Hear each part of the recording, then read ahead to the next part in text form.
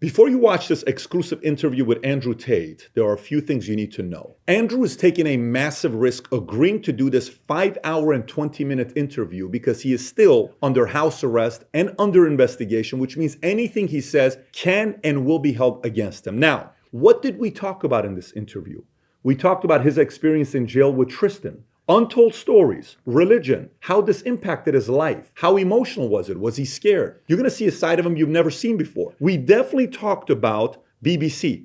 BBC is not going to like this interview for many reasons. You'll see why. It's a total of 15 hours that we spent with Andrew and Tristan at his compound, so a lot was covered. Having said that, there's about 45 minutes of this interview that will be censored due to the topic of discussion being around his investigation in Romania. So if you want to see that 45-minute portion, you will need to text the word Tate to 310-340-1132 or click on a link below to subscribe to an email for that to be sent to you after his investigation or indictment is public. Having said that, brace for impact. You're about to be value-tained by the one and only Andrew Tate. I'm winning too well. I'm scared by the incompetence of these clowns.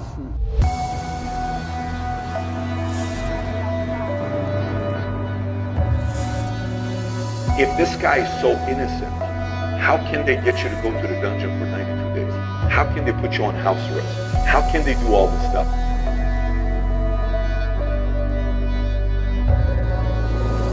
They could do this to you. They could do this to anyone. They could do it to you or me or any man watching this. Any man watching this. I wake up instinctually at 5 a.m. because that's when they raid your house. I wake up at like 4:59. I just fucking shoot up. Empires have fallen so many times because they thought they can get away with murder, and then eventually people said, "Listen, stop. You're not gonna do this to me anymore. We're not gonna take a stand." When I destroyed the BBC, my brother was celebrating. I knew. I said, Tristan, no. You don't beat the British Broadcasting Corporation to make fools of them like this without some new bullshit. This is where their argument has leaks in it. I'm genuinely looking for guidance here. Am I supposed to roll over and fucking lose? You sincerely don't know what the right thing is. I sincerely have decided that the best thing I can do is stay true to my faith and stay true to God and tell the truth and fight.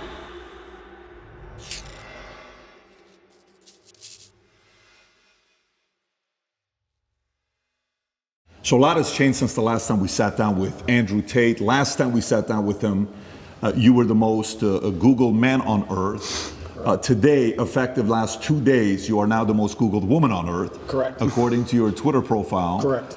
And we wanted to make sure after the BBC interview, you made certain requests. Yeah. You said you want, moving forward, there to be a $50,000 fee when people sit down to do an interview.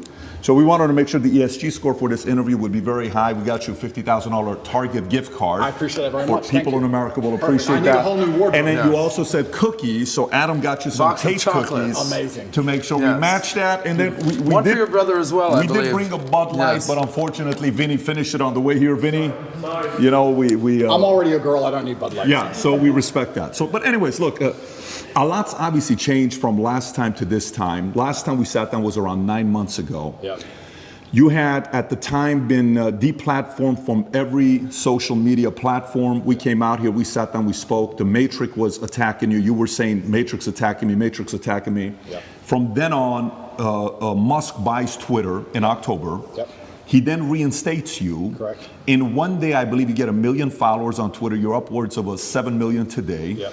Every other account's taken down. I think even Tristan was taken down off of Instagram. Yep.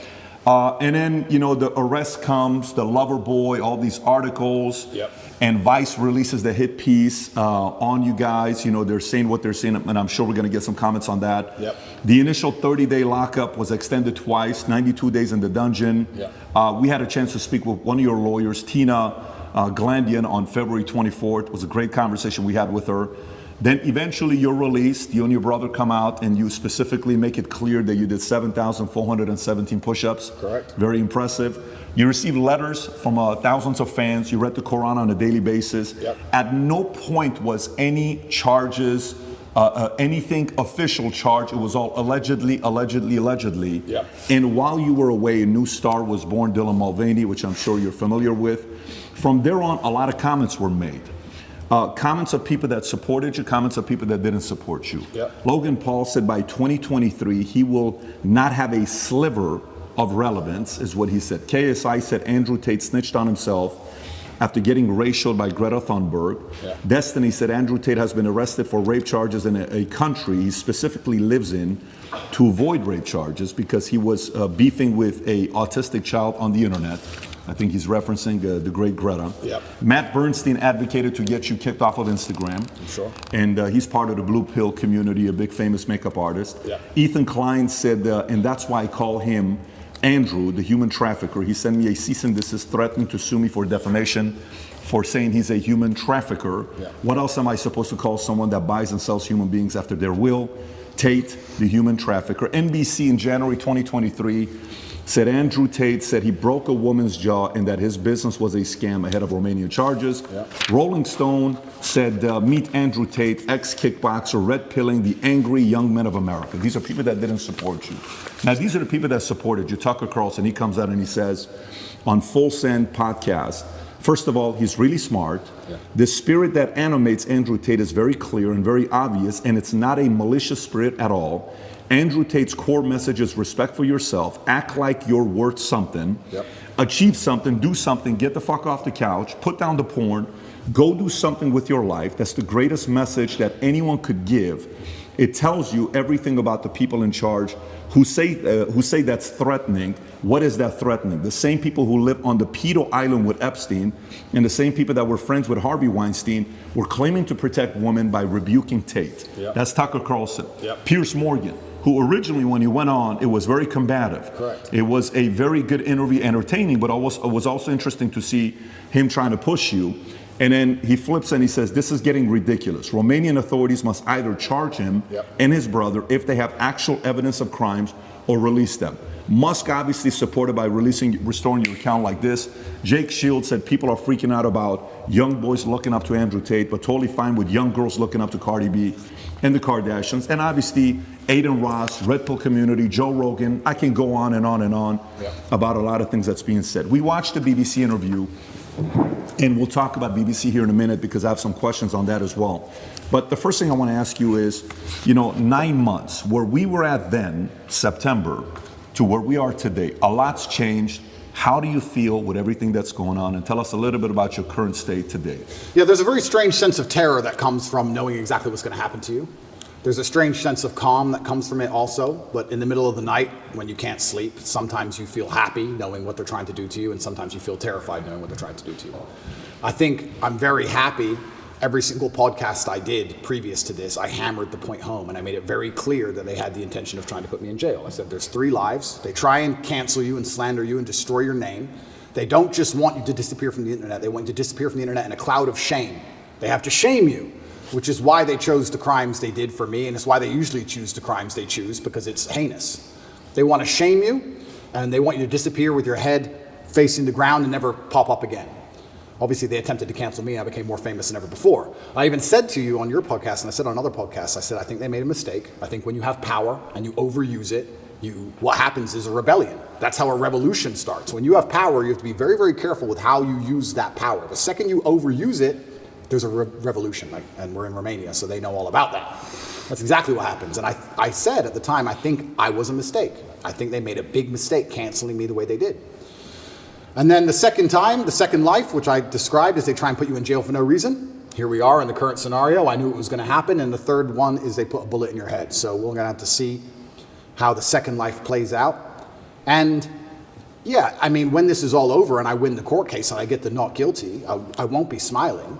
I'll be walking out the courtroom with my head on a swivel. That's the kind of life I'm living now. I'm going to be thinking, oh, okay, so their second attempt failed. Now what? Like, do I want to fly private anymore? Do I want to go that place anymore? You start to think about these things. Like, do I want to do these things? A lot of billionaires dying in plane crashes. It's strange. So it's scary, regardless of how it plays out. And I guess you just have to go with the punches and see where it lands. And God has a plan for me and for all of us, and we're just going to see how it ends up. Full disclosure, you don't have any suicidal thoughts. I want to make it very clear, and I make it clear on absolutely every single podcast, I would never kill myself. I don't care what they say. I don't care what video they show you. Never under any circumstance would I kill myself. It's haram. Never. I don't care if they put me back in the dungeon, solitary confinement by myself for the rest of my human years. I would never kill myself, ever, ever. So if that ever happens, God forbid, do not believe whatever garbage they tell you. The chance of me killing myself is precisely zero. And you had this complete level of certainty that this is exactly how it would play out. You've said this on umpteen podcasts that this is their agenda. They have to damage my influence. They have to damage my influence. They can't sit there and let me be influential because I'm saying things that they don't like me saying. And there are people sitting around going, he's saying things counter to our message and counter to our narrative. Get rid of him. And they have a pretty standardized playbook. And this is probably one of the first times in history where their playbook just isn't working. Cancel him.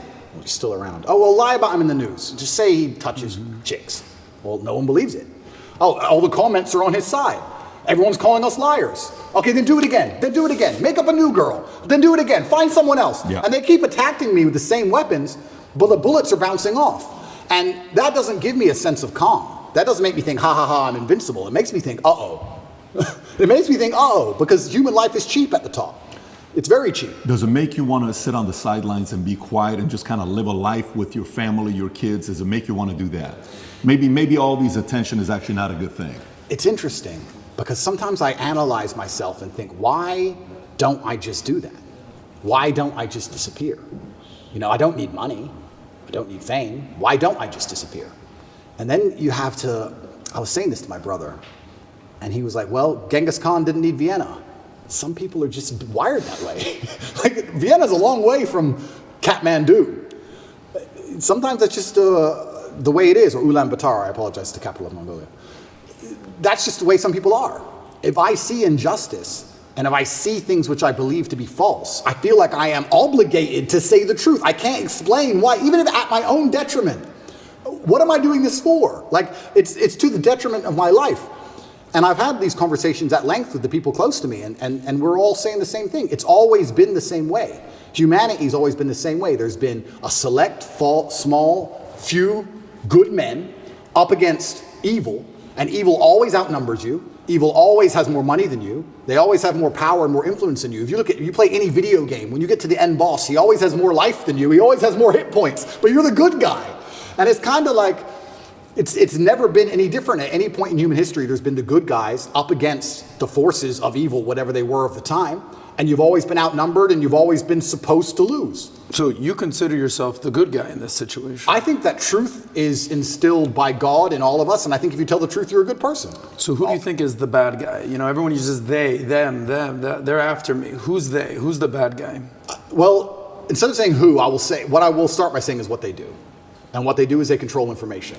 And we now live in an information society, and by controlling information, they control how people think and act and react to things. That's all they have to do. They have to control information, and they have to be very selective with what they allow you to talk about and what they allow you to discuss and what they don't. And once they can do that, they can keep you bickering about garbage, and they can control the sensitive information, and then they run the world. So having all the information controlled and having this hard barrier on what can be discussed, that's how they can purport absolute fallacies. I think now it's been a couple years, we can probably talk about it. They psyoped the world into believing they should be afraid of the common cold. They psyoped the world into this. And if you think about how difficult that would be to do, how difficult would it be to psyop the entire population of Earth? Well, what you do is you just lie on repeat, and you don't allow anyone to say anything counter to it without hurting them the same way I've been hurt. And you just psyop them. It's actually amazing because now I use that exact same psyop on people. Mm-hmm. I love it. I love it. So when I sit with someone who's not matrix-minded, when I sit with someone who is matrix-minded, like when the BBC walked in here, I'm like, do you all have your vaccinations? Social distancing. Did you actually? 100%. Social distancing, please. And they look at me like I'm crazy. Well, how am I crazy? 2 years ago, you were telling me to do this. Now when I repeat your own worldview to you, I'm crazy. Well, if I'm crazy, guess what? You're a fucking liar because you lied the whole time. So either you're a liar or I'm not. You know, how can I be nuts? Put your fucking mask on. If I ever talk to any of these clowns again, they're going to be fully masked up. And I refuse. I don't care if you've had 2 booster jabs. No, I want all 6 injections. I want paperwork. or get fucked. You're not coming in the house. Good fuck. I'm scared of COVID. It's dangerous. I believe the mainstream media. I'm scared. This word you keep using, PSYOP, I've never heard this word. It's short for psychological operations? Correct. Break that down. What exactly is a PSYOP? Yeah, a PSYOP is the Matrix as a whole. It's like psychological operations are constant. They constantly decide how they want you to think and what they can do to make you believe that, right? There's a whole bunch of them they do. But it starts with tolerance. That's what I don't like about this whole guise of tolerance. It's not that I'm an intolerant person. It's not that I'm a bad person. It's not that I want to hurt other people. But when they keep pushing tolerance, what they're trying to say is have no standards or barriers or parameters for anything. That's what they want. You have to be tolerant. Tolerant of what? Tolerant of having your shop set on fire, tolerant of your kids being taught things you don't want, tolerant of crime, tolerant of your house being broken into. Like, tolerant of what? You're not allowed any hard barrier or any hard parameters as a man anymore. That's why they push tolerance. That's the beginning of it. That's the first stage. Once you accept absolute tolerance, well, then it's the end, isn't it? I'm tolerant of everything. I'll eat the bugs. Sure. You'll tolerate everything. I'll tolerate everything. I'm tolerant. Sure. So when I say things like I'm intolerant of certain things and people think that's bad, no, you need to have standards and parameters. And that's one of the reasons they also attack me. I say that men should be allowed to have standards and parameters in a relationship and in their lives. We should be allowed to decide who we want to marry, and we should have standards for her. They have standards for us. We should allow ourselves to have standards for her. We should have standards in what we'll accept from a government and standards in what we'll accept from a police force. We should have standards as men. But they're trying to erode all of that, because once that's gone, then your brain is completely empty. And then once your brain's empty, they can just plug in the slave program, and then it's over, right? You're a tolerant person. You're a tolerant person. Good. You're a good slave. Slaves are exceptionally tolerant. So the shirt you wear is what? Escape the slave mind? Resist the slave. Resist the slave mind. What does that mean exactly? It's a better word, resist. Resist. Right? But I want to do this before we get into, because we got 5 hours, guys. We got plenty of time to get into a lot of different topics. So one, I do want to talk about BBC. Yeah. The handling of the interview, I want to get your thoughts on it. I know there's been reactions, but I want to go a little bit deeper into it, Yeah. because I want to compare how your start with the interview with BBC started versus Philip Schofield versus Musk. I got all the first questions. We'll cover that. Yeah. I want to talk about media. I want to talk about your evolution of your faith, Yeah. atheist, Christian, Muslim, Yeah. and then some of the things that's going on with politics right now. You know, maybe a little bit of Romania, you know, Trump. We'll cover what you're talking about with different things. It's funny you're saying monopoly on power. If you abuse it, now YouTube's turning around and saying, hey, you can talk about the election. We're no longer going to give the strike. So that doesn't work forever.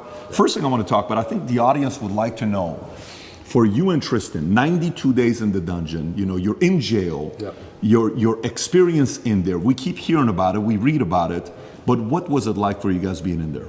So I'll start by saying, and I have to make this clear, that the staff in the jail were exceptionally nice to me. They were very apologetic. The vibe was apologetic. Nobody was really treating me like a criminal. There were a few guys who were icy cold, I guess you could call them. They like to think of themselves as professional, but they were just inhuman. But over time, they warmed up, and I was exceptionally nice also to all the staff. Jail was terrible. I'm going to start by saying jail was terrible, and I was miserable inside of the jail cell. It's a good thing depression isn't real, because I would have been depressed. But I think in life that you get what you give, and I wanted to feel happier, so I tried my very best to make people happy. So when the old lady would bring me my food, I would sit and say, oh, this is the best food I've ever had. I've never had food this good. Did you cook this? I thought yesterday was the best, but you managed to surpass it again. How'd you do it? What's the magic ingredient? And I ended up making friends with them. Like I had grandmas in there, the old ladies cooking the food. And by trying to make people happy and smile all the time, I started to feel a lot happier. But it's kind of scary. And I think the scariest thing about jail was the uncertainty of it all. If they would have said to me, you're in jail for 92 days, or even 5 years, you got 5 years, cool, I do my time. But when you're nabbed and thrown in a cell without charge, you're like, well, how long, is this my life? Is this it now? Is this the end of the story? I'm just in this cell. And I was picked up on 29th of December. I went through this quick court case. Like I said, I'm inside of the jurisdiction of Romania, so I have to be very careful with what I say because the case is ongoing and we're in Romania and I can't leave Romania. But obviously Romanian court is in Romanian by law. So you're marched into this room, everyone speaks a language you don't understand for 15 minutes, and then you're marched off to jail. You're like, what even happened? What even happened to me? And they said, oh, here's the paper that explains it. I was like, that's in Romanian. And they said, oh, don't worry, you'll get a translation to English by law. I was like, okay, that's fine. But because I was picked up on the 29th of December and there was New Year's Eve and holidays, it was 2 weeks before I even knew why I was in jail. 2 solid weeks I'm in jail. No one told me in English why I'm in jail. I had no idea what the charge. Can they do that? By law, you get it on the piece of paper in English, but it's translation, it's holiday, we need to find a translator, there's a delay. And you speak zero Romanian. 0. So they said, oh yeah, human trafficking. I'm like, what do you mean human trafficking? Who? When? What? What is this? Took 2 weeks before I finally got a piece of paper, and then I realized what garbage it truly was. I mean, I knew it was garbage, but I was like, this is complete garbage. Yeah. So, yeah, I have endless stories from jail. It was certainly... I don't think jail teaches you much new. What it does is confirm everything you already know.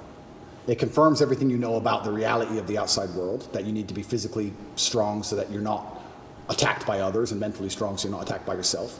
You learn who's on your side and who isn't. You learn who's a coward and who's not. You learn who's an opportunist and who isn't. Your circle, you certainly learn a lot about the people around you when you go to a jail cell, that's for sure. But I remember it was New Year's Eve. When I was first picked up on the 29th of December, I was very sure I'd be out in 24 hours. I was like, there's no way they're going to keep me. For what? Like, this doesn't make sense. So finally New Year's Eve rolls around, and I'm sitting in the jail cell by myself. And in Romanian jail, you don't leave the room. It's not like an American jail where there's a yard or anything. You're stuck in the room. It's 3x4, and that's your existence. You just stay in the room. Are you by yourself? 24 or are you with hours Tristan? a day. At the beginning, I was by myself. And you're stuck in this room, and I'm sitting there. It's New Year's Eve, and there's a very faint speaker, maybe way down the hallway. The guards must have been having a little party for New Year's Eve. And there's this awful song. It's called the Ketchup song. I don't know if you know what it is. I don't want to sing it, but it goes, hey, hey, of course. That super annoying song. And I'm sitting there, and I know it's New Year's Eve because the fireworks start going off. And I'm looking out my tiny window, and I can just hear in the very long distance from the end of the hallway, hey, hey. And I'm sitting there looking out the window like, this can't be it. This can't be the end of my life. Even the cockroaches all over the walls didn't celebrate. There was maybe 15 cockroaches on the walls, right? And when it struck 12 and the fireworks went off, I kind of like, well, who's my friends in here? The cockroaches. I looked at them, even they didn't move. I was like, well, that's New Year's.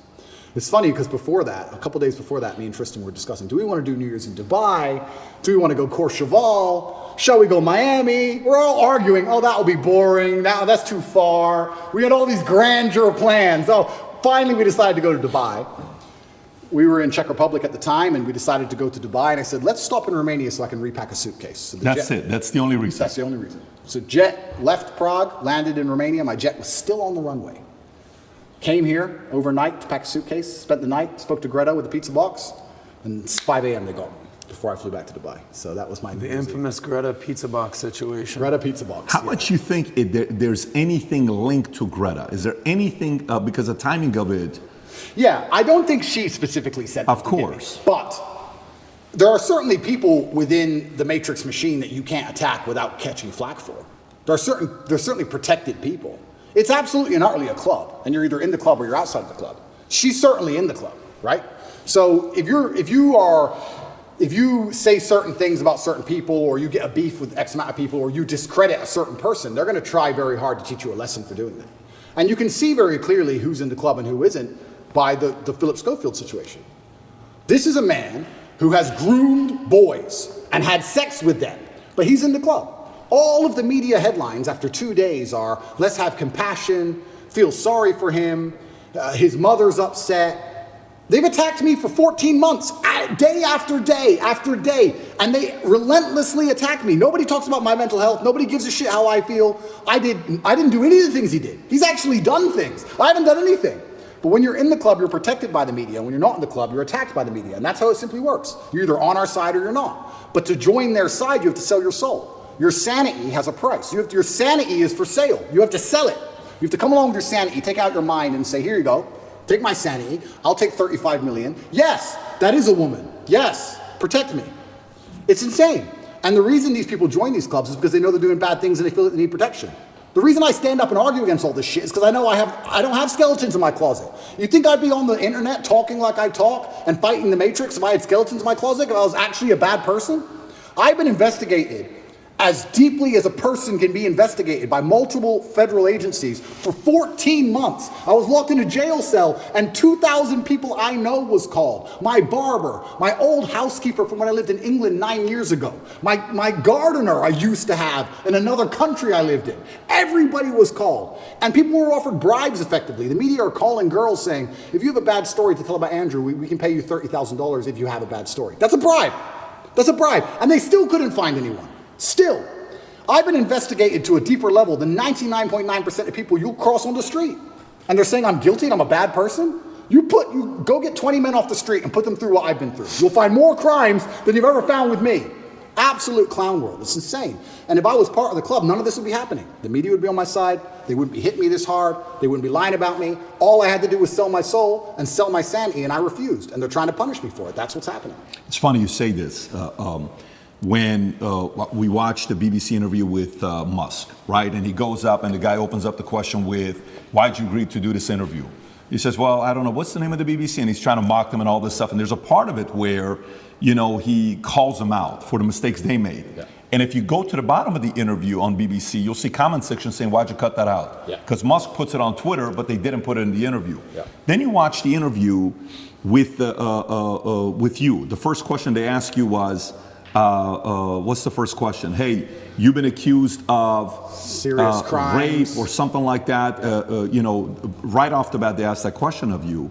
And then you see the interview, Lucy Williamson, I believe, her first question was, you're facing some very serious allegations. Have you raped anybody? That's the open question that they ask you. And the video they put up, the first one, they take it down. The second video they put up, that's 12 minutes like the highlight one, they turn, the comment section is open. There's 80,000 plus comments there. Then you look at Philip Schofield. Yeah. And you just brought up Philip Schofield. For people that don't know who Philip Schofield, do you mind explaining to people who he is? Yeah, he was a TV presenter in England. He was very famous. He ran the morning show. And he was grooming children for a very long time. And all the staff knew about it. And the people who worked on the show with them were being groomed by him. And everybody knew. And it was all a big ha-ha-ha joke. And now he's come out saying, oh, please don't pick on me. I feel sad. And the media is saying, I'll leave the guy alone. He is, when you go look up his Wikipedia, it says he rose to prominence as children's BBC continuity presenter from 85 to 87. Yep. Then went on to do programs on BBC and ITV for Going Live, This Morning, Dancing on Ice, All-Star Mr. and Mrs., The Cube, and a bunch of other things. And they interview him, okay? While he's going through the mess, after 27 years of being married, this one guy that he groomed since 10 years old, his name is McGreevy, I want to say, something McGreevy, that he's going through the process. Matthew McGreevy, they met at 10 years old at a theater group. At 15 years old, Philip follows him on Twitter. While the kid is 15, he follows him on Twitter. The guy celebrates it. Long story short, Ruth Langsford, they work together with. She files a complaint.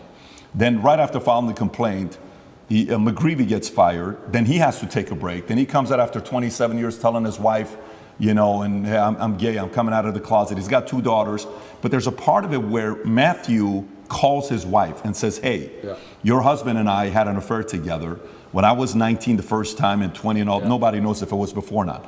The interesting thing about him is his brother, Timothy Schofield, I don't know if you know about his brother. Oh, what, the one who's in jail for being a pedophile?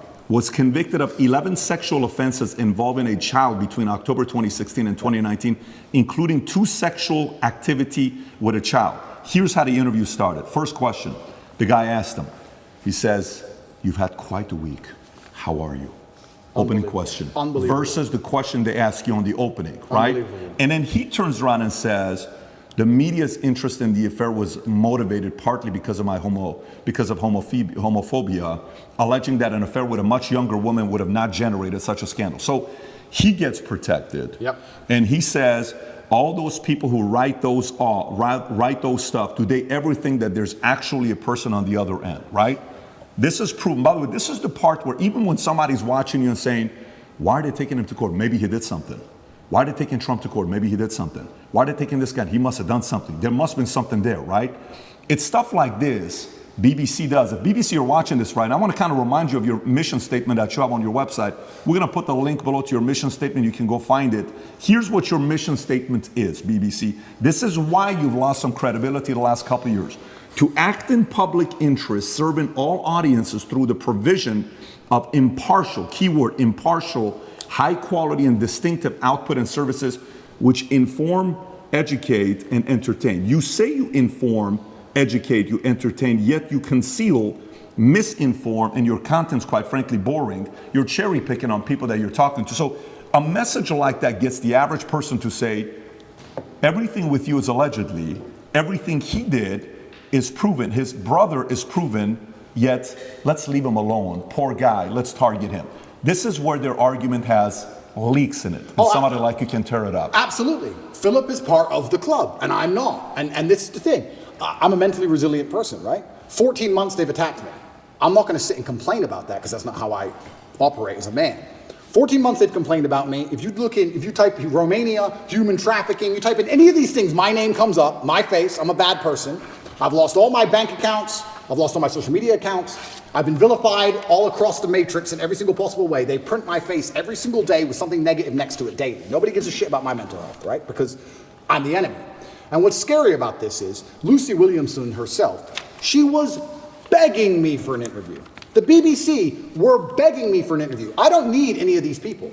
The only reason I even sat down with the BBC is because they were begging me. I can go and just say my own words and get plenty of views, right? But the whole time I was in jail, they're begging me for an interview. Can we speak to him on the phone? Maybe you can give an interview from jail. Can we have an interview? Please, please, please, please. And I was saying, why do I want to talk to the BBC?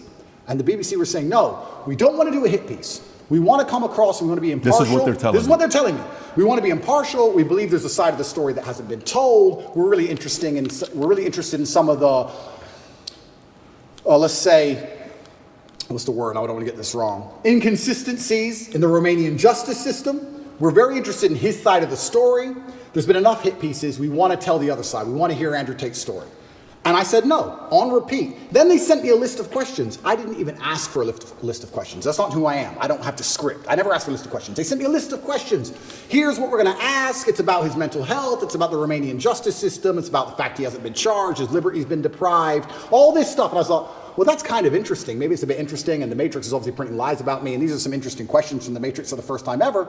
Okay. They walk in here all smiles and happy, all smiley faces trying to take me off guard. I already had my list of questions, right? It's all going to be nice and easy. I sit down, and they instantly attack me. They put the cameras on first, and they attack me, expecting me to stutter and make a fool of myself. It's kind of like they tried to sucker punch me. I'm in the club, and they're my friends shaking my hand, and they tried to hit me and knock me out. And this is the thing that's so amazing about it. Yes, I destroyed the BBC. But of course I did, because I'm smarter than all of them. But why should I have to rely on my wit and intellect to destroy BBC with their research team and their plan? Their deliberate plan to try and annihilate not only my credibility, but my life.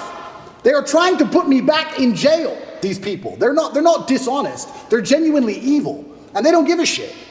And so why should I even sit there and entertain them? I believe I could slip every single sucker punch they throw at me for the rest of human time. I could sit with any of these clowns. And no matter who they sit with their research team, whatever garbage they come up with, I'll make a fool of all of them. But why am I even entertaining them anymore? What's the point? That was the last chance I gave mainstream media. They lied for months to get that interview with me. Completely dishonest, head to toe. And like you said, they sit with Philip. Are you okay? Are you okay? We heard your mom's upset, that poor old lady. Maybe everyone should stop talking about it because his mom's upset. Let's not talk about it anymore because his mother's old. You're either part of the club or you're not. You have to sell your sanity nowadays. If you sell your sanity, you're afforded protections. That's the reality of it, because if you're a sane thinking person, you don't buy their bullshit. And that's what upsets them. They don't want anybody who thinks for themselves. They need you to they want you to believe exactly what's on the television screen. Believe in COVID. It's COVID now. It's COVID now. Oh, Putin's invaded Ukraine. Putin's cured COVID now. Now it's Ukraine. It's insane. Till the next thing comes. It's absolutely asinine. Did any of the questions that they sent you ahead of time? Zero. By the way, there was no that's not how we operate. Asked us ahead of time whatsoever. Did they ask you any of the questions they Zero. said they were going to ask you? Zero. They start with an attack and it became a battle instantly. Did they ask you at any point what jail was like? Zero. What your mental health was like? Zero. You completely missed the mark when everyone wants to know what was jail like. And they don't even ask you that question. But this is what's so interesting about it. These people are so detached from reality, because they are genuinely detached from reality. They think that finding a video I made 8 years ago, a 4-hour speech I made 8 years ago, and finding one line of it without context that can be misconstrued, they think that sitting down with me and saying that to me is an aha moment. Nobody cares. Because you're taken out of context, one. And I said, you're taking things out of context. She goes, I'm not taking it out of context. I said, if you're presenting it without context, that's taking it out of context. That's what it is. You're lying by omission. I said that to her after the camera's off, and she looked at me because she didn't understand. When you omit details, when you refuse to put in all of the details, you can lie by including one detail which may happen to be true. You can tell the truth and miss all the details around the truth, and you are lying by omission. You're lying by omission. And you're sitting here saying, oh, you said this 8 years ago. Nobody cares. Because they know me, and they know I didn't mean it in that way, and they know it's taken out of context, and they know that it's an old video on the internet, and it's not even an aha moment they think it is. But they just want to sit with you for an hour, attack you and attack you and attack you, wait for you to make one mistake. If I would have stuttered or made a single mistake, that's the only 3 minutes they would have shown. That's all they want. They want that 1 hour, then they take the little bit. With me, they cut it down to 12 minutes, and they look terrible in all of it. But if I would have made a single mistake, it would have been the only bit they shown. That's all they care about. Fake news. Did you tell them, did you say, I'm only doing this if I'm able to record as well? I said that. Because I know that's what happened with Trump as well a couple of years ago. I didn't even tell them, I just recorded it. Okay, so they didn't know you were recording. They didn't know I was recording until afterwards, and then I said, that was dishonest, I'm gonna release the whole video. You told them before you released it? I told them. There is no contract or agreement with BBC? No. Nothing was signed, it was just simply an interview, okay. Because I think that was very important when you released it, for people to see what fully was said, versus, and by the way, you know the Philip Schofield interview that they put up, the 12-minute one that just came out, you know the comments are turned off. Of course they are. The comments are turned off, yours are turned on, his is turned off. Of course. And who knows many reasons why they would do that. But going back to BBC. So, okay, they come, they want to ask the questions of you. For some of the people that maybe aren't following the story closely, but they know who you are. We're in the car, we're driving, and a lot of people are asking questions. We ask the drivers, like, hey, are you going to Tate's place? How do you know we're going to Tate's place? And he says, well, who's Tate? Oh, Andrew Tate. Oh, tell us about Andrew Tate. Well, this is, okay. What kind of a guy is he? He said, I actually really like him. I said, why do you think he's going through what he's going through right now? Oh, it's always because of money. Okay, so we're at a different restaurant. So tell us, why are you going through this? Why is he going? Everybody's saying a similar thing about this, right? But for those who don't know, there's 3 different camps. Yeah. The camp that already sees you guilty, it doesn't matter what they read. So for example, this story here, from BBC came out just last night, 10:30. Andrew Tate choked me until I passed, that UK woman claims, right? This is Alice, another anonymous name, just like Sophie, right? Yeah. But there's 3 camps. There's those that say, well, look, I'm already thinking he's guilty. I don't like him anyways. I need anything to get me to think he's guilty. Yeah. Whatever it takes. I don't have to do my own due diligence. I just have to hear anything. Then there's the camp that's a diehard fan. There's nothing you can do that they did wrong. In their eyes, it's going to be wrong. Then you have the people in the middle that are the reasonable ones, that are saying, you know what, let me look at this. Yeah. What about this? What about that? The people in the middle may say the following question. They may say, and I may have asked this question from you last time as well.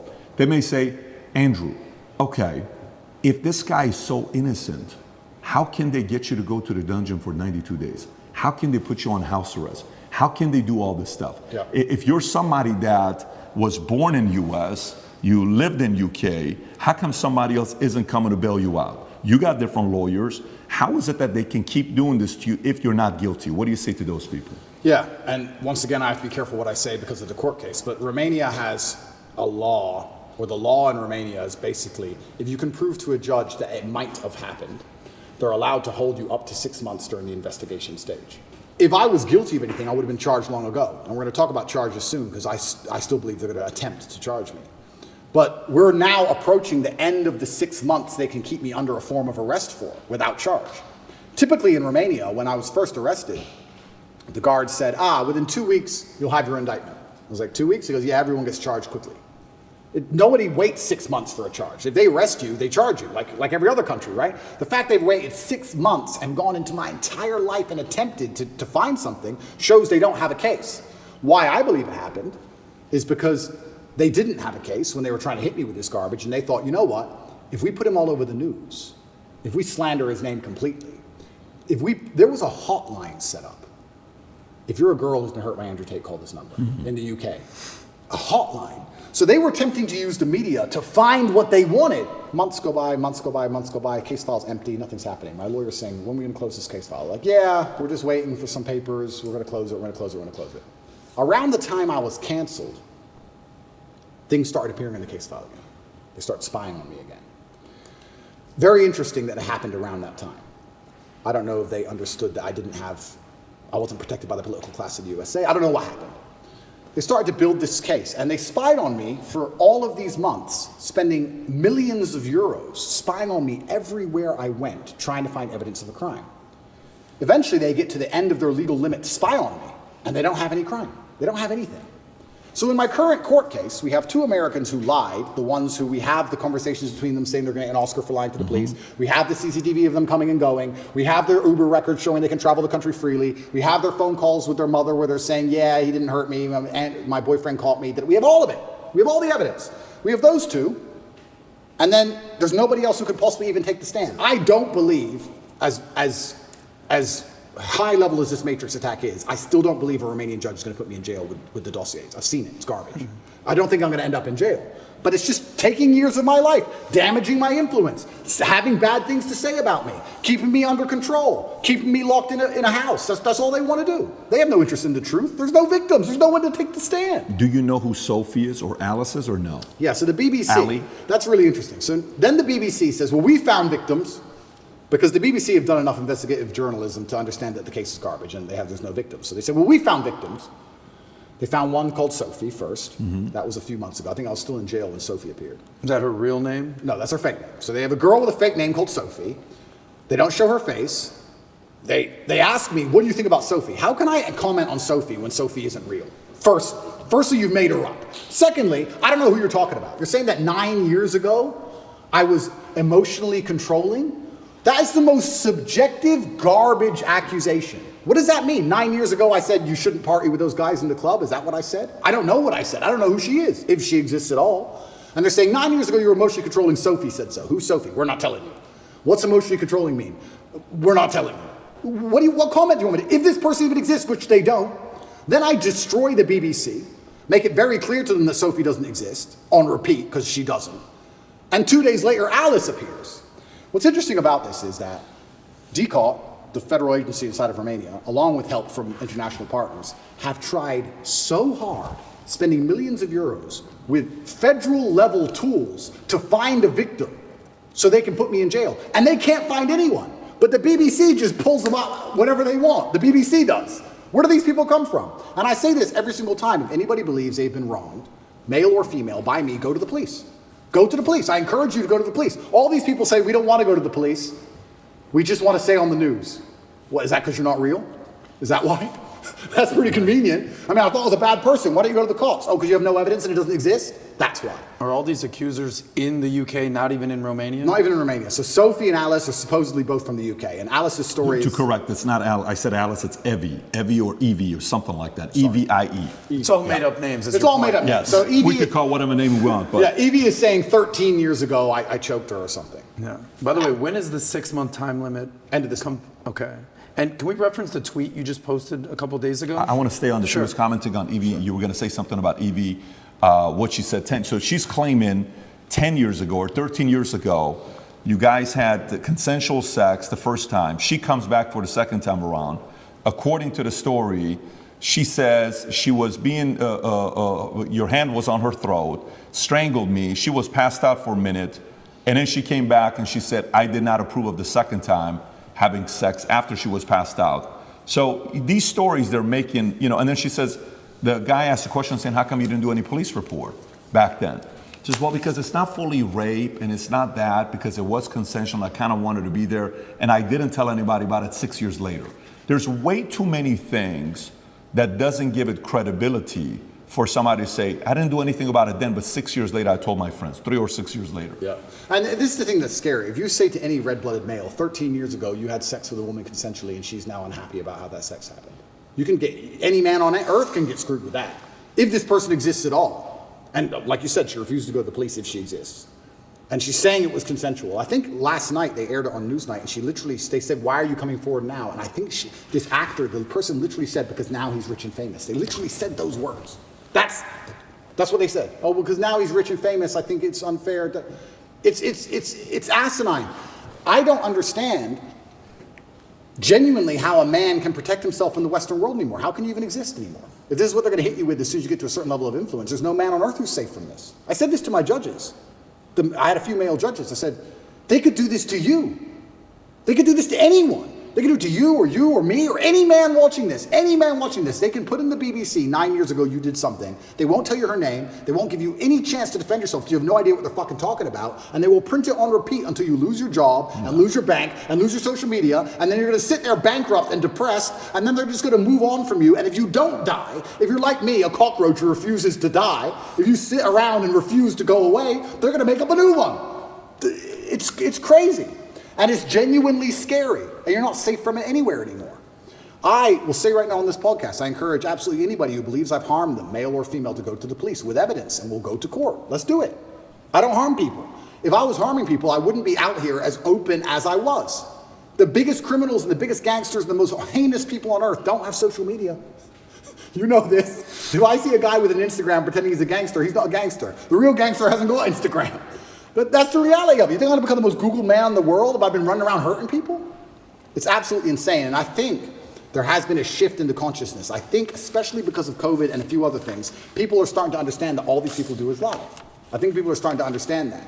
And the harder they try and hurt me with these lies, the less people believe it, which is scary for me. Like I said earlier, it's scary. They keep coming up with more garbage. The bullets keep bouncing off.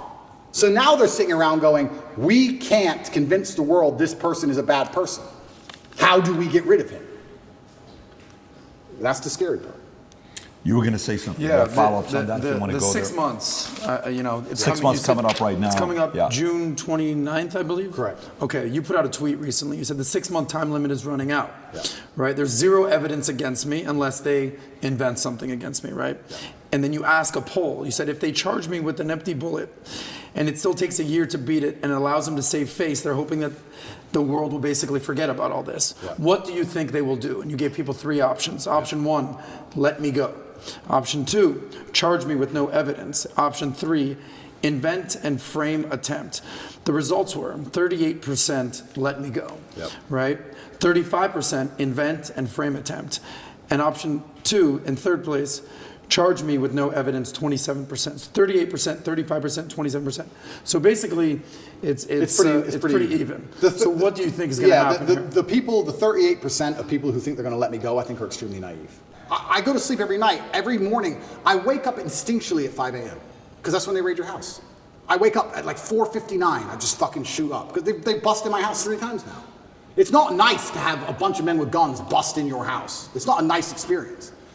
So every single morning I wake up expecting them to just turn up again with something else and drag me back to a prison cell. Who knows what? They'll just make it up. But the fact they made up this particular crime is because it's a hit piece and it's a slander on my reputation. If they would have done the same thing, let's say for tax evasion, would anyone care? No. Oh, rich guy didn't pay a piece of paper. No one cares. We have to hurt his name. Human trafficking. Think about that. I said this to the judge. How does it make sense? A man with no criminal record, who is financially successful, decides to begin to human traffic at 35 years of age. I have no financial motivation. It's clearly not my personality profile. I don't need money. Why have I begun to human traffic from nowhere? It doesn't even make any sense from a pure logical perspective. There's no motive to the crime. Who have I human trafficked? Who is the victim? There's no victims and there's no motive. And here I am on house arrest. It's insane. So yeah, it's genuinely intimidating. I don't know what's going to happen next. I believe they're going to try and charge me with the garbage they have, and I think what they're trying to do is just hang it over my head and keep me afraid. Do you think the idea of trying to either silence you or make you irrelevant is working? Meaning, do you think you're more relevant today than you were on September 1st? Is that strategy they're implementing working? No, they're failing. And the reason they're failing is because God's put me in a position where I have to lead from the front.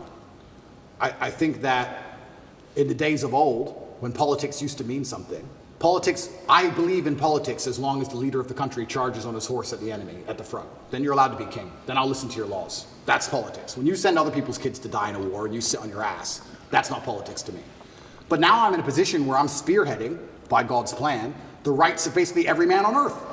They could do this to anybody. So I think any man with a brain who's thinking is looking at my position and going, they could hit me or my friends or my son or my dad the same way they're hitting this guy. And that builds a degree of affinity amongst my audience. So no, they've failed. They failed and they've made a hero out of me, which is what I'm actually scared of.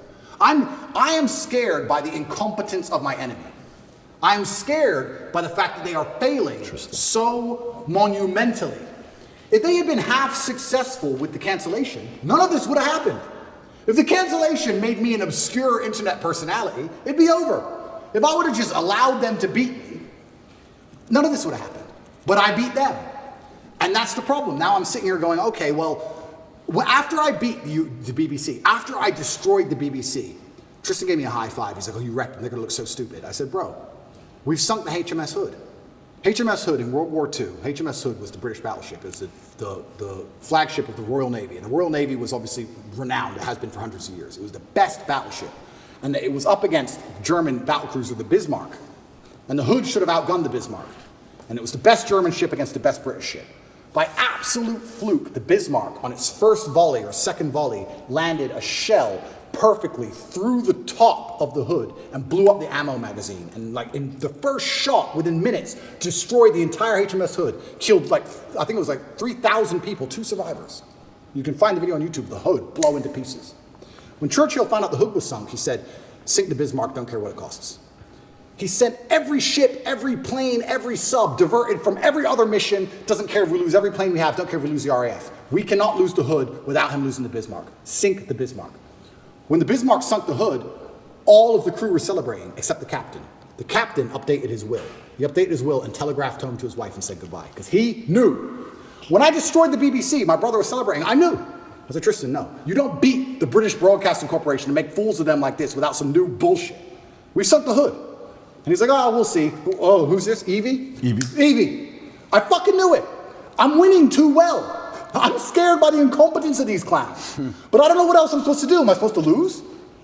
I'm genuinely looking for guidance here. Am I supposed to roll over and fucking lose? When they're lying about me and slandering my name and trying to put me back in a fucking dungeon? Back with the cockroaches? All I could do is protest my innocence, but they're such idiots. I make them look so stupid, and then there's egos involved. You think Lucy Williamson hasn't been called into a meeting room with some BBC producer saying, you made a fool of us? Yes, she has. There's egos involved. Big businessmen with business interests have ego investment in hurting me now. And I keep winning. So I don't know. I'm in a very precarious scenario. Do I continue to win? Do I let them win a bit? Do I just roll over and shut up? What am I supposed to do? I don't know what the right move is. It's difficult. You sincerely don't know what the right move is. I sincerely have decided that the best thing I can do is stay true to my faith and stay true to God and tell the truth and fight. The right move for me, I believe, is to fight and fight to the end, because I think that suicide is always the wrong option. I believe if you're put in a bad position, the best thing you should possibly do is fight to the best of your ability, which is what I'm going to do. However, if I was looking at it purely logically without any kind of ideological motivations, perhaps if I would have shut up when they wanted me to, I wouldn't be in this scenario. But that's just not who I am. You know, Alexander the Great didn't have to keep conquering. Genghis Khan didn't need to take Vienna. He could have just chilled. He kept going. So I feel like when I'm in a position where I don't know what I'm supposed to do, the best thing I can do is just look to God and tell the truth. And that's what I'm doing. I want to ask you one more question regarding human trafficking, because this is a heinous charge, or Absolutely. allegedly. Absolutely. I mean, this is not lightweight stuff. You famously ran a webcam business. Correct. Perfectly legal. Yep. Nothing wrong with that. I mean, I can't tell you how many women are doing OnlyFans these days. Yep. Webcam business. Yep. How much of a reason was that a correlation for the human trafficking, the sex trafficking, the webcam business? How much did they correlate that to? Well, he must be human trafficking. He's running a webcam business. There's no correlation. Zero correlation. So they haven't even charged any of the webcam business Zero. for any of this. Zero. And what's crazy is... It's crazy, because people assume that, right? It's crazy because, one, it's not illegal. And two, you can go drive down the high street of Romania. There's webcam studios it's one of the most popular businesses in the country. It's not even illegal.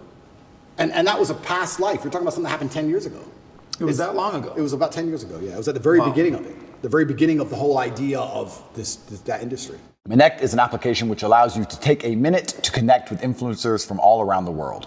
My name is Andrew Tate, and I'm available to speak directly to you on Connect. I think it's just perception. I understand I have this perception. Mm-hmm. And I think a lot of people who are also dislike me, a lot of the reason they dislike me so much is my perception.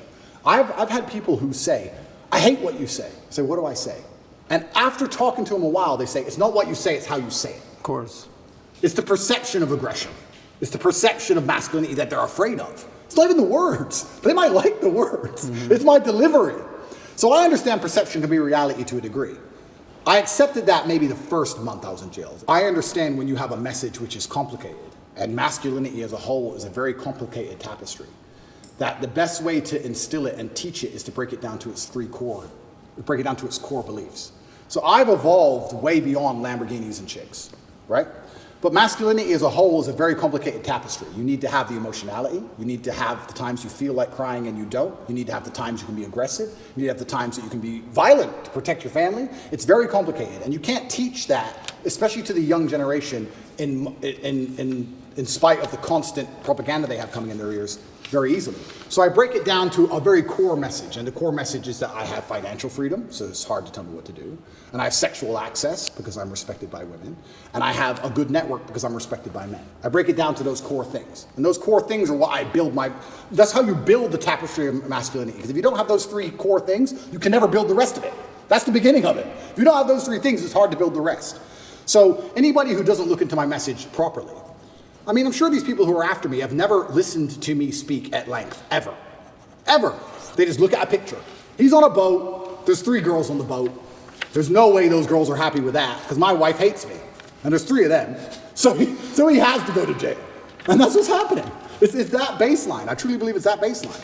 But how else can I teach my message, as complicated as it is, without first breaking down and proving you have success in the most core levels of it, right? Before you learn to box, you jab and you cross. Before you do all the complicated stuff, you do the basic stuff. So a lot of it is people looking at my message, not understanding how detailed it is, not understanding how positive it is, looking at the baseline instincts which I teach and which I use to advertise my success as a whole to people to show and say, look, I clearly know what I'm talking about to a degree because I have things that you want. And you're a man, so you can't tell me you don't want them. Every man wants this. Every man wants one of these. And they take all this and they try and weaponize it and use it against me. And you're right. It's feminism as a whole that has this idea that if a man is a man unapologetically, and he doesn't apologize for being a man, that he's a bad person. Which we've discussed at length, and I've discussed a bunch of times, but it's truly the most crazy thing about all of this is when shit hits the fan, it's exactly the kind of men they hate that they want. Every single time. Every single time. You can go out to a bar in America and you can stand there and argue with a feminist and argue with her to the end of time. And if someone ran in there with a gun, she would say, hey, you go. You're the misogynist. You go protect me. The feminist guy who was on my team, I don't want him to go. I want you to go, please. We don't want Dylan Mulvaney on the front lines. Of course not. And it's hypocritical. And it's hypocritical, and it's done on purpose. It's purported by the Matrix. It's done to attack the baseline masculinity of men because they don't want men to be masculine. Because when you're masculine, you say no to things.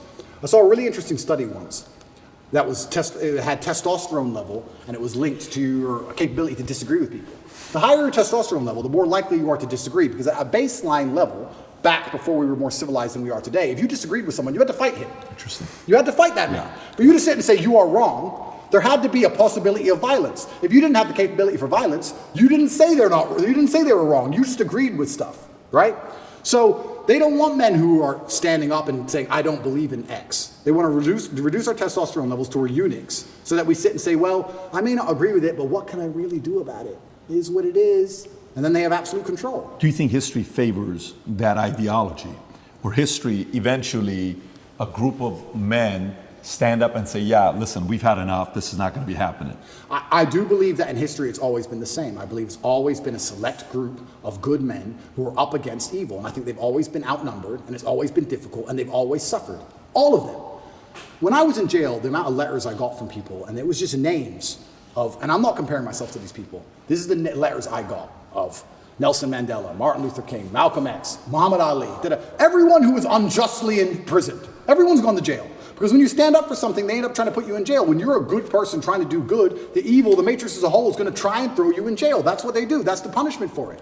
And history's always been the same. It's always been a small group of outgunned people who stand up, who are, to the detriment of themselves, too principled to allow injustice and evil to thrive. And they stand up and they're outgunned and they're outnumbered, but they're like, no, I have to tell the truth.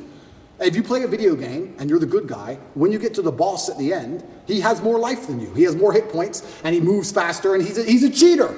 He cheats. He cheats. The bad guy cheats. But you still win because you're good. And that's how the battle's always been. I would love for the world to be another way, but I don't think it's ever been that way. I think if you find any time in history, it's always been the same story. And now I'm in the position where, like I said earlier, what am I supposed to do? Do I have a life path in which I can genuinely help people? And do I have a life path in which I can genuinely do some damage to the evils of the world? Or am I just going to disappear like a coward and let them lie about me and do my time and shut up and delete my Twitter account and just go away? You know how sometimes, like, I've been in sales for quite a while.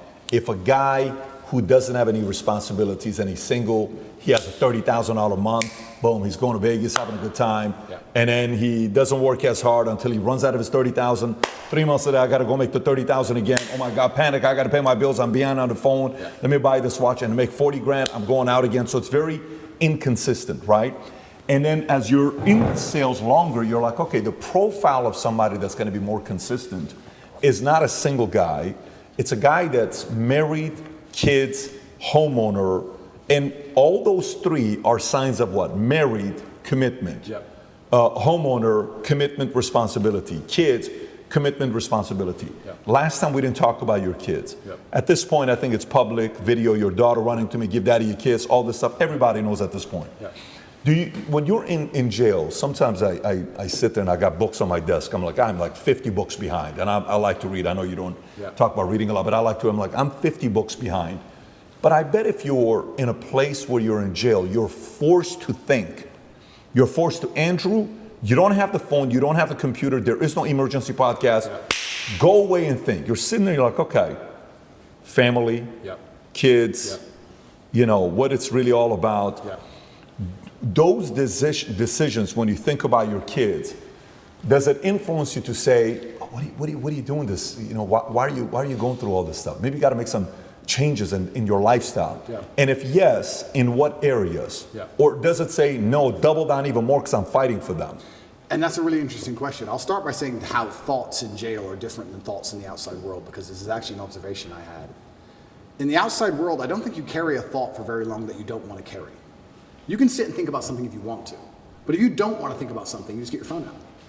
Something pops in your head, oh, I don't do it. You get your phone out and distract yourself, or you get on your laptop, or you call someone, or you do something, right? It's not very often in the real world. It's not very often in the real world you have a thought you don't want in your head, and you have nothing to take it away. You have no phone, you have no outside interaction, you have nowhere to go. What a perspective. Nothing. You're just stuck with it. You're stuck with that thought. So there were times in jail where, for the first time, like I have a lot of mental control, but there was the first time ever I'm battling with my own mind saying, I don't want to think about this. And I'd put another thought in the way. It was on the door. It was knocking on the door all the time.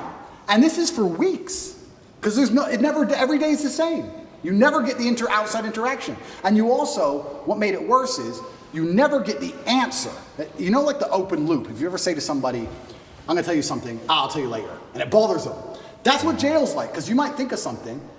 Doesn't matter what it is. I won't say what my thought was, but I'll give you an example. Let's say I thought, when did Constantinople fall? What year?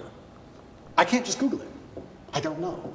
So it's stuck in your head, right? So if you have this negative thought, you don't know the answer. Normally in life, when you want to know something, you find out. But in jail, you don't. So you're like, I don't know. You got this in your head and you're like, I can't get this out of my head. So when you have a negative thought, especially if there's an open loop to it, you need to know something or you want to know something. You can't get it out of your mind. I would sit there for hours just meditating, trying to just keep the door closed on negative thoughts. It's really difficult. It's a really strange experience. And maybe in normal jail in Western countries where you get to go and interact with people, you can distract yourself. But I was stuck in a room for 93 days in one room. I did not leave. That was where I was. I was allowed to go to the fridge once a day, which is a 3-meter walk and back. That is it in my room. You and Tristan are in the same room or no? At the beginning we weren't, but then we ended up in the same room. Got it. Yeah. Okay. So, yeah, the thoughts in jail are very pervasive. And it's also a long time, maybe never, in the outside world where I had a thought in my head for weeks and weeks and weeks and weeks. You just satisfy the problem. You fix the issue in the real world. In jail, you can't do that. So yeah, family and kids, and those are the positive things that you do think about. But it's difficult because I think of children, I think of legacy. And then if you're going to think of your legacy via your children, you have to think of your legacy via your actions. And then you have to sit and by extension go, well, truly, truly on my deathbed, truly, will I be happier if I gave up or if I continued to tell the truth? I'm scared of the regret of thinking, you know what, I was the most famous man in the world and every man on earth was listening to me and I was really making a difference, but I got scared. I don't think I can live with that. I don't think I can live as a coward. I'd feel like a pussy. I just feel like a wimp. And sometimes inside of men, that's all it takes for us to do the most stupid things there is. The idea of feeling like a coward. A man will run into a burning building to not be a coward. If the firefighter, they go, there's children in there, and the whole building's on fire. It's like, well, I can't be a coward. Oh, fuck it. And you'll risk your life. It's something that's built inside of us, honor and pride. It's something that should be. It's what they're trying to take away from us. But it's what used to be built inside of men. And I just feel like I can't give up. I know what I'm doing is good. I know what I'm teaching is good. I know that people don't like it, but I know I'm not teaching anything that's bad. And yeah, I want my children to be happy, but I have daughters too. And how do you make sure that your daughters are secure and have a good future? Well, I think you do that by building good men. How else do you do it? My daughter is mine now, but she won't be mine forever. She's going to marry somebody. I like the idea of her marrying a good man with honor and principle, a man like me. I don't want to marry some idiot. So they call me a misogynist and I'm anti-woman. I'm pro-woman. The best way you can improve the lives of women is make men, better at being men. Because when a man is a good man, he's good for all of society, including women. He's good for everyone around him when he's good at being a man. So I feel like I'm helping them as well by extension. And it's difficult. And yeah, I can't say with honesty that I strongly considered giving up. It never crossed my mind.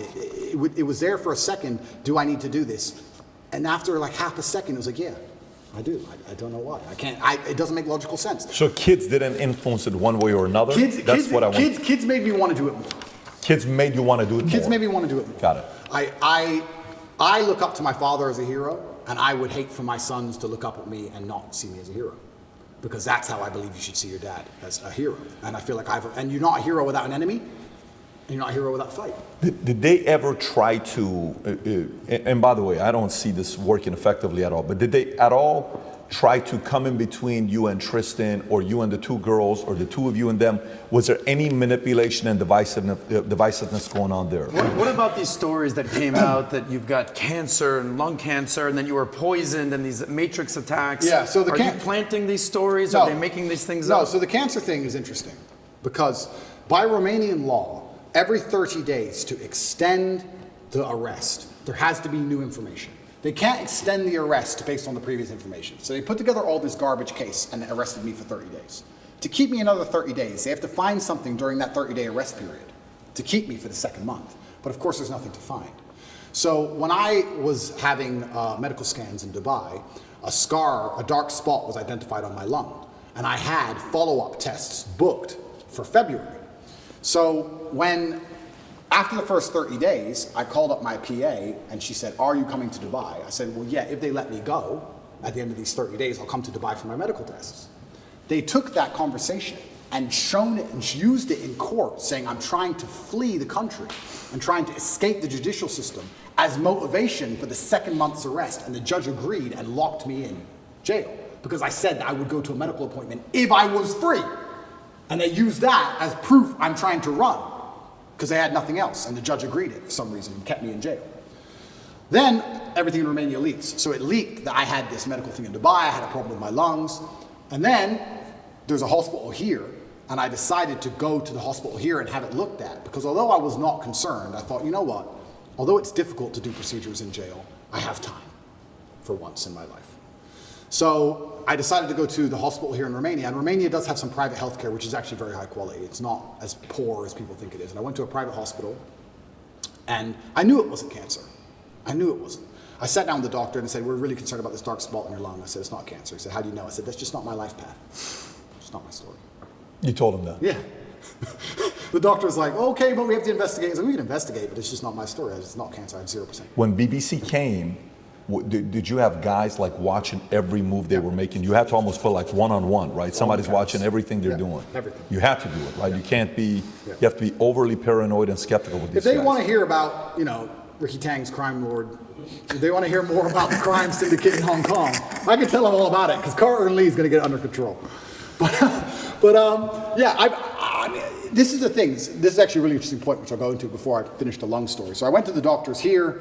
In Romania, everything leaks. It leaked out to the press. I had this mark on my lungs. I was supposed to go to Dubai. They denied me going to Dubai. They said that's enough reason to hold me and keep me in jail, which is absolutely insane, all because I had a phone call about a medical procedure. It's crazy. But they were always going to keep me anyway and find some reason. I went there. I had a bronchioscopy. Have you ever had one of them? Bro. I wouldn't call it painful, but it's certainly horrible. So they put a camera in your lung. So it's down your throat, but it's in your lung. It's not down your throat, it's into the airway. So you're trying to vomit and you're trying to cough, and you can barely do either, and they're moving this camera around inside. It's extremely unpleasant. It sucks. I had it 3 years ago in Dallas for the whole allergy thing. Did you have a bronchioscopy? Yeah, they have to knock you out. It's terrible. Yeah. You've had the same procedure. absolutely. Were you awake or asleep? No, they gave me anesthesia, so I was asleep. Oh, bro, here. What were you? I was awake, Yeah. wide awake. Yeah. Oh, I was wide awake. Sounds exciting. Yeah. It was. They gave me this. They tried to numb your throat a bit, and then they gave it to me. And the doctors all around me. It's kind of interesting because when something is in your mouth and you're choking, you want to grab it, right? So you're on a chair and you're like tied to the chair, so you can't move your hands. So you're like tied to the chair and you're like this, and they put this thing down your throat, this camera, and you're trying to vomit and you're trying to cough, but they can't move the camera when you're coughing. So even the armed guard who took me, the police officer, the guy, he was in the corner of the room, and even I could see on his face, he was like, fucking hell. And I don't even want to reenact it because it's probably so horrible to look at, but you're just like you're trying to vomit, you're trying to cough, you're like, your face is bright red, you can't breathe, and they're like, stop coughing, stop coughing, stop coughing, and you have to try and stop coughing for like 2 seconds so they can adjust the camera a bit. It's the worst 20 minutes of my life. It was horrible. They finish that and they go, okay, well, the good news is there's precisely 0 smoking damage on your lungs, and your lungs are perfect, but the lesion, whatever it is on the outside of your lungs. It's not on the inside of your lungs. We couldn't see anything. So I completed that procedure, went back to jail. That was a nice evening. Horrible. Anyone who has a bronchioscopy, yeah, go to sleep. Don't stay awake. Horrible. Then they said we have to find it. We have to get a biopsy from the outside of your lungs. So we have to put a needle through your back, a needle like this long, through your back, through your rib cage, to your lung, a CT guided biopsy it's called, and take a piece of it and then pull the needle back out and then do a biopsy on the piece. Now, they're like, this is an operation. Do you want to have it while you're in jail? Because the bronchioscopy wasn't much to recover from. I had a really sore throat, whatever. But this is an operation. Do you want to have it while you're in jail? And I was like, well, why not? I'm in jail. I have time. I can't recover, but I have time. So I went for my CT guided biopsy. They put you on your front. They show you the needle. It's like this long. And then they stick it in you, and then they scan you with the biopsy, and they try and see where the mark is, and they adjust the needle, and they scan it. It's like 30 minutes of them shoving this needle in you, trying to get to the right point. And eventually they did the biopsy, and they said, yeah, it's benign. Some lesion I might have had from when I had pneumonia when I was a kid or something. It's benign. And as I told you, I knew that cancer wasn't my life path. I knew it wasn't. But obviously rumors spread like wildfire. Wildfire. Everybody in the States. Especially because I smoke. Tate's got cancer. Especially because I smoke all the time. Right. But it was actually very refreshing to hear that I have 0 smoking damage in my lungs. 0. I was like, there's 0? I mean, I'll accept a little bit. I'll take a little bit. But I think it's because I train every single day. I work out every single day. I train hard every single day. And I think, you burn it off. A couple cigars here and there are not a big deal. It's not cigarettes. I think cigars are better than cigarettes. I also believe nicotine is a super drug, so I'm not going to stop. I think nicotine and caffeine. A super drug? 100%. What does that mean? Nicotine and caffeine are what I run on. 100, that's all I run on. Coffee's for closers, bro. Tell him. I'm the only one that drinks coffee between the two of us. Oh, really? By the way, you know who talked about nicotine? Tucker Carlson talked about nicotine, right? Have you seen that when he talks about nicotine, where he starts his day off with nicotine? Fire, 100%. Fire blood. I have about 10 to 15 cups of coffee a day and 2 or 3 cigars a day, and I only eat once a day. And it's funny because people look at 10 to 15 cups of coffee a day minimum. Wow. But you don't do drugs. 0 drugs. You'll have a sip of alcohol every once in a while. I used to. I haven't had alcohol in 9 months. I've quit. But you're running on caffeine and nicotine. It's It's funny because people look at my physique when I put pictures up and they're like, what's your meal plan? I'm like, bro, cigars, coffee. Coffee and cigars. Coffee and cigars. I eat once a day. What time? I eat dinner only. That's it? Only eat dinner and 8. So you do intermittent fasting for every 18 hours? What? Yeah. And 80 to 90% of my calories are meat. That's it. I'll just have like 3 steaks for dinner. Now, how much of that is genetics? How much is that I'm not sure if it's genetics, but that's just how I feel best. I feel best when, if I smoke and drink coffee all the time, I feel hungry, which motivates me, and I feel energetic. It's energetic hungry. That's how I like to feel when I'm working. I want to be hungry. If I eat, I'm tired. Life's too good if I eat. I'm in my mansion, I've just eaten. She's beautiful, I'm going to bed. No, but if I don't, yeah, but if I don't eat, I'm like, maybe I wouldn't say angry, but I like to have that tinge of irritableness. Does that make sense? I don't know. Maybe I sound crazy. It's how I get things done. It's how I get life done. It's just how 12 cups of coffee a day, 3 cigars, and you eat once a day. That's right, yeah. And you train every day. I train every day, yeah. And it's working. Working for you. It's how I feel best. I don't know if you wrote a book on Tate's diet, if that book would do well. Well, this is interesting because I had a blood test when I was in hospital for all these things, and my testosterone level, I'm not going to pretend to be an expert on male hormones because I'm not. I don't understand them. I don't know what measurement it's in, but it was between 9 and 27 is the testosterone level, the mark. It can be between 9 and 27, the normal range. I've never taken a steroid in my life. I don't inject anything. I don't take any pills, nothing. And I was 32. I was above the normal scale, and I'm 36 years old. It's supposed to be going down.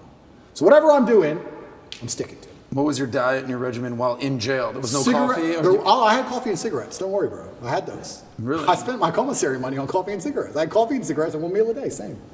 So there was commissary money? Yeah, so we had... Who gave you that? Yeah, so a friend of mine put money on my account. So I was a rich guy in jail, because in Romanian jail, most people haven't got money, right? I was rich. I was rich. There's a limit to how much you can buy, but I was spending the maximum. So I had plenty of cigarettes, coffee. I actually quit coffee. Now we're talking about coffee, and then I want to go back to the point you made earlier, but I quit coffee for the first 30 days in jail because I've never not been caffeinated. My experience of life is caffeinated. I'm a caffeinated human, right? If I'm awake, it's caffeine. So I'm like, I don't need energy now. I'm in jail. So I quit caffeine and all coffee for 30 days to see if there's any tangible benefits, and I can confirm to the world that there are none. Zero. I did not sleep any better. I did not go to sleep any easier. I did not dream anymore. Nothing, absolutely nothing good happened except I was tired all day. It was garbage. I was like, give me my coffee back. I went back to my 15 cups of coffee a day. Reaffirmed your wild coffee. to have that much coffee. The last time I drank coffee, I was 25. We have one friend. Literally. We have one friend that drinks almost as much Mario coffee. drinks Mario. as much as Shout you. out to And by the way, Mario. everybody around me loves coffee, Yeah. including my 11-year-old son, Tico. Yeah. Him and his mom got into an argument the other day because she didn't want to take him to Starbucks. He's like, what do you mean? It's like, I want some coffee. He's like, you're not having coffee at 11 years old. Anyways, but it's working for you. It's working for your body. Correct. Sometimes when you find a diet or a combination that hits your body well, you'll know it, you'll feel it. And you have to know your body the best. Correct. I think there's no perfect diet for everybody. I agree. Everyone's slightly different. I agree. And that's just, and I think you are what you eat to a degree, and it also depends the mental model you want to operate under. If I wanted to operate under comfort, I certainly wouldn't eat the way I eat. I do it because I particularly want to operate under a degree of irritability and high energy and hunger. I like feeling hungry. I don't like feeling full. I like being hungry all the time. I love that. I mean, that's the quality of people where, you can tell a lot from somebody how big they think after they make money and they have some success. Yeah. When they make money, that's when they slow down. That's when they get casual. The hunger goes away. Yeah. You'll really know if somebody is hungry when they made money and they're still going. What is this guy doing still going? Yeah. You've already made the money. You've already had the success. Yeah. Let's transition to a couple other stories here. So all of a sudden you put in your profile, obviously I joked about it, you're the most Googled woman on earth, that was based on your Twitter profile. Nina Turner comes out and says, if somebody says they're a woman, not a tough concept. Your response is, I'm a woman, right? You do that. And you've left it on Twitter. Yeah. Tell us why. Because I am. You don't believe me? You're a woman? Are you misgendering me? I have to choose to agree with you, right? My pronouns are she, her. No, but the level of, it's all a joke, right? But there's actually a very sinister undertone to all of this garbage. And the sinister undertone is that your baseline instincts and your baseline senses are how you've always perceived the world, right? They have to attack them at some level. And they did. I mean, it's fantastic with COVID. COVID, I know we can talk about it now, it was amazing. I used to say to people all the time, who have you seen die? Do you see a pandemic? Yeah, on the news. No. Do you see ambulances rushing back and forth everywhere? Do you see bodies on the street? Do you see lines outside of hospitals? Do you see a pandemic? How a pandemic would look? Do you see a pandemic? Oh, but my friend's grandma, your friend's grandma was 96. Okay? So I'm not saying it's not sad. I'm saying she was 96. Do you see a pandemic? No, you don't. But they have just lied to you so many times that you're ignoring your own eyes. That's the final stage of the slave mind. It's the final stage of it. The final stage of the slave mind is when your eyes tell you this is green, but the news told you it was blue. So it has to be blue. So when they're doing these things, it's nothing to do with caring about the mental health, of gender ideology, none of this garbage. They're deliberately attacking you and saying, what your eyes tell you is wrong. Because if they can make you start to admit that your own eyes are wrong, then what other defense do you have against propaganda? If they're going to give you a lie, but your own eyes can't protect you, well then it's over, isn't it? So all of these things they're doing, all of these things are a deliberate assault on the senses. And they do it by controlling the language. If you control what someone says, over time, you'll control what they think. You don't think what you don't say. It's very hard to live a life for 8 years, if you're lucky, and think things and never say them ever. If you think it, you're going to say it sometimes. You're going to give the idea, get some feedback on the idea, build on the idea, change the idea, whatever it is, through discussion. If you never, ever, ever discuss it, you're not going to think it. So they say, this is the truth, ignore your eyes, and you have to say it's the truth. You can't say it's not the truth. And the people who are in charge of the world, they think generationally. They have time. Right now it's a joke. 200 years from now it won't be a joke. 200 years from now it'll all be fucking standard operating protocol. The grandchildren, the people who are in charge now, that's what they want. They'll pull it off in the end. Slow, incremental damage. They do it with nearly everything. They'll take all your rights away. They'll take 100 of your rights away. They'll upset you. They'll give you 99 back. We're good again. Don't worry. And the grandchildren of the people in charge of the world get what they want in the end. They think generationally. So now we're at the beginning of it. It's all a big joke, right? But especially before Elon had Twitter, when you couldn't say the truth online, when you couldn't say my eyes see X on the internet without going to jail or losing your account or getting a hate speech charge in the UK or some garbage, they're controlling what you think. And on a long enough time frame, what you think becomes true. We all believe 2 + 2 is 4. But with a hard enough psyop, if you can't say that, if you have to say it's 5, on a long enough time frame, math breaks down and everyone's just going to believe that 2 + 2 = 5. That's what happens. You think we're going to get there? Have you ever seen the experiment? There's a really interesting experiment with monkeys and a banana and a water spout. Have you ever seen this? They put 5 monkeys in a room. And at the top of the room, there was a banana. And when one monkey tried to climb up to get the banana, they turn on the hose and splash all the monkeys with ice cold water. So the monkey would come back down and wouldn't get the banana. And when another monkey would go to climb up, they'd splash all the monkeys with ice cold water. And what would happen over time is, when a monkey went to climb the rope to get the banana, the other monkeys would jump and pull him down and hit him and teach him a lesson. Don't go for that banana. If you go for that banana, we get splashed with water. Mm-hmm. Then they'd swap one of the monkeys out. Now there's a new monkey in the room who doesn't know the game. The new monkey would attempt to climb, and all 4 monkeys would attack the monkey, pull him back down, and kick his ass. He knows if he climbs the rope to get the banana, he gets attacked. He doesn't know he gets splashed with water if he gets the banana. He doesn't know the game, but he knows if I try and climb, they're going to attack me. After a certain amount of weeks, they change another monkey, and another monkey, and another monkey. Over time, you have 5 brand new monkeys who have never been splashed with water ever.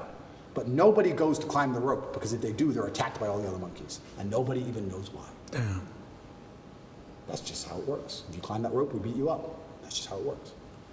That's what they're doing on a long enough time scale to humanity. There are already X amount of people on the planet. There's already a population, X%, who knows what it is, who ignore their own eyes and repeat what they are told. You can't say that that's not what they're doing, because they're already successful with X amount of the population. They've begun. The seed is there.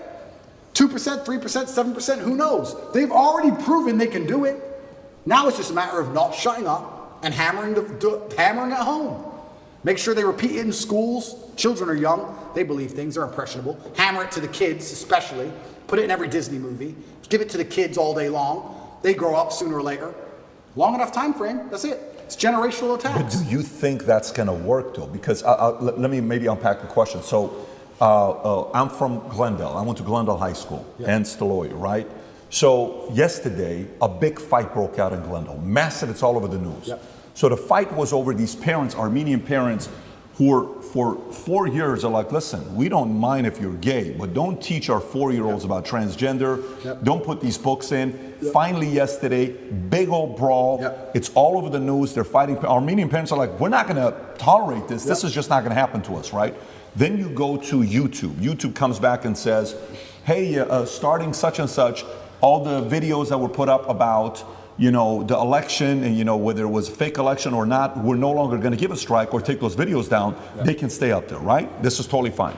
Then you see the Surgeon General comes out, the attorney, I don't know if you saw this one here, he comes out with an article saying new Surgeon General advisory raises alarm about the devastating impact of the epidemic of loneliness and isolation in the United States. This is the same guy that was part of the camp, is now saying, hey, our epidemic of loneliness and isolation has been an underappreciated public health crisis that has harmed individuals and social health, our relationship, our source of healing, et cetera, et cetera. This is the same guy that said, wait a minute, lockdown, do this, do that. Yeah. So the more and more arguments are coming out against even ESG. I don't know how close you follow ESG, where why are we doing this?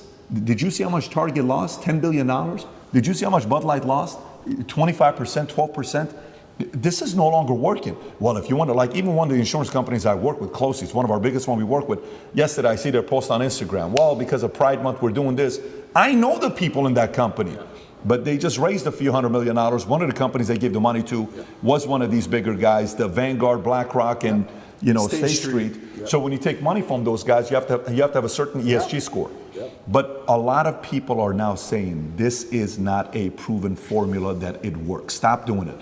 So do you think guys like you, who are maybe in business, who are maybe in church, they're saying, Pope, what are you doing? What are you talking about? Who are maybe in the Christian church, who are maybe in different denominations, they're in the military, sitting back saying, I didn't sign up for this. So meaning successfully, do you think these guys will be able to manipulate their agendas down everybody's throat, or there's going to be certain people standing up? Well, certainly I'd like to believe that the tide is shifting and we're starting to get some degree of victory against the matrix as a whole. I do believe that the public sentiment is shifting. However, the fight is long and it's very, very difficult, because I agree with what you're saying. Only a year ago, I would argue it completely and say it's basically over. I'm actually very impressed with the ground we've taken back with common sense. But these people operate so slowly. It's generational, these attacks. The attacks we're suffering now were started in the 70s and 80s. They take it over time. And yes, it's fantastic that those parents fought back against that school. That's fantastic. But there's a whole bunch of schools where they didn't. And who knows, okay, that particular book might be removed. A softer version will be implemented. Next year, maybe that book will come back. They have all the time in the world, all the money in the world, and they're insulated from these things. That's what's most scary. You talk about Vanguard and BlackRock and all these companies. What's actually scary about it is the people who are making these decisions are completely insulated from the consequences of their decisions. They're in Switzerland. They fly private. They don't care. You think they care about any of this crap? They'll say, oh, do this. Oh, it's caused a riot. They don't live there. They're nowhere near it. They have nothing to do with it. When's the last time you've even seen a politician? Do these people even exist? They have nothing to do with where they operate. It's actually amazing. When I was in Dubai once, I think it was about 3 years ago, I saw the leader of Dubai walking through the mall. I was like, he's a person and he just walks through the mall. I was so impressed. Imagine a Western leader walking through the mall. Never in a million years. It's just pieces of paper, private jet, vanish. All these people who are in charge of everything don't even live in these communities. I do believe that yes, we can win, because I don't think you can fight to the best of your ability if all hope is lost. I do believe we're winning and taking ground back, absolutely. And I believe that we're doing that by purely telling the truth. What our eyes see is what's real. And we're doing it in the name of God, because you're saying Armenians are strictly religious. I think God and religion is one of the best ways you can combat these things. However, the fight is never ending, because they're never ending going to try and implement. You talk about ESG scores. It's garbage they put together. That's not going to end. It's just going to get worse and worse and worse over time. And it's kind of unfortunate and it's kind of upsetting that we still have this system where the people can be unhappy with something. The peasants can revolt to a degree. But does it even really matter at some point? You get to a point of power where you don't care about money. And then things are really difficult, right? When you control everything, you don't care about money. I mean, I'd like to actually argue. We talk about Bud Light. This Mulaney, whatever is it? Dylan Mulvaney. Whatever. Yeah. Yeah, Dylan Mulvaney. Sweetheart, yeah. And yeah, I know we've damaged their share price, et cetera, et cetera. I would believe people who own that company or are beyond that company, I don't think they truly give a fuck. InBev. I don't think they care. Maybe they care a bit. I don't think they're losing that much sleep over it. Maybe they are, a little bit. But I'm saying you get to degrees of power and levels of power where you don't care about money. I'll give you a perfect example of it. I know we keep going back to this, but it was actually a massive pivotal event in awakening so many people was the COVID scam. I said this multiple times in many different countries I visited. I said, if they cared about you, they would have left everything open, maybe put a tax on everything, extra tax percent, whatever, and built hospitals. Why didn't they do that? Why did they lock you all up? Because it's a mass compliance exercise. They want you to comply. They don't give a shit about your health. They just want you to comply. And they want to test how many people comply. And people were saying, yeah, it's all about money. It's all about profit. And I said, that's actually a very optimistic way to look at it. I think that if you destroy the economy and lock everyone in their houses and destroy everyone's businesses, you don't care about money. You're beyond money. You're above money. You want power and you want control. Because once you become actually rich, you learn that The world is all just about people, right? The best things in your life are people. The best things in your life are family. The things that make you happiest are your friends. Your life experience is the best if you have a good team around you, good assistants, good helpers, good staff, whatever it is. It's all about people and controlling people. What do you want money for? To get other people to do what you want. That's all money is. I want a Lamborghini. I can't build one. He can. I will pay him to build me a Lamborghini. It's all about people. So once you get beyond a certain level of money, and there's a certain level of control you want that money perhaps can't buy, then you think, well, I don't care about the money. I want the power. I don't want money. I want them to stay in their houses. Why? Because it says so. I don't have to. They have to. Ha ha ha. It's funny. And I've said that and sat with people and said, do you really think people in charge of the world are so petty that they would lock everyone in their houses so they can laugh? I say, yeah, I actually do. I think if you were born into a wealthy family where money has precisely zero value, and you are arrogant to the moon because you're this whoever, and you believe you're God's gift, and you don't, a Ferrari ain't gonna make you happy. Who cares about Ferrari? Ferrari's free. It's pennies. You don't care about any of this shit. What makes you happy is everyone respecting you and being afraid of you. To a degree, you're gonna try and influence some power and fear. I think that's what it is. So I think a lot of these companies, when they're doing these things and they're upsetting people, etc., yeah, it's good that we're fighting back, but I also think part of them enjoy the show. I think part of them genuinely enjoy the show. I think part of them go, you know what? Let's do, this is insane.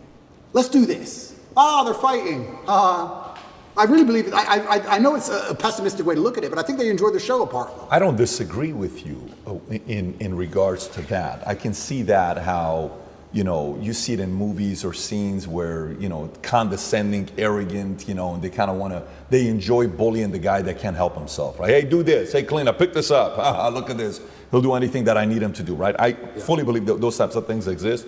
But, man, empires have fallen so many times because they thought they can get away with murder. It's true. And then eventually people said, listen, stop. You're not going to do this to me anymore. We're not going to take a stand. And typically when that happens, you said it earlier, what is really what's going on in Glendale or some of these other cities that people are protesting? Why is there an organization called Gays Against Groomers? Yeah. Gays Against Groomers? What? What are you doing? He says, man, I just wanted to be gay and leave me alone. I'm not trying to be, grooming kids. That's not my job. I just want to be gay. Leave me alone. We've made so much progress. Yeah. These guys, I'm not that guy. I'm not this person, right? Yeah. So I think the part that they fear the most, if you read Communist Manifesto, there's a book written by Cleon Skousen. I think he was like a former CIA agent for like 15 years. He wrote a book called The Naked Communist. Yeah. One of the things he talks about how getting rid of God, well, they're succeeding in that area, but not fully yet.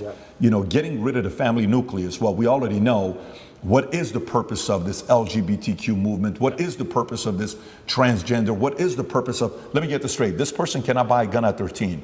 This person cannot go in the military at 13. This person cannot vote at 18. This person cannot own a car at 13, but they can transition. The most important decision of their lives, you're okay with? Yes. Now, that doesn't make sense to me. I think you said something at the beginning, the concept of being tolerant. You know what? Yeah, it's okay. We can have gays. Oh, it's okay. We can have this. It's okay. Listen, man, you've crossed the line a little bit. Yeah. I think faith, family, kids, values, principles, they fear the hell out of it. Absolutely. And I think that community is rising up. No, you're totally right. But you made a really interesting point there about empires falling. And this is where I kind of feel like we're entering a new stage of the world because it's never really done before. Because typically when empires fell, the world was far more polarized. If the empire fell, there was nowhere for the corrupt dictators of said empire to go.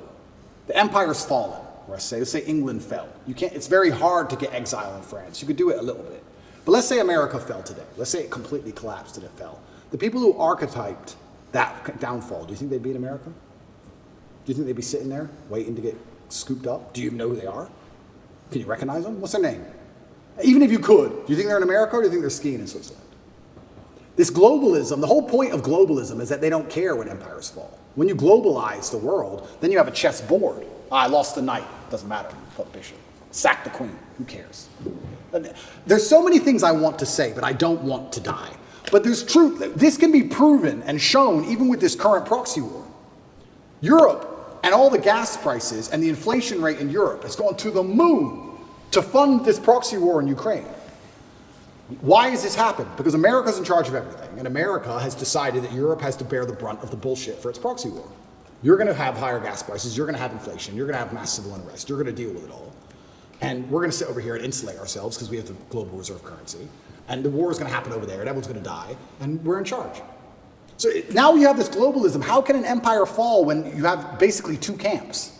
There's two teams now. There's two sides left. So I agree with you completely about empires falling, but I'm saying if the empires fell in days of old, the kings would be strung up. But now when the empire falls, nobody notices. It doesn't matter. We don't know who the kings are. We don't know who's in charge. We don't know where they are. They're not going to be anywhere near the trouble. That's for fucking sure. They're just going to be somewhere else. Oops. Oh, well. And do they really care? Do the people in charge of the world care if America's crime rate goes up 1,000%? Would they lose sleep at night? I actually think they do partially, because think about it. So I'm with Andrew Schultz, and I'm taking your position with him. Yep. Okay, you know who Andrew Schultz Yep. is? Good guy. And he says, part of me that gives me comfort is knowing these guys are so obsessed with their money. He may be wrong. We can debate this. Yep.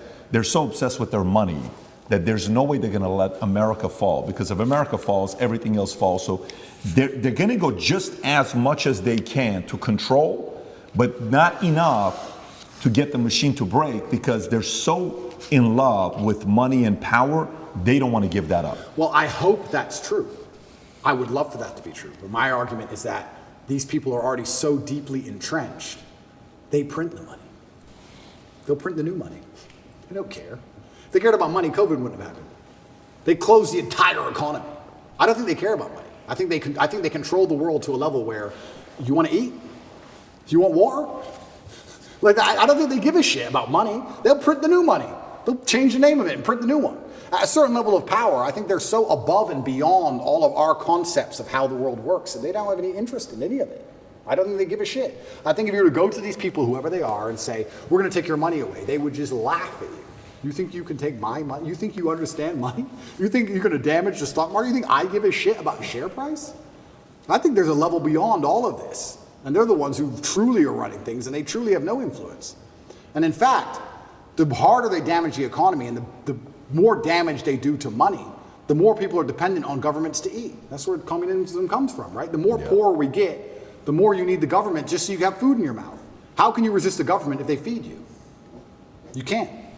So and I sound pessimistic, and I'm not pessimistic. And I do believe the answer to all of these things is free thinking and truth and God and communities standing up for themselves and changing the general consensus. I do believe that. Because to a degree, although we talk about people who run the world, to a degree we run the world. Because our tolerance level is what runs the world. There's more of us than them. So to a degree you say, who's in charge of the world? Well, I like to say, well, we are. Because it's all about, we're the abused wife in this relationship.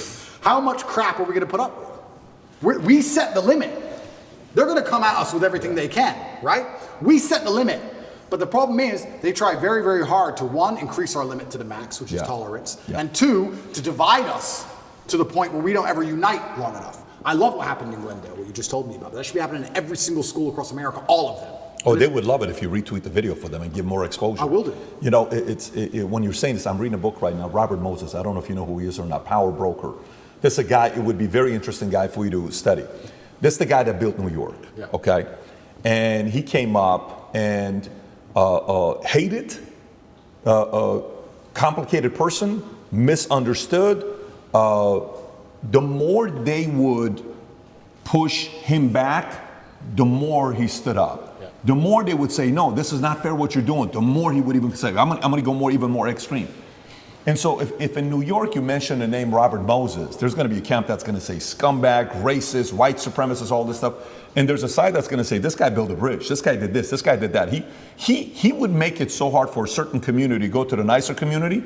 He would put the bridge so low that trucks couldn't go through because he didn't want the bad people to go into this. Like he was that sharp. And one time in the book, they talk about how Robert Moses, he says, look, the one thing about Robert Moses, he could give a shit about money. He could give a shit about, it was all about his influence over. So I agree, there's certain people that don't care about money.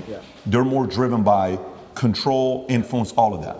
The part that, we're talking about the movie Fury, Vinny, and you give me this whole thing about Fury, the scene where Shia LaBeouf is reading out of the Bible and he's crying while he's reading this.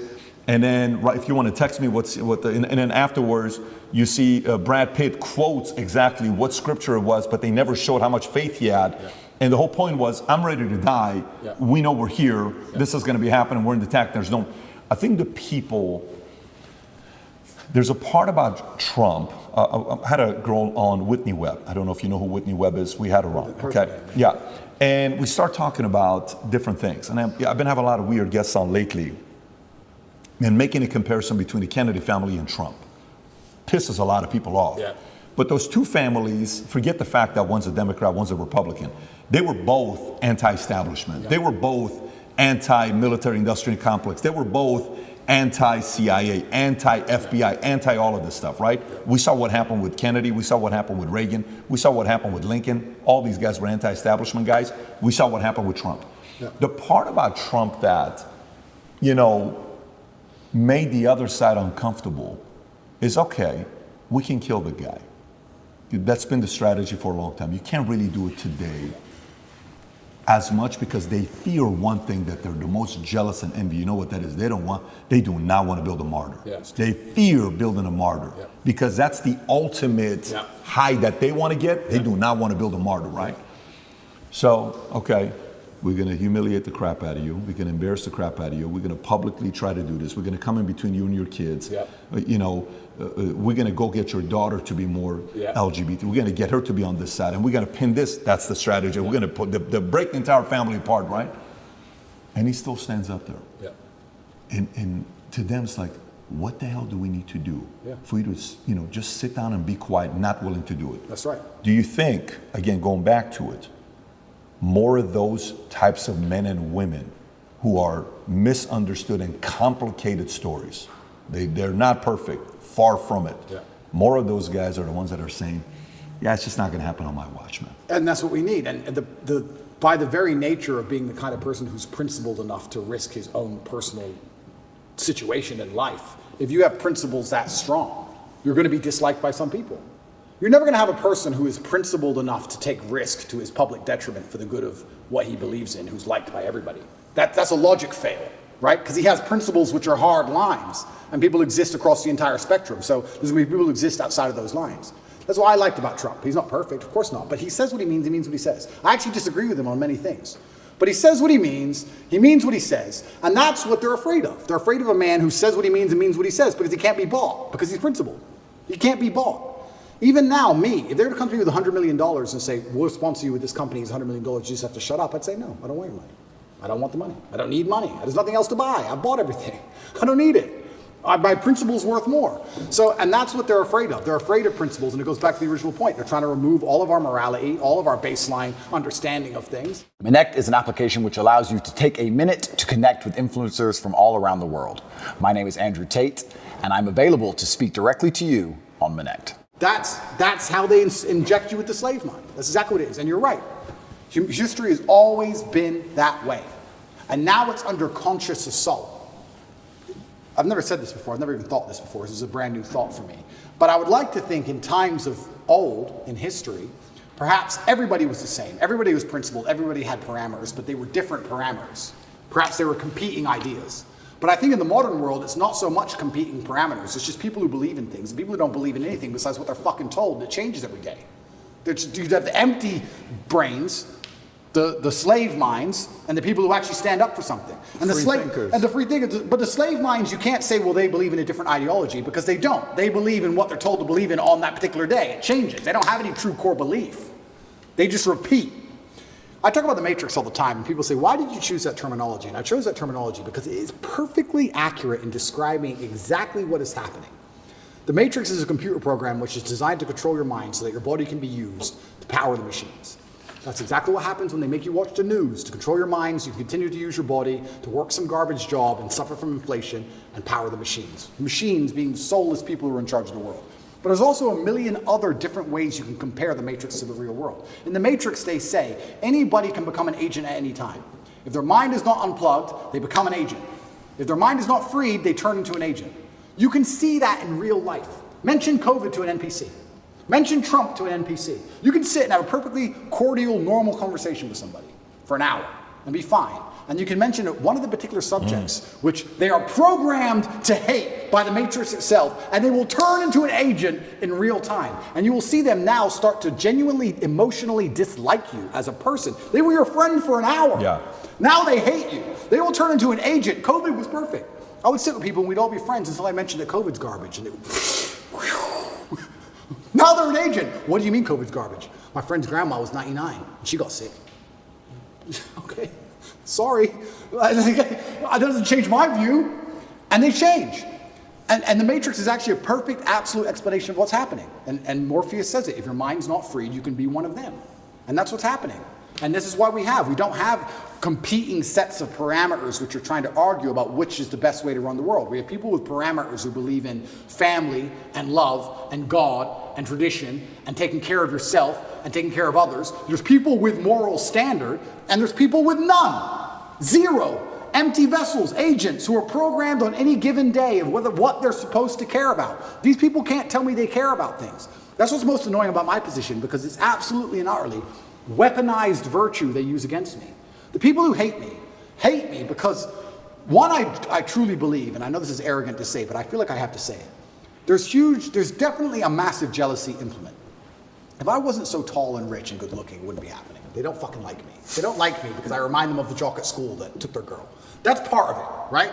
They don't like me personally. So it's true. So they try and find an attack vector. And what happens when you have somebody who's monumentally successful across all realms of human endeavor? The only way you can attack them is by calling them a bad person. They can't call me stupid. They can't call me ugly. Can't call me broke. Can't call me weak. They can't call me any of these things. So how do we attack this guy? Well, he's a bad person. How do you call someone a bad person? You weaponize virtue. None of the people, who are pretending to give a shit about women and that I'm bad to protect women have any interest in protecting women. None of these people think I better become physically strong to protect women. None of them even believe in protecting a woman in a physical scenario. None of them even believe in protecting their family. None of them donate to any charities that involve women, nothing. They're just taking the virtue and weaponizing it and attacking me with it. Me as a person who donates $25 million a year to charity to feed both male and female children. Me as a person who believes I have a responsibility to be physically capable so that any woman I'm walking down the street with is safe. I do more for women than any of these clowns would ever do. But they're just weaponizing virtue and attacking me with it. It's not even genuine virtue. That's what's so upsetting about it. These people, the matrix-minded people, have so few parameters and so few virtue. Whenever there's virtue inside of them, it's only so they can take it, weaponize it, and fire it at you. They don't give a shit about any of the issues they talk about. They don't care about race. They don't care about women. They don't care about gays. None of it. They take it, they put it in a bullet, and they shoot it at the people they don't like. It's all fake. All of it. When you were talking about this, I wrote all these things down that we're talking about. Principled virtues, God, parents, true believers, fighters, traditions. These people they fear, right? All these people they fear. And these guys are slowly but surely starting to stand up. The scene we're talking about with Shia LaBeouf, he says, what we're doing here is a righteous act. Here's a Bible verse I think about sometimes, many times. This is his words. It goes, and I heard the voice of the Lord saying, whom shall I send? And who will go for us? And he began crying and said, here I am, send me. Brad Pitt turns around and says, Book of Isaiah chapter 6. For me, in business, I asked this question the other day. I'm so curious to get your thoughts on this. For the longest time, when I got into business, I was, a younger guy, 21. I'm like, okay, very coachable. Tell me, what do I got to do? I'm a coachable guy. What do I got to do? I'm a coachable guy, super coachable. I want to make money. I'm sick and tired of being broke. My dad's at the 99 cents. Too many heart attacks. I want to get out of this. Yeah. So I'm like, hey, Patrick, basic stuff. When you're doing business and you're talking to rich people at Morgan Stanley, Dean Witter, never talk religion, never talk politics, never talk sex. Just don't talk about those three things.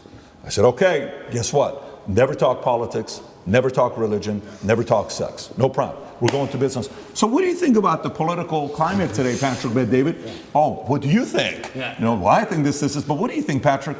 I don't know, quite frankly, I think I'm trying to figure it out for myself right now, but we'll see what's going to happen, whatever way you're deflecting and you kind of go on your phone. Hey, what do you think about God? What is your opinion on Islam or Muslim? Yeah. Well, for me, you deflect that. Eventually you're sitting there, you're like, the people that I know at that level want to talk about those three topics. Yep. Now, sex is maybe off camera and they're kind of having fun with it, but they want to talk about politics and religion. Yep. So we, for the longest time, have been silenced, and now the ESG community, all this time they've told us to stay quiet, and they're saying what? They're talking politics, they're talking religion, and they're talking sex. Sex the way through LGBTQ, what's wrong with that? What's wrong with it? It's normal, it's normal, it's normal. No, it's not normal. Well, listen, you guys shouldn't talk about politics and sex and religion, you shouldn't be doing that. And then you see this one, during COVID, one pastor, Australia, a Syrian man. I don't know what his name is, Vinny. What's his name? The Syrian pastor, priest from Australia. And he was fighting all the anti-COVID guidelines, and his stuff is going viral. He's doing this. And you've seen these messages. Some of the people that stood up, they stood up because they feared God. Okay? And for you, with your life, it's been interesting watching you go through your evolution of your faith. Pre-2022, former atheist, couple of the things you've said in the past, God isn't real because you can't prove it. Okay, kind of like that was more the Malcolm X argument, right? Bad things happen to good people and good things happen to bad people far too often for God to exist. I'm the center of my universe. That's pre-2020. Then gradually you start talking about Christianity, and in 2020 you made a video announcing that you were wrong about what you had said previously about God, right?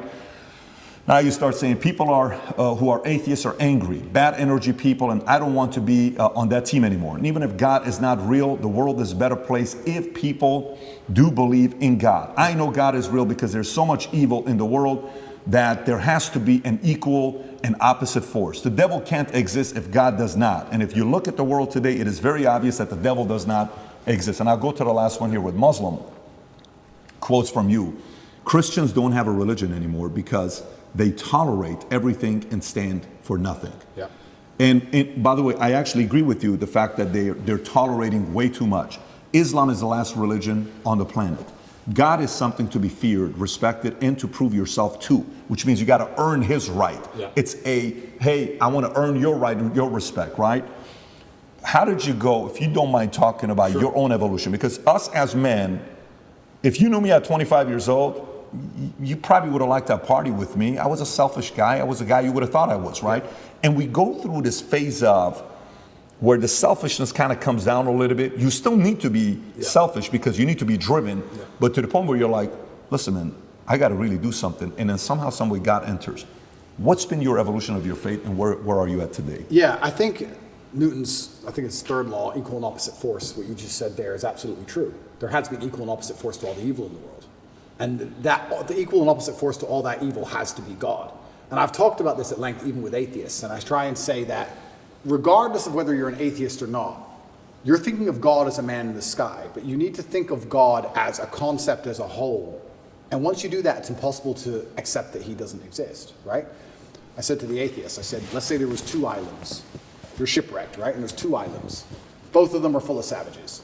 On one island, you and your friend are shipwrecked. On one island, your friend goes and he crashes and they kill him and they eat him. And you go to another island and they want to kill you and eat you, but they don't because it's against their religion. Did God save your life? Who cares? Who doesn't even know the name of their God? But their God said, don't kill shipwrecked survivors.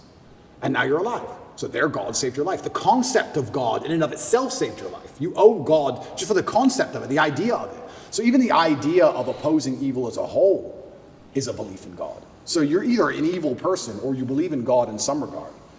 And then once I understood that there had to be an equal and opposite force, I was raised Christian. I live in a Christian nation. Romania is actually, I think, the second or third most Christian country on earth. It's a very Christian country here. There's churches everywhere. They strongly believe. And that's where I began my journey. But I always had a very healthy respect for Islam because I understand that to a degree, to have a religion at all, you have to have an intolerance to a degree.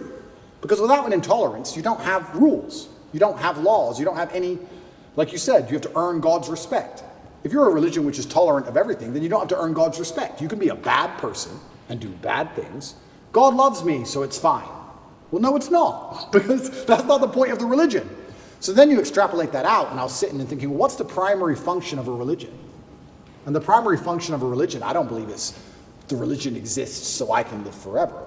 I mean, that's a nice thought. But I think on a macro level, the primary objective of a religion is to restore and contain some degree of traditional value within the society. How do you judge, let me change the way I worded that. How do you judge the success of a religion? I don't think you can judge it by the number of people who join it, because there's lots of people who are Catholic who don't act Catholic. They don't act in any way particularly Christian. Anyone can say they're something. You can walk into a strip club and everyone says they're Christian. It doesn't mean anything, right? So how do you judge the success of a religion? Well, I like to think the best way to judge the success of a religion is how successful is it at fighting evil?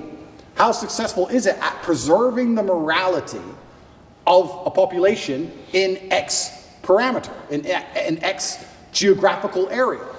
So when you look at it from that way, you can't say that Islam isn't the most successful religion on earth. It's the most successful in regards to opposing evil. It's the most successful in regards to opposing its differing viewpoints. It's the most successful in regards to having people act within the limits and the confines of what it finds to be moral and good to God. It's the most adhered to. It's the most feared. It's the most respected in most forms. And then also I'd like to think... I would say it's the most feared. Yeah, it's the most feared. But what is respect without fear? Do we respect men we don't fear? If there's a man who could do absolutely nothing to you on any level at all, you might be nice to him, sure, because we're not bad people. But would you really respect him? If you could take his chick in front of his face, set his car on fire, and he wouldn't do a thing, you wouldn't respect him. You might be nice to him because we're not bullies, but you wouldn't respect him. Respect and fear are linked. They're not always the same thing, and you can maybe have fear without respect, but it's very hard to have respect without fear. And also, I heard someone say once that we see the world as we see ourselves. If you're a thief, you think everyone's a thief. If you're a liar, you think everyone's a liar. And I kind of agree with that. I understood that. I also like to think we see religion as we see ourselves. I like to see myself as a person whose respect you have to earn. I like to see myself as a person who has strong, rigid boundaries. I like to see myself as a person who will stand up and say, no, that's wrong. I like to see myself as a person who's not afraid of being shamed by whatever community for saying, I don't agree with that particular ideal. I like seeing myself that way. So if I'm going to see myself that way, then I'm going to naturally align with a religion that operates within that form. So when I say Islam is the last religion on earth, I say it because it seems to be the only one who will stand up and say, no, we don't care. No, that's not what the book says. No. I was raised Christian, and Muslims as a whole, we have no problems with Christians. None at all. I don't want anyone to think I'm anti-Christian and like I dislike Christians. We don't have a problem with Christians. We believe in a lot of the same things. We believe in Jesus. We put more respect on the name of Jesus than most Christians do. I just don't like the idea of people saying they're a Christian and saying, but because I'm a Christian, I can do whatever I want and throw all the rules away and none of it matters. Because once you have that level of tolerance, you no longer have a religion. Islam seems to be the last religion left with parameters. If you don't have parameters, you don't have a religion at all. So the closer I found myself to God, the closer I found myself to Islam. That's just how it ended. And Andrew, speaking of fear, one could argue that Islam these days, certainly in the last 20 years with the war on terror, they've also been the most vilified. Absolutely. Right? So, you know, everything that we've seen happen with extremism and everything that's going on all over the world, how are you grappling with that? You've been a Christian for years now, Islam, everything. And you know what? That's such an interesting question, because when I was younger, especially when I was an atheist, I would sit and think, people are really doing terror attacks and doing all this crazy stuff because, you know, they're upset over a cartoon. That's so stupid. And nobody should kill anybody. Nobody should kill anybody. Charlie Hebdo, everything. Yeah, nobody should kill anybody. Nobody should kill anybody. I'll make that very clear. But also part of me is now saying, why would you want to insult the prophet for billions of people? Why would you want to do that? I don't even want to make the argument against free speech. I'm not even saying you couldn't be allowed to. This is a sensitive subject. I'm just saying, what kind of person wakes up and thinks, I want to do that? I don't know. I just don't think that's a healthy mindset. Like when I see these Satanists, and they're, especially in America, and they're doing, let's keep it on Christianity, these Satanists, and they're dressing up Jesus as gay and all this stuff, like, that's not done in any kind of good faith. There's no good reason to do that. That's done with genuinely malicious intention. And what kind of people want to do that? And then the answer by extension is, I thought America was a Christian country. So how can you have a Christian country where the prophets of the religion are mocked to the highest possible levels within the confines of the country and it's promoted? Is that a Christian country? Doesn't seem like a Christian country to me. I don't think the same thing would happen with Islam in Saudi Arabia. I can't imagine that happening. So how can you say we're a Christian country, but everyone's mocking our God on the streets? Ha ha ha. It's on Netflix. Ha ha ha. That's not a Christian country to me. So if you're not a Christian country, then where's the religion? The religion's supposed to enforce certain boundaries. You're supposed to at least show it respect, you know? And it's also kind of interesting because in Christian countries, there's more respect for Islam than there is for Christianity. in a Christian country. Name one. They still don't do it with the Islamic Prophet. Why do you think that is? It's too much smoke. It's just not worth the heat. Because people believe. And I'm not advocating for violence on any level. I'm saying that even these degenerates who are trying to destroy people's belief in God, like we've discussed earlier, because they don't want you to have any baseline morality. If you believe in God, there are commandments, yes and no. That baseline morality prevents you being an absolute slave. So they're trying to destroy it. But even those degenerates who are trying to mock and disgrace God, understand there's a point where it just backfires and, ooh, this is smoke. And they don't want the smoke. And shouldn't God be feared? I'm scared of God. It's the only thing I fear. I fear God. They can put me in jail. I know I'm telling the truth. God's on my side. I fear God. So God should be feared. So once again, does anybody fear the Christian God? I haven't seen anybody scared of him in a long time. And it's kind of crazy because it's very interesting. The mass migration and all these things are leftist policies, but then also Islam is the most right-wing religion on earth. It's kind of very interesting. I grew up in England, and I grew up in Luton, which is a town which is mainly Muslims. It's a huge Islamic community. And there was a bunch of English people who were complaining about there's too much immigration, we're losing our culture, and I understood their point absolutely. But these are the same people complaining about all the left-wing LGBT in schools and all these issues. And I was like, the only allies you have against this are the Muslims. They're the only allies you have in any of this. The Christians don't protest against any of this stuff. The Christians don't. There's very few Christians who will get up off their ass and complain. In fact, I saw on Twitter yesterday, one of the churches was lit up in rainbow. I have nothing against gay people. I don't care. And that's actually another point I want to make into about this thing. I think most people don't care, and I think that bothers them. Have you ever had an argument with a girl, and she's like stropping around the house, she's huffing and puffing, and you just don't give a shit? So she has to keep upping the ante till you eventually go, what's the problem? Because she tried the low-level stuff, and you didn't care. I kind of feel like this has a remnants of that. I'm gay, cool. I want to get married. Fine. I want to wave my dick in your kid's face. Whoa, whoa, whoa, whoa, whoa. It's like, whoa, whoa, whoa, whoa. I feel like they tried to annoy us, and we're like, we don't give a shit. Do whatever you want. Be a person. We don't care. Point. And now they're like, okay, well, we have to get to a limit where they have to react. Yeah. We want attention now. We want them to care about What's this. the right move on that? Well, that's the point. You know, it's difficult because there comes a point where you simply have to address it, and now you have to oppose it. And this is sorry to interrupt you, but this is why they're so careful and so clever with what they do. They package it all together.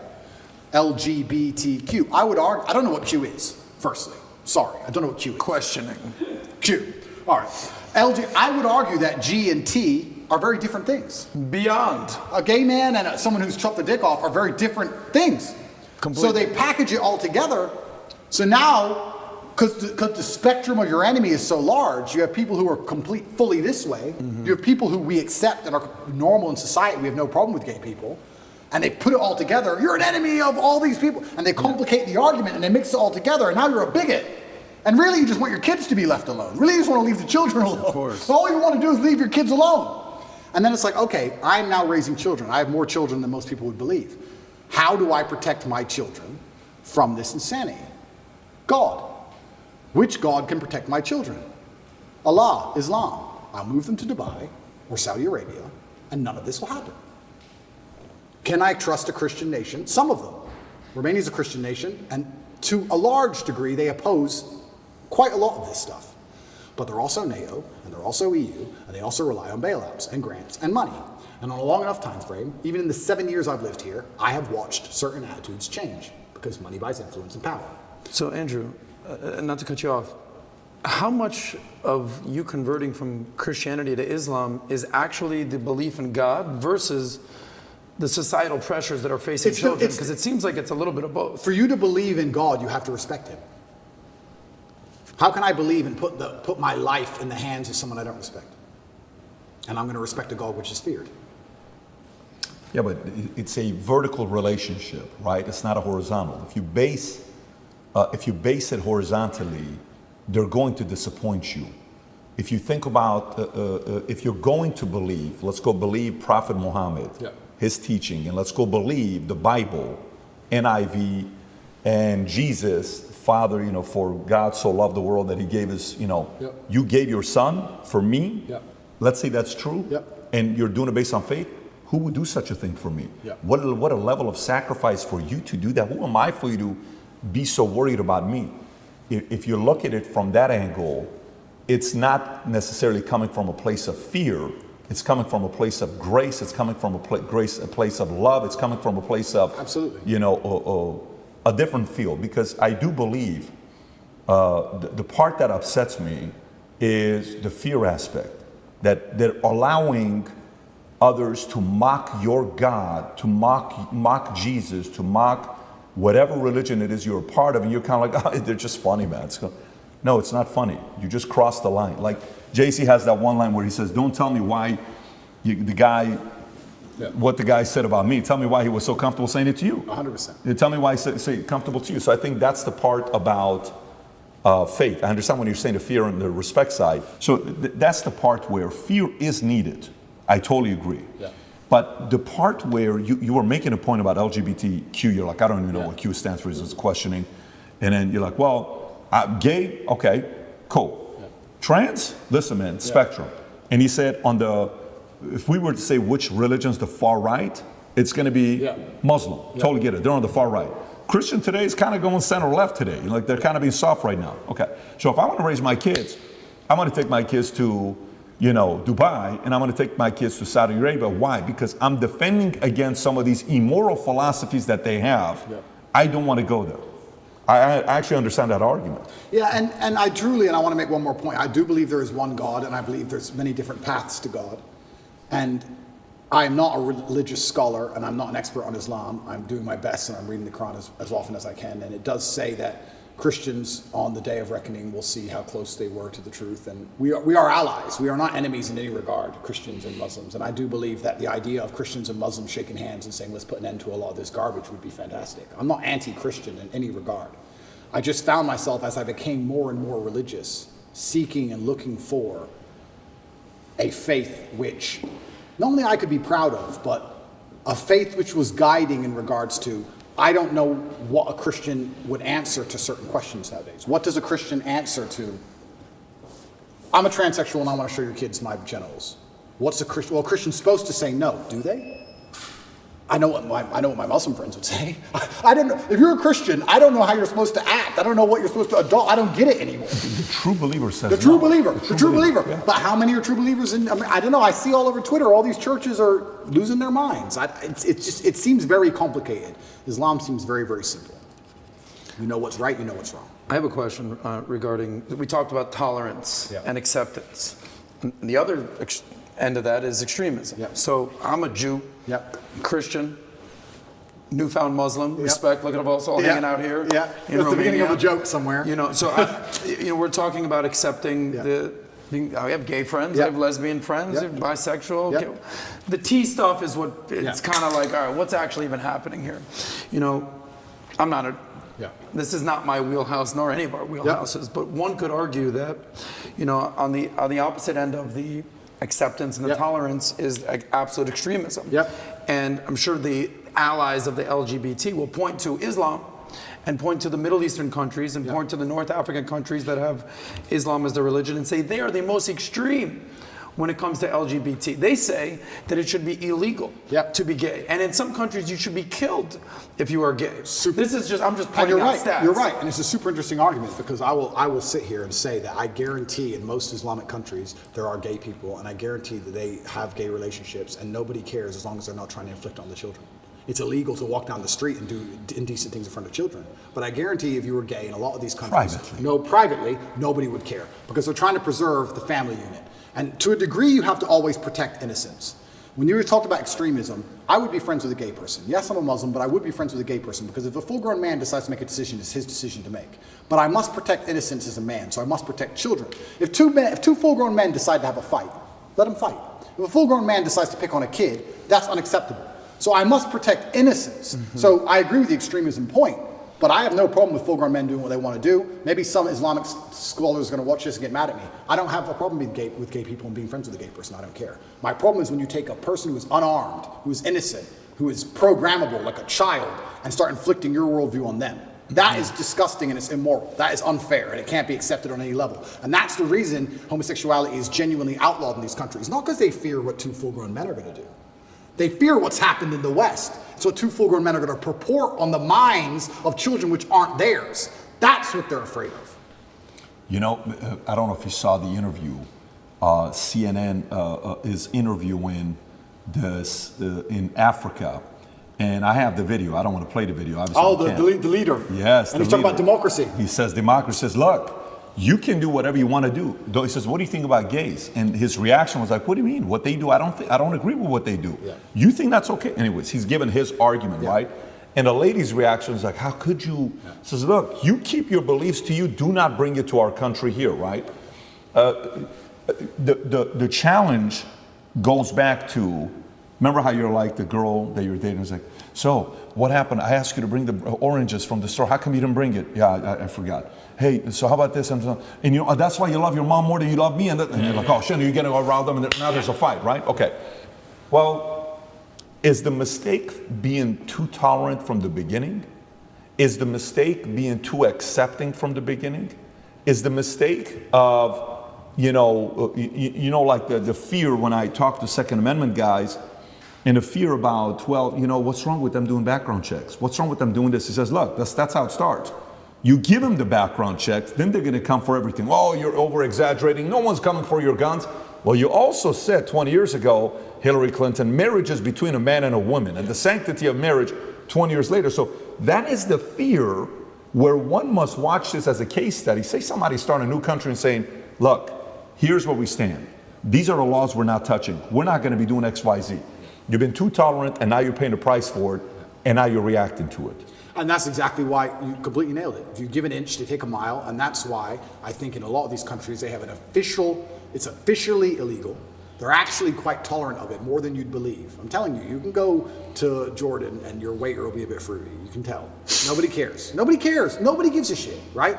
But they have it officially illegal to prevent it ever bleeding out into actually affecting the mindset of society. You can do what you want, you're a full-grown man, but society is based on family, traditional family values. That's how our society is based. That's how we show ourselves to the world, and that is not going to be affected or changed. I was going to say that's why you see you talk about the collapse of Western society, specifically America. You see a decline in values. Wall Street Journal came out with that article that said family values plummeting, religion plummeting, being a social, being a community organizer plummeting. Everything's plummeting in America other than money. People are focusing on money. Connect is an application which allows you to take a minute to connect with influencers from all around the world.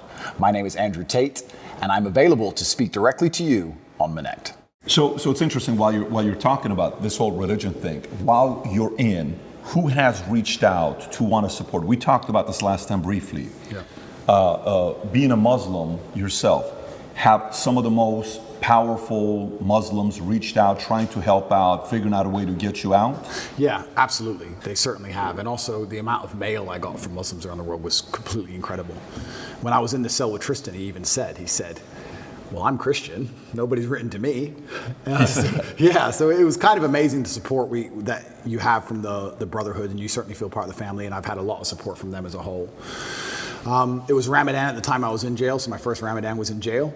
So that was certainly interesting because you eat when the sun goes down. And my meal came when the sun was up. So I'd have to cover it up and try and hide it from cockroaches and wait for the sun to go down and then eat it cold by myself. But I felt like, if you're going to do it the first time, you may as well jump in the deep end and do it hard. So I did that, and that was an experience. And jail as a whole, I mean, there's so many stories I can tell. There's so many different ways I remember it. There were times I laughed. I will sit and say some of the best days of my life were in jail. Get out of here. Yeah. And some of the worst days of my life were in jail. But there were days where me and Tristan, when we were finally in the same cell, there's times we laughed like we've never laughed before. I'll sit and admit that's absolutely not really true. I feel like if you're going to be the kind of person who strives for an exceptional life, which is what I am, I think I'd be a coward if I said I want an exceptional life, but I only want it to be exceptional in a good way. I don't think that's genuine. I want an exceptional life. Exceptional means away from the norm. And away from the norm means flying your Bugatti on a jet to Dubai and taking your own plane to meet it there. And it also means a Romanian dungeon with cockroaches on New Year's Eve. They're both exceptional experiences. And the times I was with my brother and it was just him and I, we truly had some genuine days where we laughed like we always laugh. Me and him laugh and have fun on a private jet, and we laughed and had fun in a Romanian prison cell because that's just who we are. And I also have to give my brother some credit while we're here. I would like to state that I absolutely, genuinely believe I have the best brother in the world. And I'll tell you why. I always knew I had the best brother in the world, but he proved it in jail, and I'll tell you why. My brother was put in jail for being my brother. He hasn't said any videos. He hasn't said anything on the internet. He hasn't said any of the things I've supposedly said. He's never, the Matrix isn't attacking him. The BBC doesn't print about him, nothing. Why was Tristan Tate in jail? Because it's Tate brothers. So they just took him and threw him in a cell. Now what's interesting is, when I got out of jail, so many people near me got heat. Old business partners got heat with the tax. They got hit with like tax paperwork, and they were calling everyone who's ever known me, and ex-girlfriends got heat, and all these people got heat. And some people complained, some people didn't. But some people were like, oh, since you've been in jail, it's been so stressful for me. The media's outside my house. I'm like, stressful for you? I was in jail. What do you want me to do? And people were complaining at me. And as these people started to complain, I sat there, I said to Tristan, you got thrown in jail purely for being my brother. And never for a fraction of a second did you even moan. Not even for a fraction of a second did he say, oh, they only put me here because of you. Why am I here? I'm innocent. This has nothing to do with me. Nothing. In fact, he said the absolute opposite. He said, I am so glad I went to jail with you. I would be furious if they sent you here by yourself. If they're going to lock you up, they better lock me up. And there was a time, about 2 months in, because there's less media pressure on Tristan, they were talking about releasing Tristan first. And he was saying, no, I won't leave without Andrew. Going down with the ship. I won't leave unless my brother leaves. Wow. I won't leave. And he was telling the guards, I won't leave. Keep me here. I'm not leaving. And they said, the judge says you have to leave, you have to leave. He goes, then I will stand outside the gate. I will sleep outside. I ain't leaving this jail. And our lawyer said, well, we can make an appeal to just release you because there's less media scrutiny around you. And Tristan's like, no, Andrew's in jail, I'm in jail. Refused to leave. He was adamant he had to stay. That's a brother for me. And it was the same for me. I said to Tristan, if they came into me and said, Andrew, go home, I'd be like, no way. If Tristan's in jail, I'm in jail. We're in jail together. He never for a second complained, never bitched, never moaned. And he was only in jail for being my brother. And then I come out and there's other people, oh, they sent me a piece of paper, blah, blah, blah. You're moaning? It's unbelievable. You truly learn, like I said, jail confirms everything you already knew about the world. And you truly learn who's on your side and who isn't. And that's good to learn, but it's actually crazy. The larger psychological analysis of it all, everyone lives inside their own minds, right? So it's kind of crazy. I came out of jail, and some of the first messages I got from people was them complaining about the problems me being in jail had given. Like, you think that wouldn't happen, right? You think, oh, you come out of jail, people would be like, oh, are you okay? They're like, oh, you're okay? You're out now? Okay, yeah, well, listen, Mo. You'd be amazed. You'd be amazed. And I'm like, I was in jail. What do you want me to do? Yeah, that sounds unfortunate. I was in a jail cell. What do you want me to do about it? It's kind of crazy how much everyone's kind of self-interested. So it's been a learning curve, and you learn a lot about a lot of different people, and your circle gets smaller. And I think that's probably one of the reasons God put me in there, to just learn a lot and make my circle smaller. And you just have to listen to him and pay attention to it and say, okay, all right, you're off, you're off, you're off, you're on, you're on, you're on. But my brother, I have to give him credit, because I tell you, I also think me and Tristan are one of the best teams in the world because we have different roles inside of our brotherhood. My role is to be concerned and to panic. Not panic, that's the wrong word. I never panic. My role is to be concerned and try and fix the problem. I'm in jail, pacing up and down. How do we get out? And Tristan's role is to not care. And together, that helps us achieve the objective best, because when we really need to get out, I'm in charge. His role is to not care. Sometimes, when it was at the height of frustration, I needed his superpower. Tristan's superpower, and this is his superpower for life, is he is the master of not giving a fuck. We would go to court. Imagine this. You're in jail, right? Weekends were the worst, because the TV was worse on weekends for some reason. Like you had 3 channels, and the weekends were the worst, and you could hear out the window everyone having fun. I hated weekends. So when a Friday would roll around, I'd say, okay, Tristan, we just have to zen away the weekend. And on Monday, there's court. We just have to zen away the weekend. So for the weekend, we just sit there staring at the wall.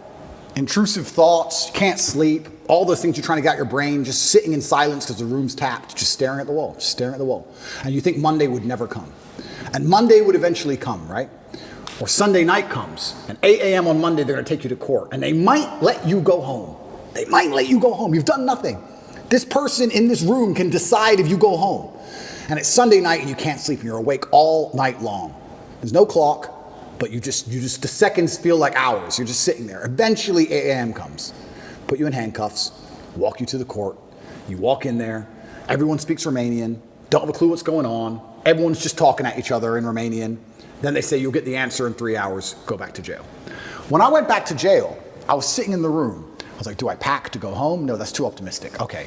But you're nervous, you're anxious. Am I gonna go home? Is it over? Do I get to go home? I called the lawyer, do you have an answer yet? No answer yet, okay. Sitting there, I can barely sit still. Tristan finishes court, walks straight into the room. It's a matrix attack, it's bullshit, I'm going to sleep. And went to bed, clean asleep. I was like, how the fuck are you asleep? He didn't care at all. Gotta respect He that. just went straight to bed. And then when he woke up, like 6 hours later, matrix attack? I'm like, yeah, he goes, thought so. He just rolled back over. Didn't care. But it's perfect for a guy like you. But that's what you need. I need that. I agree. Because if I had someone else next to me as hyped as me, I would have gone insane. I agree. I need someone like Yeah. him who's just like, he had the superpowers like, bro, I love jail. Jail's great. Look, we got coffee. I love jail. None of my women are messaging me. I love jail. I'm telling you, I had 45 minutes on the phone a day, and I used all of my minutes. Tristan never made a single phone call from jail. Get out of here. Not one. I was like, Tristan, do you want to speak to anyone? Nah. Sit there watching Romanian news. Didn't give a shit. Like bulletproof. But the only reason he's so bulletproof that way is because he knows I'm doing the absolute best the other way. He couldn't be that way if I wasn't trying to get us out, because then he would try to get out. You need the yin and yang. So like when it was chill time, it was his mental frame. And when it was how do we get out of here, it was my mental frame. But Tristan's superpower is genuinely not caring. I can't explain the level of how much it didn't affect him. He didn't bother him at all. I didn't see him sad, nothing. He was smiling, he didn't care. You consider yourself a stoic. How much more stoic is he than you? I just think we have different roles, and I think we've evolved into them over the time, because it's not just jail, it's with everything. That's what we are with everything. If there's a business problem, I'm the one who's like, shit, we have to fix this now, shit. And Tristan's the one like, Andrew, you are so ridiculously rich, chill. But we need that. We need both, right? But he couldn't be that chilled if I wasn't the way I was, because he wouldn't be successful. Totally. So you need the opposites. Yeah. So everyone goes, oh, you and your brother are so close. We're so close because we're actually very different people. But yeah, he was amazing in jail. And even afterwards, I still struggle to sleep. He sleeps fine. Because I think my experience of jail was a far more stressful one. But I adopted that. Now, I'm not saying I couldn't have done what Tristan did.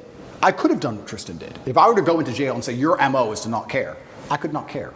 But my MO was, how do I get out of this matrix attack?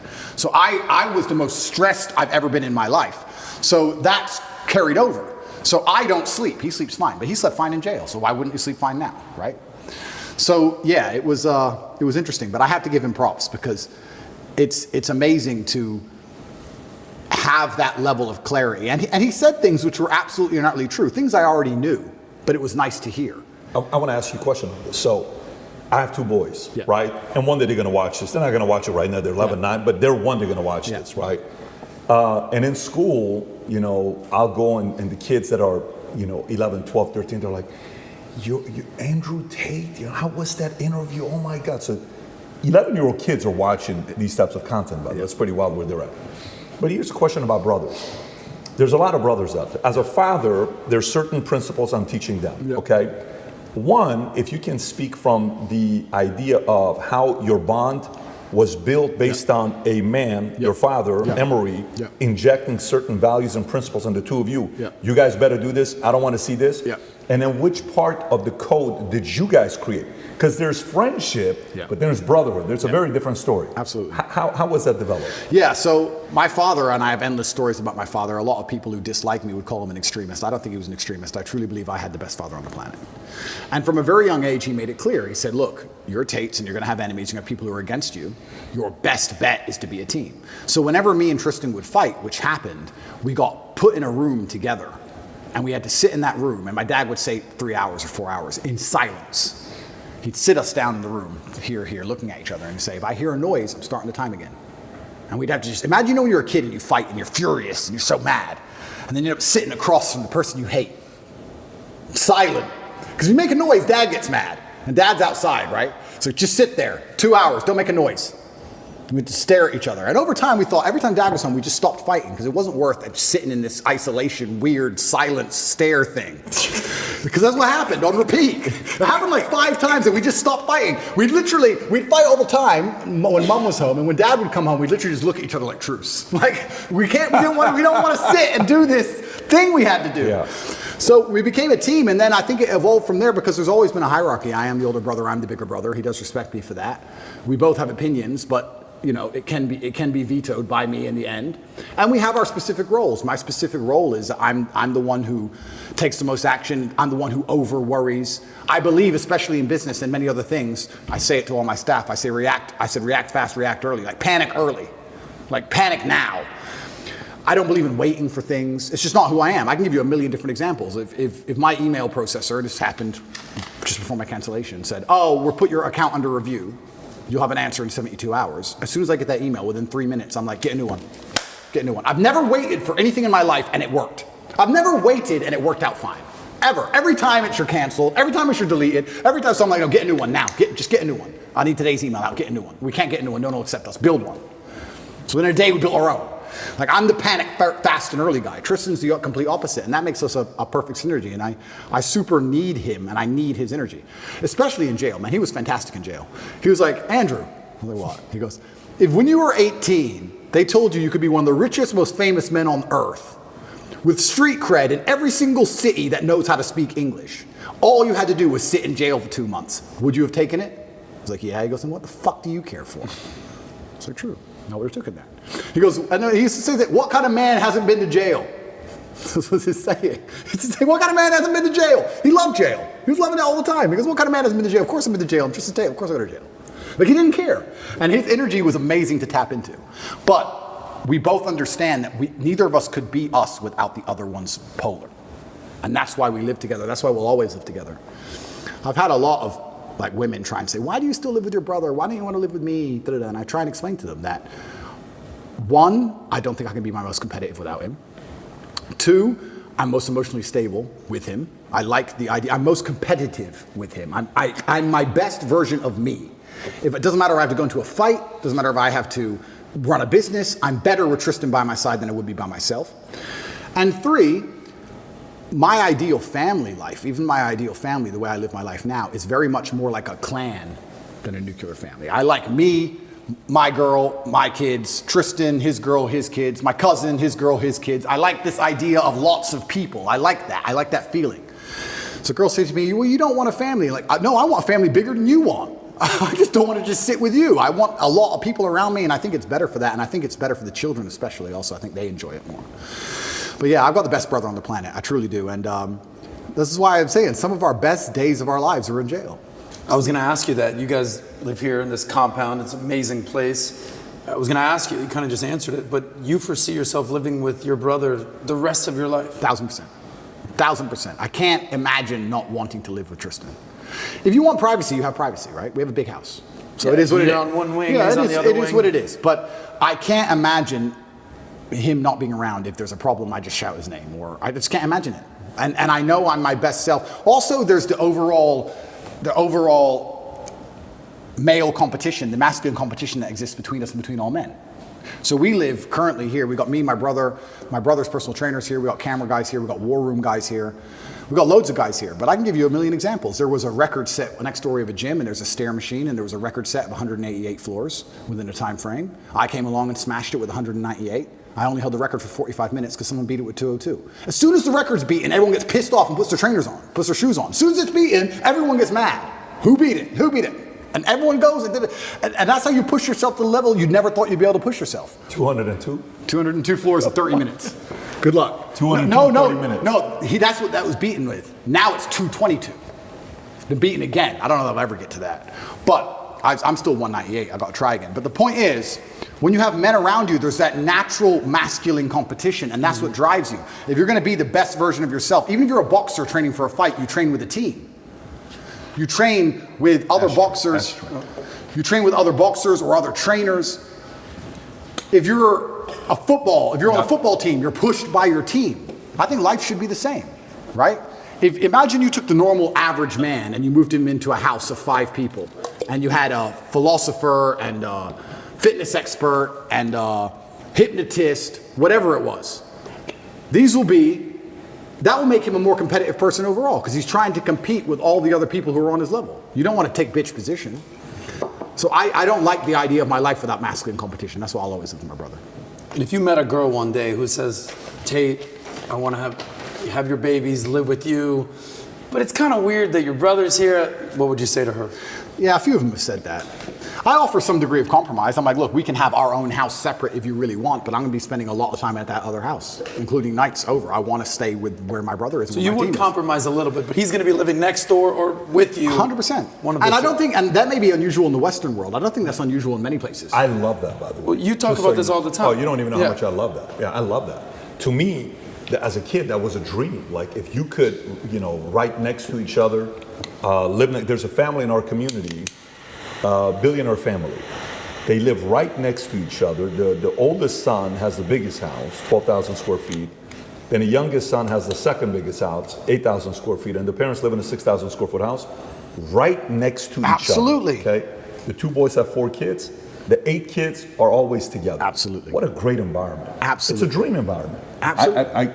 I can't see how a person wouldn't buy into that, the benefits of it. And there's also benefits to the relationship, because I think you have a better relationship with your woman if she can go and talk with other women and be with women, and I'm with guys, and then you're together sometimes and you can split it out. It's better for everybody. This whole idea of just man, woman, boom, child bang, I understand where it's come from. I'm not saying it's all typically bad, but I do think that in those scenarios, there's a lot of men who are particularly miserable, particularly men especially. And the idea of a clan and having that team around you, I love that. I wouldn't live any other way. I love living that way. Well, being born and raised in Miami, there's a lot of Latin culture there. Yep. And, the American friends, they just move out, move on their own. That's what they do. But in Latin culture, the abuela's living in the house, the family's living in there, the women are all kind of congregating together. It's a different world. We can also discuss it financially, right?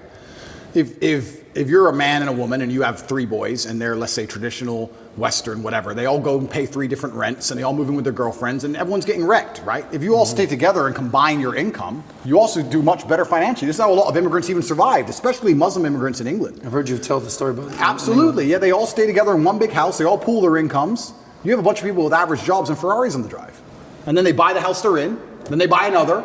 You pool the incomes. If you all split and separate and just spread out, you're just paying all different rents, all different electricity bills, and you just go broke. You have to think of the last name and the generation and the clan as a whole.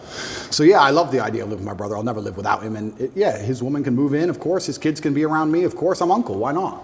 I have no problem with that. That's a dream. Let's transition to a couple other topics. So, I saw a video by the president of Microsoft, Brandon. I think it was the president of Microsoft who said, you're going to see one of the biggest threats in the future being deep fakes. Okay. And then you saw a similar thing being said by Google, Sergey Brin. You're going to see what's going to happen with deep fakes. And then the example of deep fakes was given by the actress from Wonder Woman. What's her name? Gal Gadot. Gal Gadot, right? There was a deep fake porn made of her. Then there was a deep fake video made of Trump. Then there's deep fake of Joe Rogan. There's one of Morgan Freeman. Hi, I am not Morgan Freeman. Kind of goes like this. Wow. So the direction we're going with deep fake, right? When it comes down to AI, where do you see the threat? Is that something you think about? Is that something you see as an opportunity, as a threat? And if yes, which part of it? Yeah, that's a really interesting question. Deep fakes are certainly going to change the world, because what we're going to have is we're going to have a post-truth society, and then the only way they're going to be able to tell you what's true or not is some committee which decides what's true and what's a deep fake, and then they're going to be in charge of the world, and then they're going to lie to you, and then you're really in trouble. So that's going to be very interesting. Once you get to the point where, what did I say earlier about not being able to trust your own eyes? They're going to take that away from us soon. Then what? Then you're really in trouble. In regards to AI, I think it has to be adopted. Inside of my school, Hustlers University, we teach AI with absolutely everything. A lot of the images we generate, even on my Twitter account, is all AI. And what's actually scary about the modern world is, I don't consider myself old, I'm 36. But some of the children, I call them children, 17, 18-year-olds inside of my school, Hustlers University, they're AI wizards, and they can do magic with this stuff. Magic. Like, they can literally, genuinely, Andrew Tate on the moon, and the image is generated in seconds. Like artists are going out of business. I thought AI would put truck drivers out of business. Artists are going out of business. Musicians are going out of business. It's kind of scary.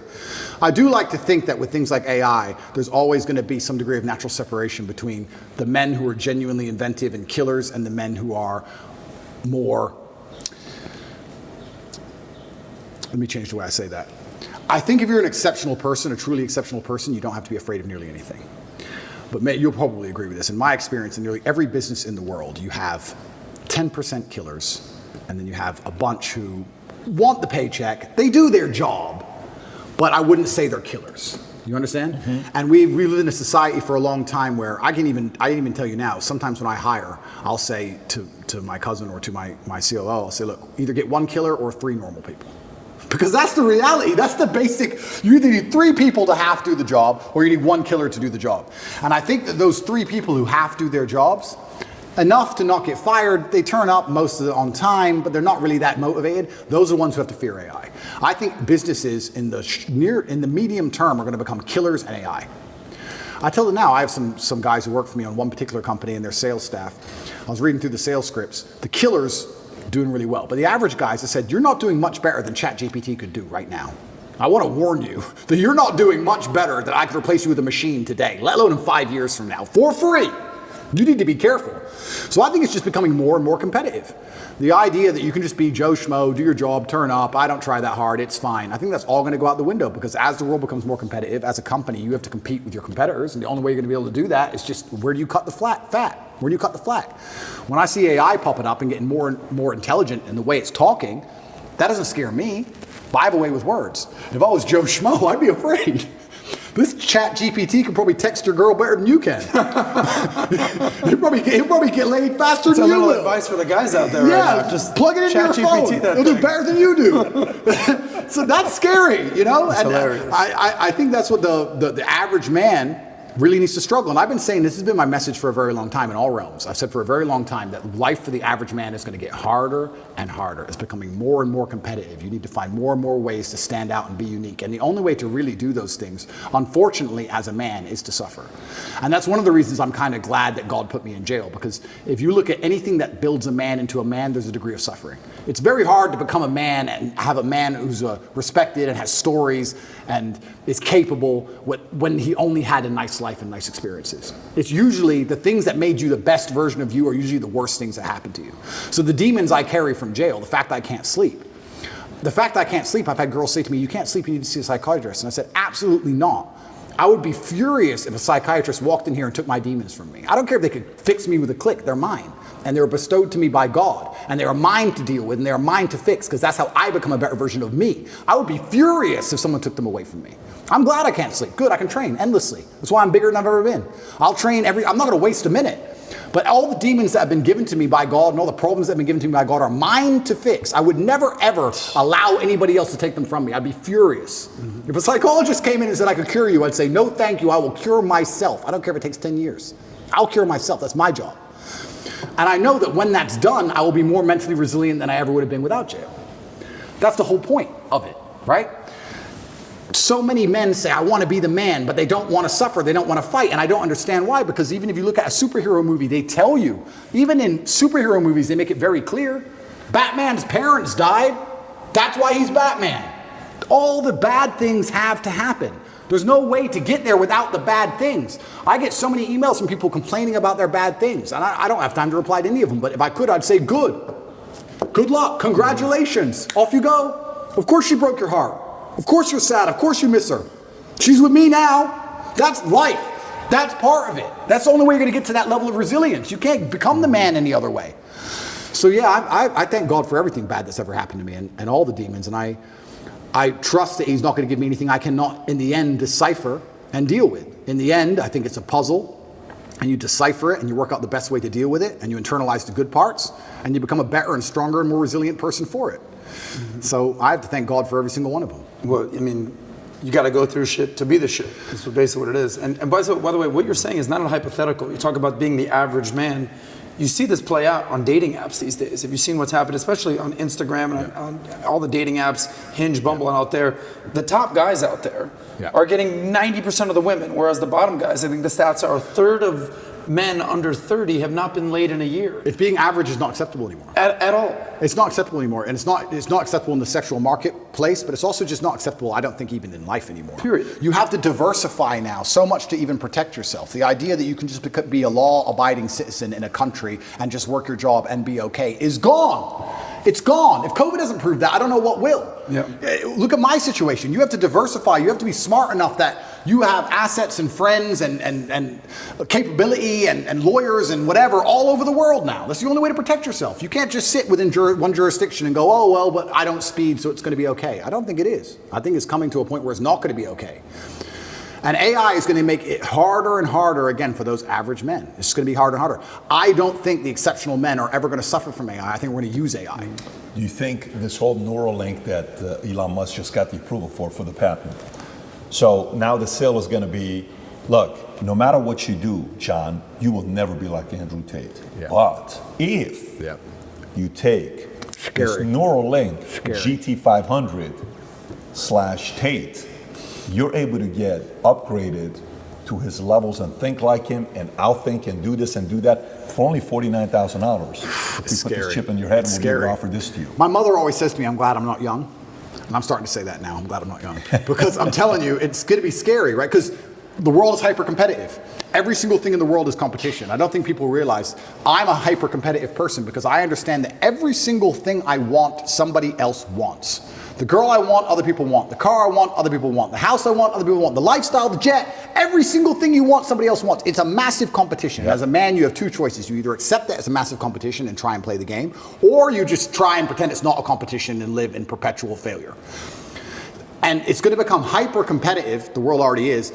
You're not going to be able to compete with a person with a computer brain. So you're going to have it because you can't compete. Then once you have it, then who knows? Can they turn it off? I don't know. Can they turn you off? I don't know. Can they inject the slave mind programming directly through the chip? I don't know.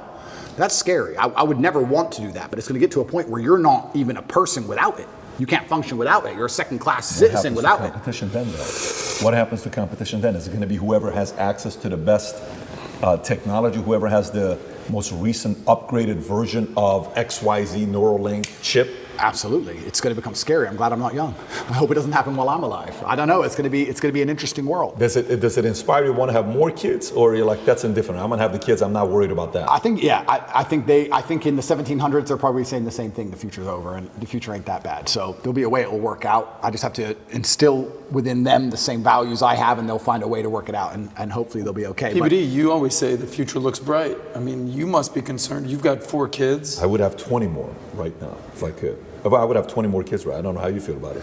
I'd have 20 more kids right now if I could. Absolutely, absolutely love children. There's nothing bad about having children. The only thing I wish I did is start earlier. It's the only thing. The only thing I wish I did was start well, listen, right now, I don't know if you know, if you need some inspiration, there's this guy named Al Pacino.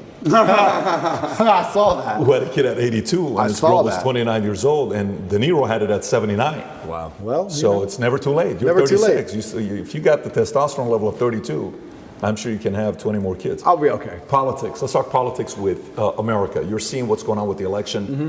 One of the vantage points you have is you're not there. It's kind of like it's your problem. You guys deal with it. Yeah. I'm over here on this side. From your perspective, YouTube comes out. Hey, all the election stuff you guys talked about, that we would ban it and take it down, you guys can talk about it now because we want a balanced argument from both sides. Okay, no problem. Who do you see? What are your thoughts on Trump today, 2024, DeSantis, Biden? How do you see this thing panning out? Politics is so interesting. It's so messy. I mean, obviously, I'm a Trump supporter. I believe in Trump. I like DeSantis and the things he did. I'm not going to choose between Trump or DeSantis. I think if one of them won, if any of them won, it would be fantastic for the world. I think YouTube taking a back step is actually extremely important symbolically. It'd be interesting to see if they keep that up post this election, seeing what happens with this election. That'll be very interesting. But I think it's certainly a massive symbolic step back. I remember when I got canceled, nobody talked about Rumble, nobody talked about Kick, nobody talked about, even you got Valuetainment, no disrespect. You were a lot smaller then than you are now. Of course. It's crazy how fast alternatives have popped up. And I'm only saying this because I do feel like I literally said, I remember my exact words. I said, there's pressure behind the dam. Everyone's tired of it. All it takes is a crack. And when there's a crack, there'll be a flood. And the crack in the dam will be a man who is more famous once he's canceled than he was before he was canceled. That's what I said. Now they're trying to put me in jail, which is making me more famous again. I'm not saying it's all because of me, but I'm saying there's definitely a public consciousness switch where the arbitrators of truth are having to backstep now. They've overused their power. They overstepped their power exactly like we said they would. And now they're allowing open discourse. So I hope that America has a free and fair election. That's what I'm praying for. I think every country should have a free and fair election, especially when we're going to fly fighter jets and drop $500,000 bombs on farmers who've never made $5 in their day under the guise of democracy. If we're going to bother to do that, then we should at least have a democracy ourselves. So I think a free and fair election will be interesting. And I think the will of the people should be done. And that's how America was built and founded, and that's what I would like to see. And I do think that America does lead the public consciousness overall as a whole. I know what you're saying about me being over here, but I do think that which side wins does have an overreaching effect overall on the entire planet. America is still the most powerful country on earth. It'd be very interesting to see what happens in 2024, we'll put it that way. Crazy question for you. He gets approached all the time. PBD, when you're running, PBD. He goes, listen. I'll vote for you, bro. Yeah, he goes, listen. I was born in Iran, made in America. I can't run. Well, when are you gonna? But you were born in America, Andrew Tate. I was, yeah. You know, you were raised in Luton, UK. You lived in Romania, but you are an American citizen. I have no idea. Dream with me for a second. I have no idea. If you were president of the United States, Andrew Tate, what would that look like? I have no idea what it'd be like to be president, but I have a feeling what Putin said about the presidents might be true. Did you ever see what Putin said? Yes. 8 years, they come and go. Yeah. I've seen 3 presidents. I've seen a lot of presidents come and go, and they all come with these grand ideas. But once they get in office, the people with the briefcases and the dark suits come in and sit them down because of the strong bureaucracy inside of the United States and explain to them how things are done. And they never seem to get their ideas done. They never seem to do the things they said they were going to do. Do you include Trump in that? I think Trump tried his very best to resist that, and that's why he's in the situation he's in. That's why they're taking him to court for no reason. That's why he was Matrix attacked. I mean, if Trump, okay, let's cut the guard. I'm going back to jail anyway, probably with this Matrix attack. They're going to try and kill me anyway. They probably are. If Trump's situation isn't a Matrix attack, what is? What did they just hit him with in New York? Some defamation for defending himself against a lie? If that's not a Matrix attack, tell me what is possibly else. Anyone who's sitting out here who actually truly believes that the Matrix doesn't exist has no idea how the world works. The media machine and the legal system work hand in hand to try and slander people's name and convince the populace enough that they're guilty so there's no revolt, so they can hit them with a guilty plea. They've already decided before all of it. It's all a plan. This many months of negative news, they won't hit him with this, we'll get him guilty for this, and with this many months of negative news, the populace will probably swallow it. It's garbage. It's a Matrix attack from head to toe. How much do you see yourself in Trump? And to use your words, first they try to cancel you, he was canceled. Yeah. Then they try to throw you in jail, he's dealing with lawsuits. Yeah. Lastly, they try to put a bullet in your head. Well, Trump's lucky because he's a bit older. So Trump, they'll try and outlast him. They'll wait. My problem is I'm a bit young, you know? And I also think the reason I feel particularly at risk, and I say these things on podcasts to protect myself, and I don't want anyone to think I'm paranoid or crazy, because I really don't believe I am. The reason I think I'm particularly at risk is for the thing you just said. It's the masculine youth who are my fans. It's the 11-year-olds, 12-year-olds, 15-year-olds, 16-year-olds. They are the future of the world. They're the people you want to go and die in a ditch. They're the soldiers you need. Those are the people you need psyoped. You need them psyoped. You can't have a bunch of men who aren't psyoped. Mm-hmm. That's when you lose control of everything, when the men don't listen anymore. And they're all listening to me. And I'm teaching them things like God, religion, personal responsibility, accountability, discipline. And everyone's saying, well, why are they attacking Andrew for just telling the truth and making me go to the gym? Because when you have these things, when you have accountability and discipline and personal responsibility, you have a barrier, you have a parameter, you have a no, you have a limit. They don't want you to have a limit. None of the men are allowed limits. We must accept whatever we are given from our relationship with our woman, from the government, from our job. We're just the slaves. We're the backbone of the tax bracket. We just have to shut up and pay our taxes. As soon as we have limits, they have a problem. That's why they dislike the things I teach. What do I really say? What do I really teach young kids that's genuine dangerous? What do I say? Go to the gym, stick up for yourself? Stick up for yourself, go to the gym, you're allowed an opinion. Educate yourself, be smart, work hard. Believe in things. Believe in yourself. Have friends. Have strong friends around you. Don't listen to dishonest men or dishonest women. It's not misogynistic to say dishonest people. Non-gendered should be anywhere near you. You should have standards for who's your friend. Standards for who you have relationships with romantically. Whether you're gay or straight. You should have standards. Telling men to have standards is now wrong think. Because as soon as men have standards, they lose control. They don't want any man to have any standard on anything. They want to come along and say, no, you need the 8th injection. Take it. That's all they want. I think that's the saddest thing that's happened to you, is because anybody that listens to your long form content, not 60 seconds on TikTok, fully understands that you're an advocate for male self-improvement. Absolutely. Get out of depression, work your ass off, be coachable, make money, get women, enjoy the finer things in life. But they will take the little things you say and label you a misogynist, label you a chauvinist, and that's the tip of the iceberg of minor things you say when you really are a male advocate. It's weaponized virtue. But also, you can't have an opinion on any kind of differences or differentiation without them now calling you a misogynist. If I believe a woman is better at raising young children than a man, I would never drop my child off to a nursery run by men. I think that would be weird. I would never take my 2 or 3 year old girl and drop her off in a nursery which was male run. I would only bring her to a nursery which is female. Nor would you hire a babysitter that's a boy. Neither. Never. Do I hate men? No. Like, I just believe that in war a man should go, and raising children, maybe perhaps women should go. I just believe in the same things that everybody believed in 10 years ago. The world has gone nuts. 10 years ago, everything I'm saying was standardized and accepted and normal. And they're taking this misogynist garbage and weaponizing the virtue and trying to attack me with it, and they don't even believe in it. It's truly upsetting, but I just can't be quiet because I don't know how. I couldn't live as anyone else other than me. I couldn't live as a man who wasn't trying to be his best self. Let's stay on this. So you said president, then you brought in Putin. Yeah. So then that discourages for somebody to think they can make real change. Okay.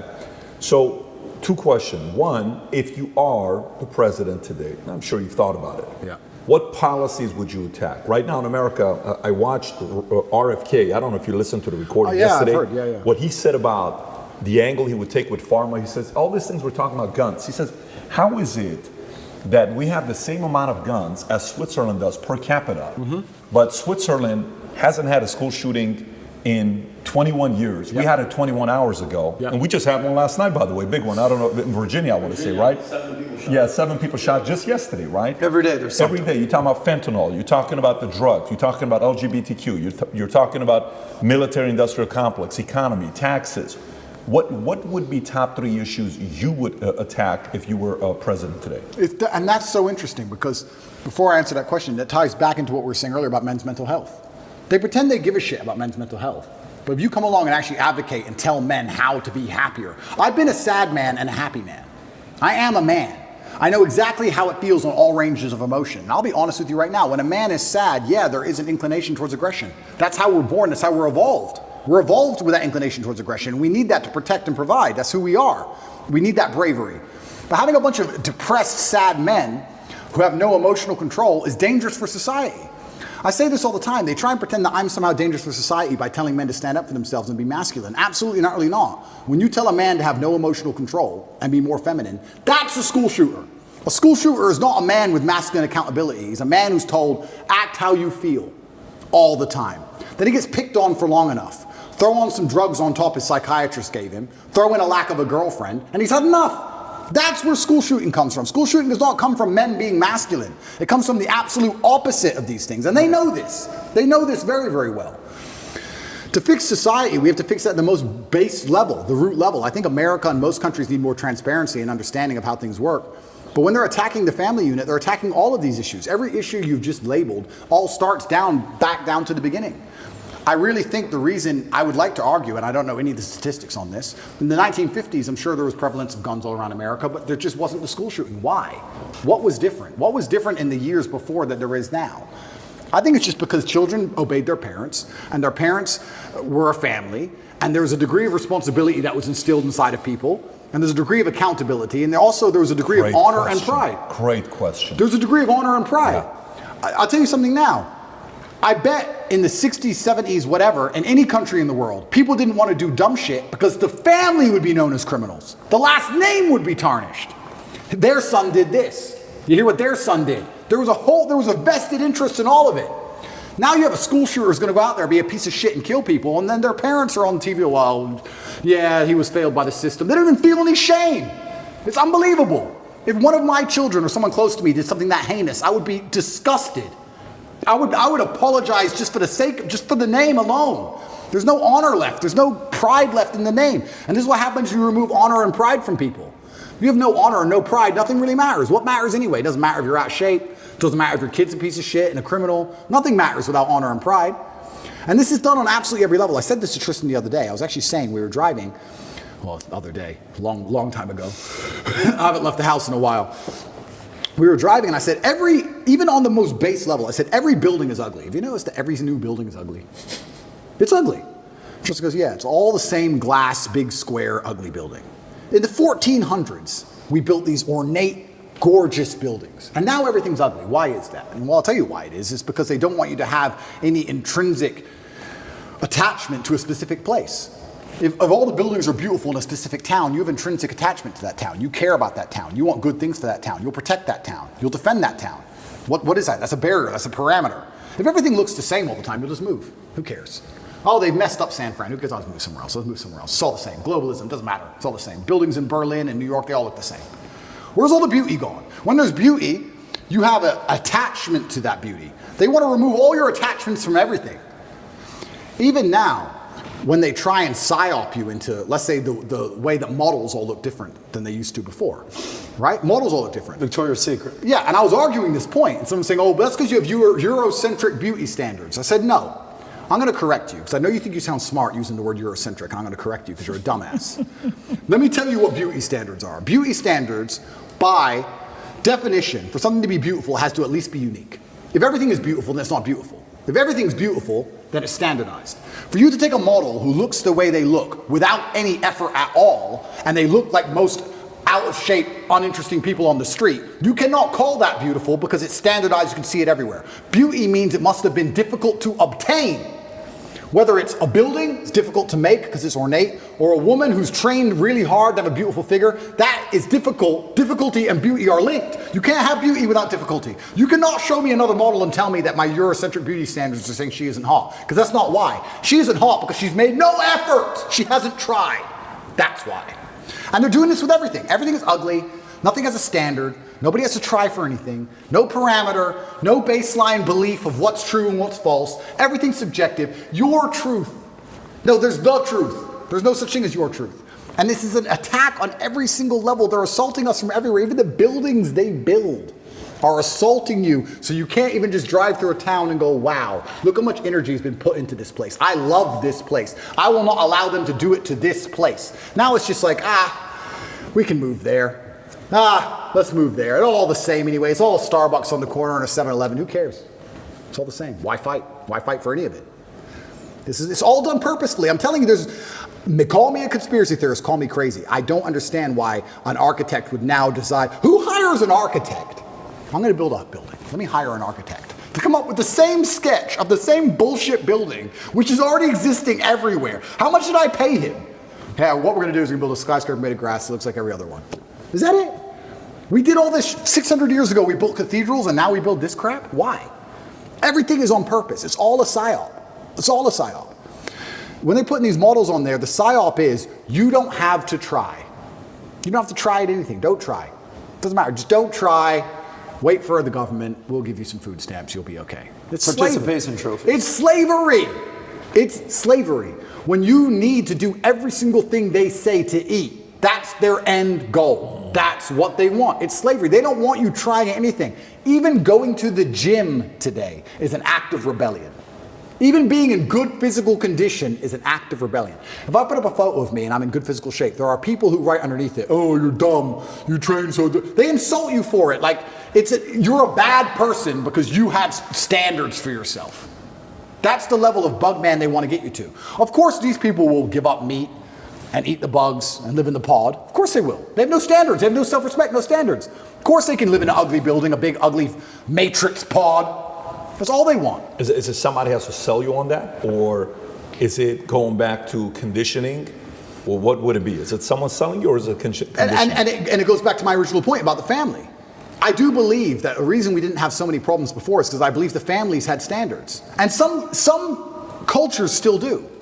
I have friends who are Chinese. My dad, I cannot not get an A. That's just their culture. When my dad was still alive and he was teaching chess, my dad would charge $400 or $500 an hour for chess lessons. And towards the end of his life, he goes, all of my students are Chinese or Indian. Nobody else wants to spend money, $500 an hour to teach their kids chess. Only the Chinese and Indians will spend that money to make sure their kid is that good. So that's it. They're the ones who invest the most in their children. They still care on that level. But most families don't wake up and go, I want my children to act a certain way for the legacy, for the family name as a whole. I'm instilling standards upon them because of the last name. My entire life I've had standards instilled upon me. My entire life. Your last name's Tate, you can't do that. Your last name's Tate, you're not allowed to do that. Your last name's Tate, hit him back. I've been like that my whole life. And now we've removed all standards from everybody. This is why you get school shooters. These school shooters should be too embarrassed to even embarrass their fathers. They should wake up and go, I would never do this to my family. And I'll also, this is definitely gonna get me canceled, but I'm gonna say it because it's true. I'll say it by extension for suicide. I don't care what you do to me. I'm Andrew Tate. I cannot kill myself. I can't. I'm not allowed. It's against the creed of my last name. I didn't have ancestors who suffered how they suffered, who went through what they went through, for me to be born to kill myself. That's not the end of my story. I refuse. I absolutely refuse. No matter how bad it gets or what bad situation I'm in, I refuse to do it because I have too much respect for my last name. I won't do it. And I think that a lot of things, a lot of men's mental health, a lot of crises can actually just come back to the old adages of honor. And you can fix a lot of it. Your girl left you, you miss her. I get it. We've all been heartbroken. She's with a new guy. You're upset. She doesn't care. You care. I get all of it. But there has to be a point where you get to a level of pride and you just go, that's not who I am. I lost her. That's life. You just got to get on with it. And the best way is to have, where do you find the strength when you're in these difficult situations? I always find the strength from my last name. I'm Andrew Tate. I'm Andrew Tate, so I just have to do it. I'm in a Romanian jail cell. I wake up, there's cockroaches in my bed. They're all over my face. What am I going to do, cry? Am I bitch out? Am I going to go and sign a piece of paper and say I'm guilty? I'm going to sell my brother out? Is that what I'm going to do? Am I going to go fucking lie and put these and sell the girls out like they want me to? Am I going to stand up and say I'm sorry for saying go to the gym like a pussy? No, I'm going to take the cockroaches off my mouth. I'm going to do some push-ups because I'm Andrew Tate. When shit really gets hard, honor and courage and bravery and your last name is all you've ever had. It's all you're going to have. And it used to be like that in the olden days. That's why no one did this dumb shit. They were just too embarrassed to even do it. And this is why you're saying, how do we fix the country? Absolutely, all of it comes down to the fact that, especially with men, none of them are bestowed with the things that the masculine essence needs to be a good man. You need pride, you need honor, you need a healthy level of ego, you need all of these things. We're taking it all from boys, and what are we giving them instead? Video games, porn, weed. And what do you expect of these people? What do you expect of these shit versions of men besides trash output? You're going to get garbage all across the spectrum. Either they're going to do nothing or they're going to do something bad. They're certainly not going to do anything good when they don't try for anything in their lives. How are they going to do something good? The scary thing about all of this is that there still are two teams in the world. And there is a side of the world where they don't accept this crap. How long is America going to compete globally when you have countries like China and Russia and these other countries where they don't do this? I don't know if you saw, they did that survey to kids of what they want to be when they grow up. Did you ever see that? Yeah, it was crazy. Every American kid wanted to be a YouTuber. Yeah. Every Chinese kid wanted to be an engineer or an astronaut. Yeah. Who owns the future? Who owns the future?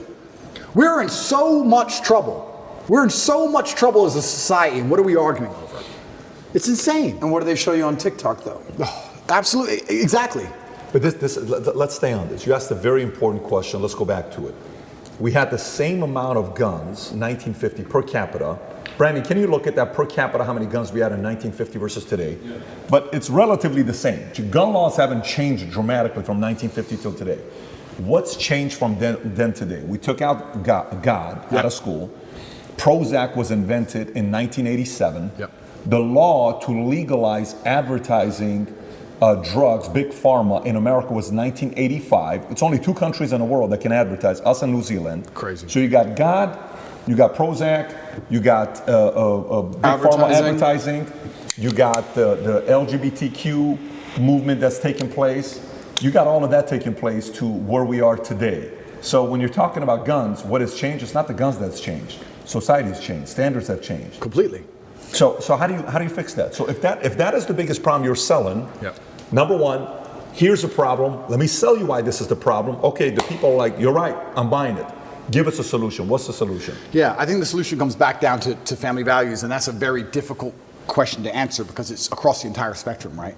I do feel like it's almost a race to the bottom for men and women now in the modern society. I don't think women are being very good women. I don't think men are being very good men. And I think both of that is accelerating against each other, and it's a race to the bottom. How do you fix that? It's difficult. It's hard. And I still think one of the easiest ways to do that is God. I think if you bring back some degree of morality and some degree of standard to both sexes, I think things will start to get better. I can tell you right now, they talk about why does men not want to get married anymore. Men don't want to get married anymore. They come up with all these elaborate reasons. The main reason men don't want to get married anymore is because their girlfriend was with me for free. So why are they going to marry her? That's the bottom line of it. Why would you, a white dress means virgin. Marry who? A girl from the club who your friends have been with? Do you want to marry her? Like when you remove all of the morality from life, you just end up in a scenario where the only possible logical move is to act without morals. Game theory, right? We sit there and we analyze things logically. If you're going to be, if all the women you meet are immoral, how are you going to act? Well, you act morally, you get wrecked. So how do you act? Immorally. It's a race to the bottom. We have to fix society as a whole, and it comes down to even the most basic things like female promiscuity, the most basic things like men sticking up for their last name, the most basic things like men having to be too honorable and too proud to be out of shape or be poor or not take care of a woman. I'm not just talking about women, I'm talking about men. Any woman who's with me, her life is fixed. That is my job. I'm Andrew Tate. I would be embarrassed to have a girl say, I'm Andrew Tate's girlfriend and have to work her job, unless she wanted to. She can do anything she wants. She's my chick. You can have anything. You run the world now. You're with the top G. Anything you want is mine. I'll take care of you in every single way, but you must take care of me. I take care of you financially and physically. You must protect me spiritually. You must do your job.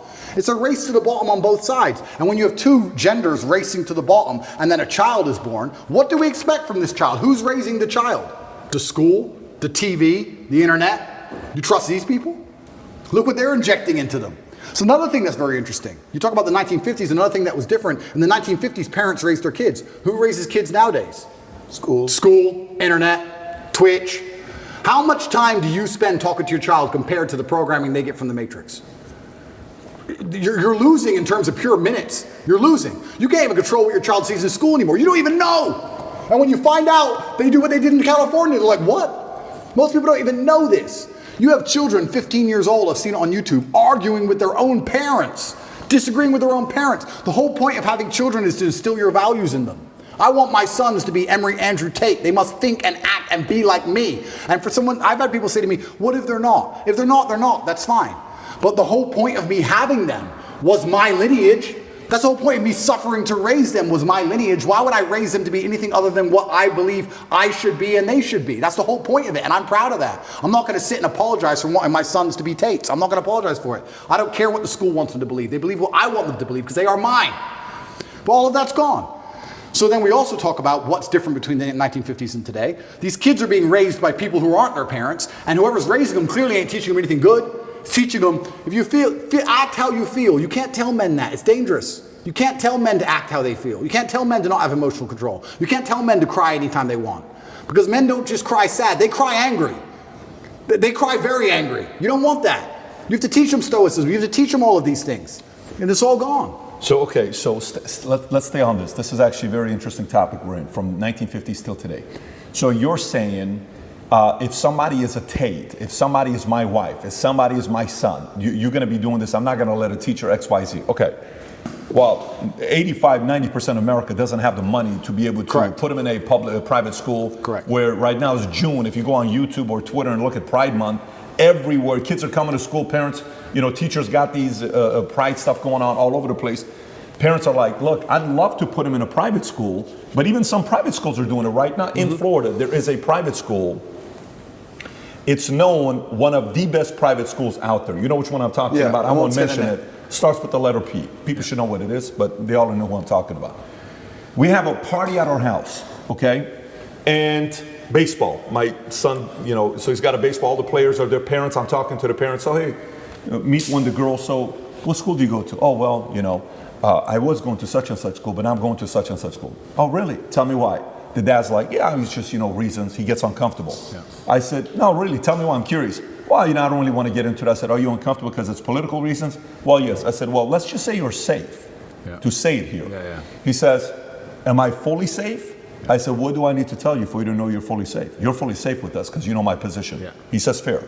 He says, we took him out because they started asking my daughter to do XYZ with pride, to write on this, and she wrote a letter, a paper that was opposing the opinion, and she failed the class because her opinion didn't match whatever they were saying, and boom.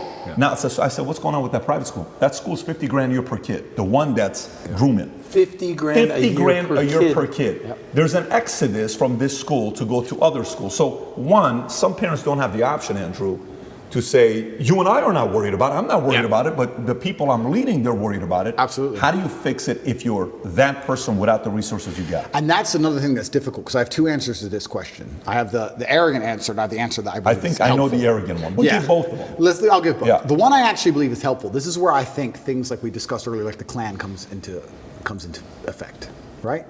Imagine you had 18 kids from 6 or 7 parents, groups of parents, and everyone's living together. The family unit, the energy and the ethos and the merits of that particular clan is going to be so much stronger and difficult for the matrix to penetrate and break.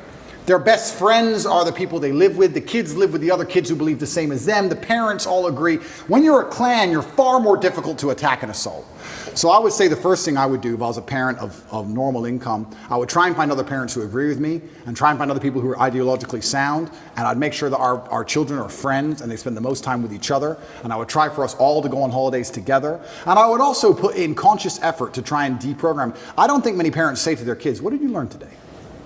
I'd be doing that not to check on the kid. I'd be doing that to check on the school. But let me challenge you what's going on. Sure. So let's role play. Go ahead.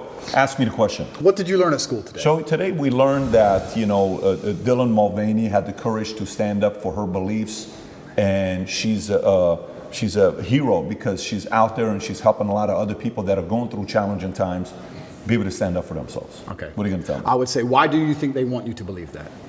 What do you mean that? Why do you think they want you to believe that? They've told you something. Yeah. I don't believe that's true. What they've done is lie to you. Why do they want you to believe that? Perfect. So say you now convince me I'm your son. Yeah. Great. I go to school tomorrow. Yeah. Ready? Correct. Now I'm in school. Correct. Hey, Miss Jones says, hey, Patrick, so tell me, so what did you think about this as this, you have to write this paper? Well, let me tell you, last night I was having a conversation with my dad, and my dad told me, why do you want me to believe that? Yep.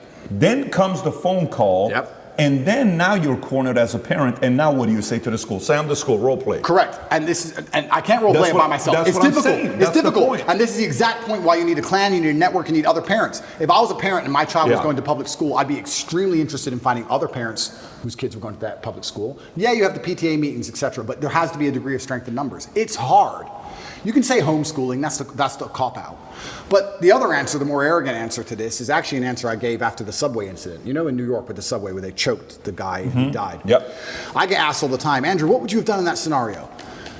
It's a very difficult scenario. I mean, we can argue whether he choked him too long, whether he was trying to protect people. There's a bunch of arguments. But it's very unfortunate. This goes back to what I was saying earlier. You can no longer just be the average man, the average citizen. I insulate myself from so many problems with money. I know this is a terrible thing to say and people aren't going to like hearing it, but it's true. I never have to worry about some garbage on the subway. I never have to worry about, do I stand up and defend this woman or allow her to get attacked because they're going to put me in jail? I never have to worry about some fight on a plane because the ticket was $40. I never have to worry about my kid going to learn something they don't want to learn. I don't have to worry about any of this because money protects me, right? So when I say this, like if I have a girl and she's saying, all you do is work, you need to be a dad too. I'm being a dad by being rich. That's me being a dad. That's how I protect you all. I'll work 18 hours a day every single day. That's me being a dad more than almost anything, because that's how I protect you and everybody else from all this insanity. It's the only way to do it, because you need to be flexible. We're fully on the same page. I'm on the same page as you. I also want to make the money, so I get to pick and choose. Yeah. What I'm talking about is a message, because the reality is not everybody is going to go out there and make the Correct. 10 a month or Correct. whatever you make. It's just not going to happen. Correct. The market's not set up that way. Correct. Quite frankly, not everybody brings that kind of value to the market. Correct. To garner that kind of pay. You know that, I know that. Correct. Okay, how can you and I help the audience that is sitting there, great citizens, Yep. net positive. Yep. They take their kids to church on Sundays. Yep. They work their butts out. They're doing their best to keep their marriage together as hard as it is. Yep. They're paying the bills for the kids. They're making 80 grand, 120 household income. Yep. They can't talk like you and I. You're right. What do they do? You're right. Let's give them the solution. You're right. So if I was them, here's what I would do. I would make sure that my family had core parameters and core beliefs that we believed in, and I would fact check everything my child was told against those core parameters and core beliefs. So let's say one of our core parameters and core beliefs was hard work. We believed in hard work and dedication. When they came home and told me something about body shaming or the fact that models can change, I'd say, does that agree with the beliefs and the merits that this family has decided we're going to operate under? Yes or no? I would have a framework, I would have a gate which ideas have to penetrate through. Every idea has to be fact checked against a gate, a parameters of set values that was stuck to my last name. Honor, courage, discipline, hard work, whatever those parameters are. And I'd say to my child every day, what did you learn in school? I'd listen to it and I'd say, does that align with our value on this? And also, I'd make this very clear, because this was done to me as a child. I'd make it very clear to my children that they're exceptional. I think every single person is exceptional for different reasons. We talk about normal children, normal families, that doesn't mean they're not an exceptional individual. They can still be an exceptional person. Totally. Who knows what they might become. Sure. I'd say you're an exceptional. You don't believe what everyone else in that school is told to believe just because it is said. You're an exceptional person, and we have a framework we operate under because your last name is X and our framework is this. Does that align with hard work and dedication? No, it doesn't. Why are they trying to tell you that? Because they're trying to attack the framework which you need to be successful. My father said to me when I was young, my father had many quotes, and I use them all the time, but one of my favorites was, I allow manipulation to find out where my enemy wants me to go. And then I use my mind to break the trap and punish the perpetrators. That's the exact line I will tell my child. I'll say, they've attempted to manipulate you. We've allowed it. I allowed you to go to school and listen to this. Why were they trying to manipulate you? Where do they want you to go? They want to take you away from discipline. They want to take you away from hard work. Now we're going to use our minds to break the trap. We now know what they want. My father explained this saying to me, and he said why it was so important, and it's true. If you don't allow them to manipulate you at all, you don't know where they want you to end up. You might get tricked another way. You might take another road to the same destination. You allow the manipulation. Tell me what you want me to believe. Tell me what you want me to understand. Allow it to manipulate me all the way to the end. I see the end goal. This is what you want. No. And this is what I would teach my children. Explain. Your time in school is going to teach you some very important things that you need to know. And they're also attempting to psyop you and trick you and poison your mind. And we are going to discuss daily, built within our family framework, within the code of our last name, to see which are true and which are lies. It takes work, like everything else on earth. It takes work. And I know it's hard. Parents are out there, they're working, they haven't got time. Their kids are on the internet. It's difficult. But you have to put the work in, because you are almost fighting an enemy for the minds of your children now. You know what I think? You know what I think is, that's great, very good feedback. But so I lived in Iran, and in Iran, you'd go out there and you'd say, so hey, listen, people are asking about religion, don't talk about it. Are we Christians? I don't know. Talk to my mom and dad. You don't need to answer the question, right? Because there's that fear. So parents are teaching kids to not talk about their values and principles. The element that parents fear what the school's gonna say to them and not give the kids the best grades, because imagine you got a 10th grader or even a senior. If you really say what you believe in, that teacher gives you a C. You don't get the A to get the 4.3 GPA to get the scholarship because you can't afford it. You have to be like constantly like this. So parents are telling their kids, look, whatever I'm telling you, don't tell them. I think it's bigger than that. I think a part of it is this is the first time we had stats, and I don't know how long this was, where kids graduating high school are not valuing a four-year college as much as they did before, okay? That is a threat to the establishment because they can't be a control, right? Number two is there is an element, when I'm watching this video with these parents yesterday in Glendale, and this is where I grew up, this is my street. I grew up Broadway and Verdugo, right next to that post office. I'm 200 yards away from the high school is where I grew up, and I lived on Doran for a couple of years before I went to Wilson Junior High School. And I'm seeing these parents upset, like, how is this? This is common sense. Leave these kids alone. I think there's got to be an element of those parents coming together and a form of a strike, I believe, to say, if you want the tax-funded money that's being given to your school district, hey, we're not coming. We're going to decide to do schooling together, and we're going to use this place or this facility and that facility, because they have to feel the pain. They cannot do that to the kids. So my only messaging with what you're saying right now, number one rule is what? Go start a part-time income, make an additional $3,000 a month so you can send them to the private school that they're teaching right values for. Okay, that's number one. Two, I can't afford to do that. 3, this is the other option that you got. Yeah, and you're right. And Trump said it in his book, The Art of the Deal. He said, if you're not prepared to walk away, you can't negotiate. And that's the same with absolutely everything. If there's never a bottom line in which you say enough, then you can't negotiate. You have no negotiating position. We talk about this when it comes to children in schools, but this is also very applicable for relationships. I've had girls who say to me, you know what, I was watching TV and they were saying that, I don't know, X, Y, Z. And I would say, listen, I take care of you. I love you very much. I'm going to make sure you have everything you've ever wanted. I'm going to make sure you're physically safe. That's why you're not going to go walking home alone drunk. It's not because I'm a misogynist. It's not because I dislike you. It's not because I'm controlling. It's not because I'm manipulative. It's because it's for your safety, and your safety to a degree is my responsibility. But I saw on the news X, Y, Z. If you believe the news over me, then go find another man. You have to be prepared to walk away, right? This is the bottom line of it. This is what I personally believe. These are my values. 100% with you. These are my values. Yep. And this is what I personally believe. Yep. If she says, well, no, I'm not listening to you, and I stay with her anyway, well, then it's over, isn't it? And then she's going to do whatever she wants. But not everybody can do that because Of you've course. earned the right. Of Again, course. the proposition you're offering is so high that they have to sit there and say, I can't lose this guy. Completely. And Yes. this is where we go back to the original point about how difficult it is to be the average man now. It's becoming more and more difficult. We're in a position now where you have a racetrack and you have Ferraris and Nissans. And yeah, we can discuss how the Nissan might beat the Ferrari, but the truth is, it's hard. It's very, very hard. If I was a man and I was starting all over again, I would do the same things I did. I would wake up and say, okay, this game is extremely difficult. My best chance is to level up my character to a point where the game becomes easy. Because life does become easy at a certain point. Yes, now I'm in a very unique situation. But before this situation, I had only 3 problems in my life. My health, which I take care of, my woman, who I take care of, and money. That was it. If I made enough money, I had no other problems. If you're broke, you have lots of small problems. Yeah. The car doesn't start, the school fees are coming up, whatever, we need new clothes for the kids. I had one problem to fix. If I fix my one issue, everything else is fixed. You get to a point in life where someone goes, oh, we've got an issue, how much? Tell me the number. I don't even want to know the ins and outs. Just do the transfer, make it go away. So, yeah, as a man, I think you have that imperative to understand that the video game of life as a man is exceptionally difficult, and especially as you get older, as you progress with the levels, it gets harder. It's getting harder and harder. You need to level up your character. This is what amazes me when men go, I struggle with motivation. How can you struggle with motivation in the modern world? Are you asking to just lose? Are you asking to just be erased from humanity? Yep. Are you asking to be invisible? How can you be an 18-year-old man and say, I don't have the motivation to train as hard as possible and get as rich as possible? You are born to lose if you don't have motivation at 18. In the modern world, as competitive as it is, all those girls, those 18-year-old girls you go to school with, are talking to some 28-year-old man with a yacht somehow. And you're sitting there lonely and you don't have motivation? You must be out of your mind. The only way to win this game is to become as powerful as possible. It's difficult, and it's getting harder and harder, and this is why I teach the things I teach to men. You can't just be Joe Schmo and win anymore.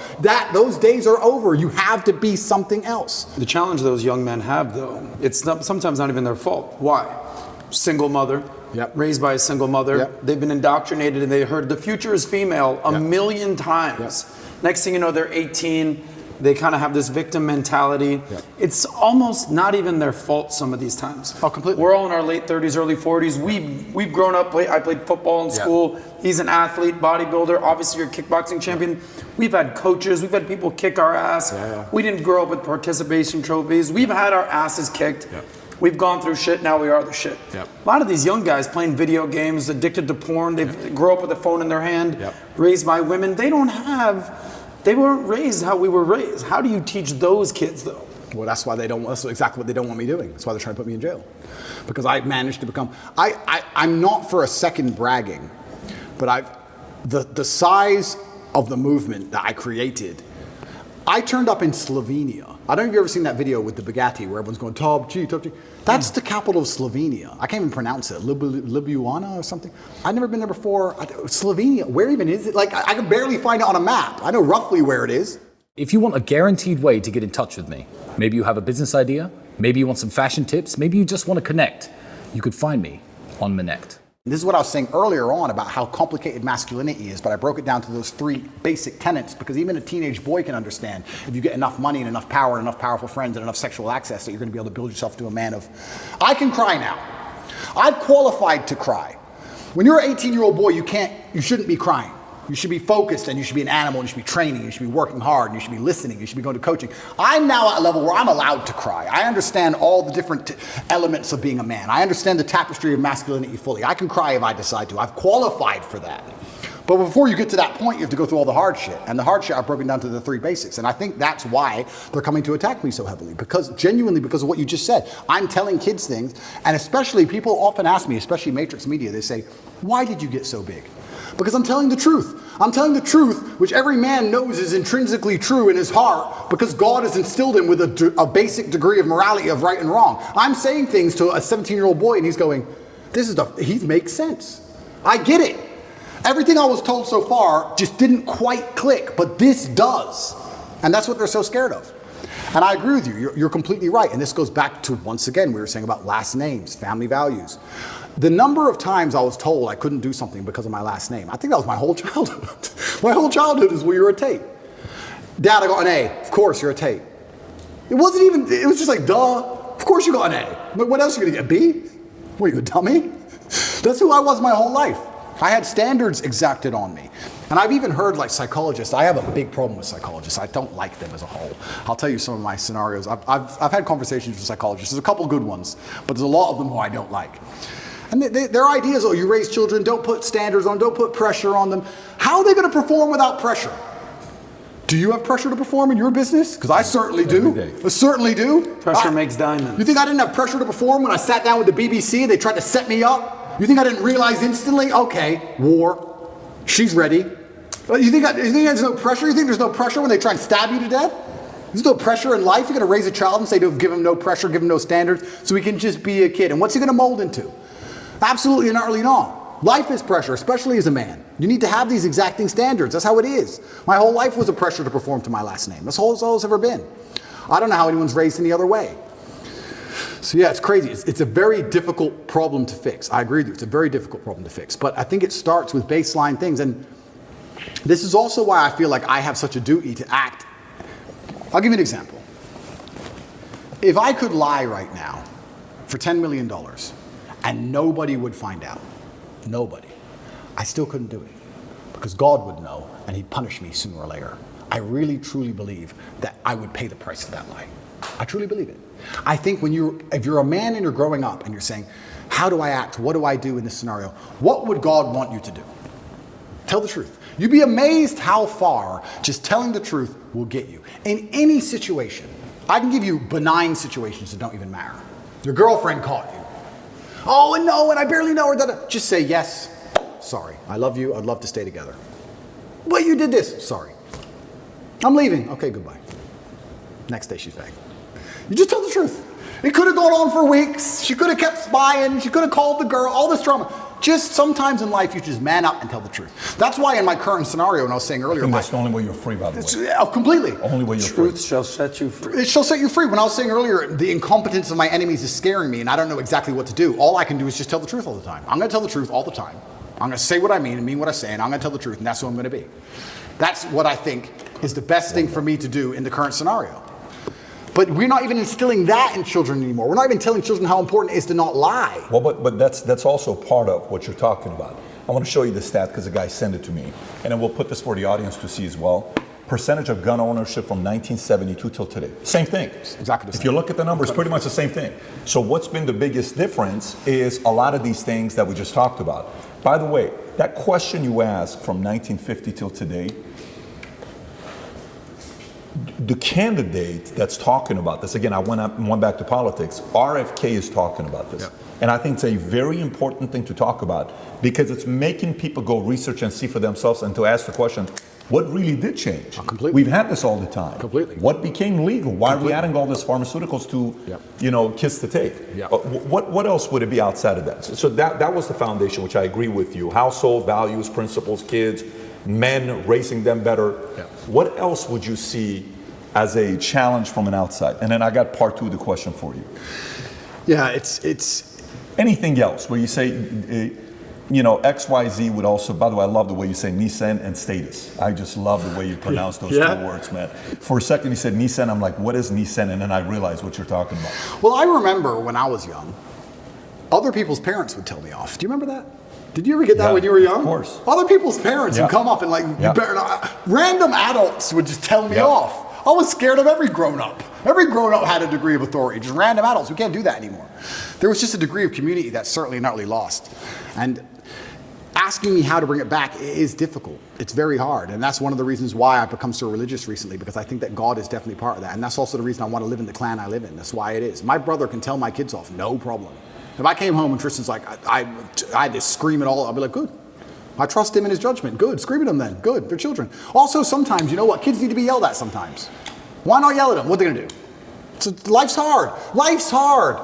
The way we pander and baby children, especially, is insane. I was talking about this the other day. I was talking about how I have a pet peeve, and one of my pet peeves is painkillers. And I was being typical me, and I was going over the top. But I was saying, I was not arguing, I was discussing with this guy. This guy said, have you got any aspirin? I said, there's no aspirin in my house. And he said, why? I said, brother, you are not facing 1% of the life difficulties I am facing. Think about it. No government's trying to lock you up. The Matrix isn't after you. They're not trying to frame you. Nobody wants you dead. When God finally gives you a tiny headache, to give you something to show you're half a man, a little bit of resilience, you pussy out and take an aspirin. Can't you just have a headache? Just have a headache. And not only just have a headache and don't mention it, because I don't care. So don't even talk about it. Nobody needs to know. Just have a headache and be quiet. I have a headache, Twitter. Yeah. What do you want? Do you want therapy? You want sympathy? Nobody cares you have a headache. Shut up. It kind of goes back into my original conversation when I was saying I don't like psychotherapists and all their garbage, because they're constantly, I don't believe in, I've had conversations with therapists a few times, and my biggest detractors and enemies say, you need to talk to a therapist. The last conversation I had with a therapist didn't go very well. I said I didn't believe in most of their field and that it was garbage. And she said, why? And I said, because there are some boys who don't drink alcohol because their dad was an alcoholic, and there are some boys who are alcoholics because their dad was an alcoholic. You have the same scenario and different outcomes. So I don't believe in it. And she said, well, no, it's not an exact science, but we have generalized rules that we can follow that lead to patterns of behavior. I said, but I'm not a generalized person. I'm an exceptional person. So everything you've learned and everyone you've ever spoken to and everything in your books does not apply to me, because I'm exceptional and I'm smarter than you and I've done things you could never do, and I'm a world champion athlete and I'm richer than you'll ever be. So nothing you know can possibly apply to my mindset. So why are we sitting here talking? What was the reaction? She just wrote things down on a piece of paper. Probably called me an arrogant piece of shit. Probably said don't like this guy. Complete narcissist, Yeah, 100%, egomaniac, 100%. Who knows what's going on But here. I'm right. Yeah. There's nothing you've learned in your You are book that exceptional. applies to people. It doesn't apply to me. It doesn't apply to me. So I don't want to hear it. Don't care. Don't care. And this whole idea, this goes back to the thing about painkillers. That's something I didn't just make up. That's from my dad. I remember being at my friend's house, and I remember him saying I need an aspirin, and he had an aspirin. I remember just being a child and coming home and saying I want an aspirin. I remember my dad going, for what? You're a kid. Shut up. No, you're not popping pills. And I remember my mother going, it's only an aspirin. No, there's nothing wrong with you. Your body is going to go through the same damage it's suffering, if any at all, whether you feel the pain or not. Man up, get over it. It comes down to the details. It's like if you're a professional fighter and you get to a certain level, your coach, once you've been training for 10 years, your coach is honing you on the details. It's the tiniest details that make you a predator. The tiny things. Mayweather does 1% better than the guy he beats. It's the tiny details. So simple things like denying a child a painkiller when you know there's nothing wrong with them. I'm not saying if he had surgery, he can't have painkillers. I'm saying if he walks in, there's nothing actually wrong with the kid. Say no. It's all the tiny little things you need to do to instill pain. You need to instill that resilience inside of them. I was in jail, and I could just hear crying and sobbing from every cell but mine. Everyone's in there having a mental breakdown but me. And the scariest thing about my position, and I think it's the position for most people who end up in jail in Romania, because of how the legal system works and the extensions and that, you don't know how long you're in there for. You don't know. It could be a year, could be 5, could be 3 days. That's what messes with your brain. You're like, do I prepare for 6 months of this? Do I prepare for 5 years of this? What's going on? Nobody knows. Everyone's in there having mental breakdowns but me. Why did I not have a mental breakdown? Because I've had too much crap happen to me too many times and never took the painkiller, never took the easy way out, never asked for the therapist, never been a bitch about it. This is how life works. There's no way to the top besides the difficulty and the pain and the trauma. I'm really flabbergasted that there's men out here who still believe they're going to somehow become something of importance without it. Of course she broke your heart. Good, good, good. Good. I'm tired of people complaining and crying about it. That's the game. That's the life. So yeah, it comes down to tiny things, even down to painkillers, smallest things. Another thing my dad used to make me do. He used to just make me drink water. I remember being a kid and it would upset me. I'd be sitting there playing chess or whatever. He'd say, go drink 2 liters of water. And I'd go and I'd get some water and I'd start drinking it and say, I'm not thirsty, I don't want to drink the rest. And he'd stand there and make me drink all 2 liters. Now I understand it was just compliance. 2 liters of water is not going to hurt me. Not going to hurt me. Do I really need it? Who knows? I drank a liter. Why do I have to drink all 2? Because he said so. That was the household. If I tried to rebel, I really don't want it, I'm not thirsty, you're going to drink that water. That's it. And it's all these tiny things that instill discipline in you. Over a long enough time frame, drink water. Yes, sir. Bring that to compliance today, though. Bring that to compliance today. Say your dad is around today, Yep. and you're 12 years old, Yep. and you're living in Ohio, Yep. okay? And your dad is teaching you compliance. Yep. And your dad says, okay, so now teacher in school tells you what to do. He's right, he's this, he's that. What is the angle you're taking at that time? Yeah, and that's another thing that's difficult, because back then it was much easier to say you shouldn't get in trouble at school. Right. Much easier. Than Today it it's is now. kind of like a badge of honor almost. Almost. If you stand up. Almost. And it is hard. But my loyalty was always to my last name above anything else. This just depends where your loyalty lies. I think that everyone, when we talk about, we can link back into religion and talk about atheists. I don't think there's such thing as an atheist nowadays. I think everyone has a religion.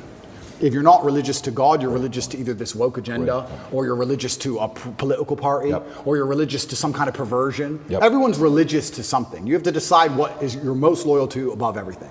You have to put these things in hierarchy or order. In our last talk, I said this. A lot of people hold beliefs and they don't know where they got them from or why they hold them. There's people walking around who believe things and they don't know where it came from or why they so strongly believe it. They don't even have any personal experience to link it to. You truly believe 2 + 2 is 5. Why? Oh, because it just is. And the news. No. What happened to you that made you believe? Nothing's even happened to you. Yep. And you believe this with your complete core. Yep. You've been psyoped. I know where my loyalties lie. I've had them in order. I know who I put above others. I absolutely and utterly know. And sometimes in the most harsh situations on earth, there's going to be scenarios in life which are completely and utterly, they're unexpected and they're exceptionally rare, where you have to make very difficult choices. But I know my hierarchy. I know if I was in a position, a hypothetical, where I had to choose between my brother or my girl, there wouldn't be a, oops, what do I do? I know the choice. It's never been the case between the two of you? It's never been the case between us yet. But if it happened, I know it would be.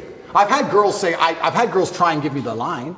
I've had girls do it. I've had girls say, if you're going to live with your brother, then it's going to be No, weird. it's not what I'm asking. What I'm asking is, has a girl ever come in between you guys since you were kids? Never. Never. It's impossible. That's because of the value taught down. Completely. It's absolutely impossible. So the hierarchy of compliance and respect at that time, last name was first. Yep. Where would it be today? If you're raising kids today, Yep. what is number one? Is it God? It is God. Is it me second? Then who? No, it is God. It's God first, and then it's the last name and the legacy in my teachings. I think it has to be God first. I think it has to be God first because agree. God is the only thing that can resist this insanity. Yep. What is happening is truly evil. This is not some different worldview. No, it is evil because it is dishonest. Anything that is dishonest must be evil. It is a lie. All of it is a lie. It is constructed deliberately to be a lie. It's deliberately constructed to alter the minds of people to believe in lies. It is evil. So it has to be God first because God is truth. And I believe if I have children who put God first and then put respect for the last name and the things I've taught them second, it's very hard to corrupt them. How are you going to truly corrupt these people? It's going to be very difficult. And that's what I always try and do. And that's how I was raised. I was raised in a Christian family. I was actually raised religiously. Then I thought I was smart when I became atheistic. Because, yeah, there's a lot wrong with the world. And obviously, I've already apologized for that and understand I was completely wrong. But respect for my last name, even to this day, is still there. And that's why I say to my girlfriend, if we were walking down the street and 10 men approached with machetes, I'd just have to die. I can't be Andrew Tate ran away. I just can't. I can't be Andrew Tate ran away. I can't do it. That's the bottom line. If you're living in this clan, right? You're living here, your family, Yep. Tristan's family, Yep. you're raising your family, Yep. Muslim, Islam. Yep. Your brother's still Christian. Yep. How's that going to work? Well, there's one If God. God's first. There's one God. I truly believe there's different paths to God. I truly believe that. Like I said, I'm not a religious scholar, but it says in the Quran, people of the book. Even as a Muslim man, I'm allowed to marry a Christian woman. They are of the book. It's only atheists that the Quran has a problem with, because there's something morally corrupt with them.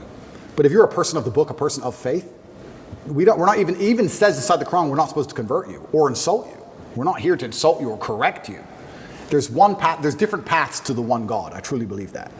And another thing I'll say about clan living, in my experience, I think that men quite often get along in those scenarios. If anyone is hearing the idea of this and love the idea of this, but they feel like it would be argumentative or there'd be problems, I think that comes from the women.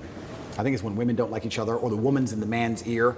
You're too much with the guys. I think the women are more against it than the men for some reason, unless you have a very strong frame in the relationship. I don't have that problem, but in general, the men get along. The men love it. I think it's quite firm and quite rigidly installed inside of the basic psyche of men. We like that. Men feel best in a gang, in a group. It's why we charge at the gunfire. When we're with our boys, it's when we feel strongest. It's why we go out and drink and party when you're with your guys. There's something inside of you just feel like on fire. I think men have that. A lot of the time it doesn't seem to work and it breaks down because women can be unhappy in certain scenarios. But this is why, especially in some ethnic communities where the gender roles are more specific and defined, where the man is in charge and the woman does this, they can all live together in peace. It's much easier for them. Like I said, I grew up in a town full of Muslims. They'd have 10 families in one house. Women cooked, cleaned, looked after the children, looked after their man. The men all worked, made a bunch of money, a bunch of average ass jobs, and they were all millionaires in 5 to 6 years. So let me ask this other question while we're on this topic.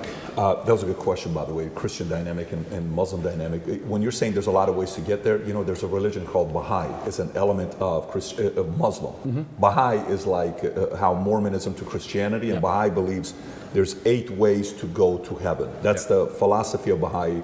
My sister, her husband's family, they're all Baha'i, great people. But going back to this, okay, impact. Let's think impact. If a person's watching this content, most of the people that are watching this, a portion is going to be those that are haters, that just want to find poke at the argument to find, you see, I told you, fine. But a lot of people that are also watching this, they're probably wanting to make impact. They want their life to have meaning behind it. That's who's watching this show today, right? Okay, so I can't be a president, but I want to make impact. I being anybody that's watching this. Because Putin says 8 years, another guy comes, or the guy with the briefcase shows up, okay, cool. Well, if you were in the States and you're saying president wouldn't be how to make an impact, but let's say there is a kid who's 20 years old, 18 years old, 25 years old, has so much drive, it's unbelievable. Yeah. Ambition at the highest level. Who do you think has the biggest influence to make positive change, like real change? Is it the person with the money?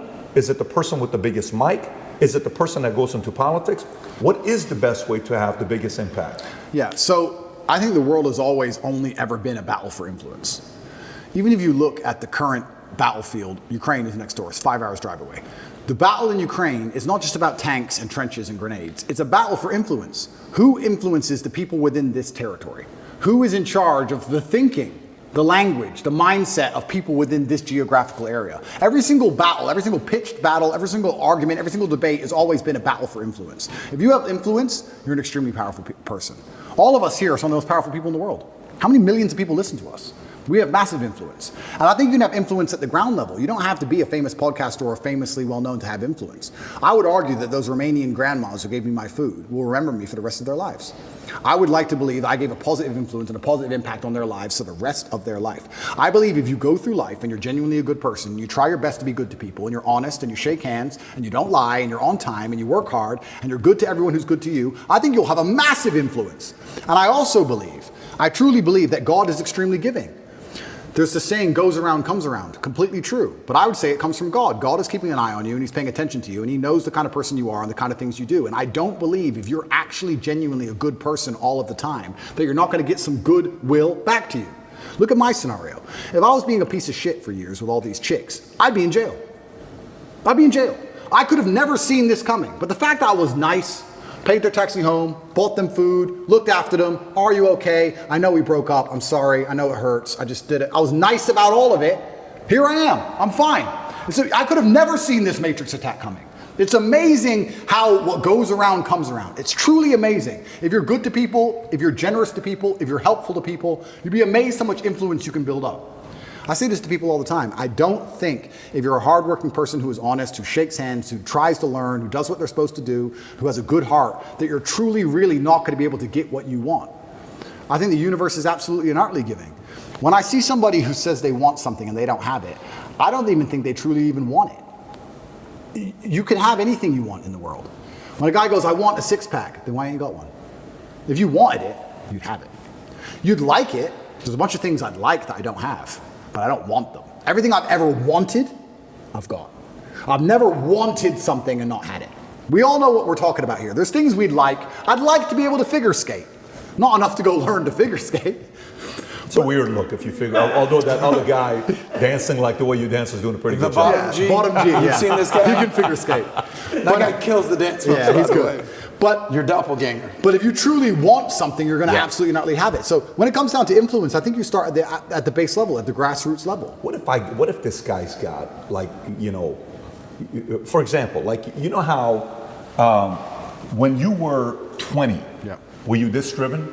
Oh, absolutely. Okay, so when you're 20, who did you look at and say, I can do it as good as him, if not better? My coach, because I wanted to fight, and he used to beat me badly. Everyone used to beat me up when I was young, and I wanted to be the best. So I used to go into the fight championship. Okay, how about communication? Who'd you look at? Were you always a good communicator? I can see you being a great communicator since you were 14 years old. Am I pretty? I was pretty good, yeah. Okay, who did you look at and say, that guy's good, but I think I can, you know, do it better? That's a good question. And I think that you know what I'm asking. I know what you're asking. I don't know if there's one particular person I took nuances from, because when you're a great communicator, you know how to be serious and you know how to make people sad and angry, and you also know how to make people laugh. There's different people who can do lots of different things. Who was that? Was it somebody that was multifaceted like that? I think it was a lot of different people. And I also think that... Did you pull from comedy as well, or no? Certainly did, but I was also extremely self-critical. I think that's where a lot of it comes from. I'll watch this podcast back 15 times. I will notice every single time I made a mistake. Just then I said, I'll watch twice. That was a mistake. I will watch this back 15 times and I'll identify every single error. I have an email list and I sign up and I get words of the day. I get 5 or 6 new words a day, which I try my very best to memorize. It's harder than you think to memorize 5 words a day, but I always try to make sure I have the most interesting vernacular I can possibly have, a wide vocabulary, so I can be very specific with my points. The reason I actually did that, I keep talking about my dad, but I'm his son. I have the same name, Emory Andrew Tate III. He was Emory Andrew Tate II. My father was a linguist for the CIA. He spoke Russian and German and Spanish and English. And I think I've told this before. Back then, when they needed someone who spoke Russian, they would take a Native American and teach them Russian. Nowadays, we have a bunch of Russian-speaking allies. You can go to Estonia, Latvia, Lithuania. They're all NATO and just get a Russian speaker. Back then, they taught my dad Russian, and he held the Air Force record for the fastest assimilation of a foreign language. When he died, a guy sent me an email, sent me a message saying, you don't know who I am, but I worked with your father in the Air Force, and he had the fastest assimilation. He learned Russian in 2 weeks. Crazy. And I remember saying to my dad, will you teach me Russian? He said, boy, you don't even know English. I said, what do you mean? He goes, you don't even know English. And once he sat me down with a dictionary, I was like, you're right. I don't even know English. That's why I've lived in Romania 7 years. People say, why don't you speak Romanian? Because I don't know English yet. I need to finish the first job before I learn the second. I don't know English. There's a bunch of words I don't know. I can't speak how he spoke. So I don't have time for a second language. Yeah. Also, another thing I found really interesting, Putin speaks English. Have you ever heard him speak English? No. Because if you want to speak to Putin, you speak to him in his language. You speak to me in Russian, and I reply to you in Russian, so I cannot be misunderstood or misconstrued. I don't make a fool of myself. You can't get me on some vernacular trick. I speak my language, and I also prefer that also. I speak English, that's what I speak. If you want to speak to me, you speak to me in my language, so I will win the debate always. Who'd you look up to outside of your dad? I look up to lots of people. I'm talking specifically younger age, not today. I'm talking 16, 20, 25, that age. Not today. It's a good question.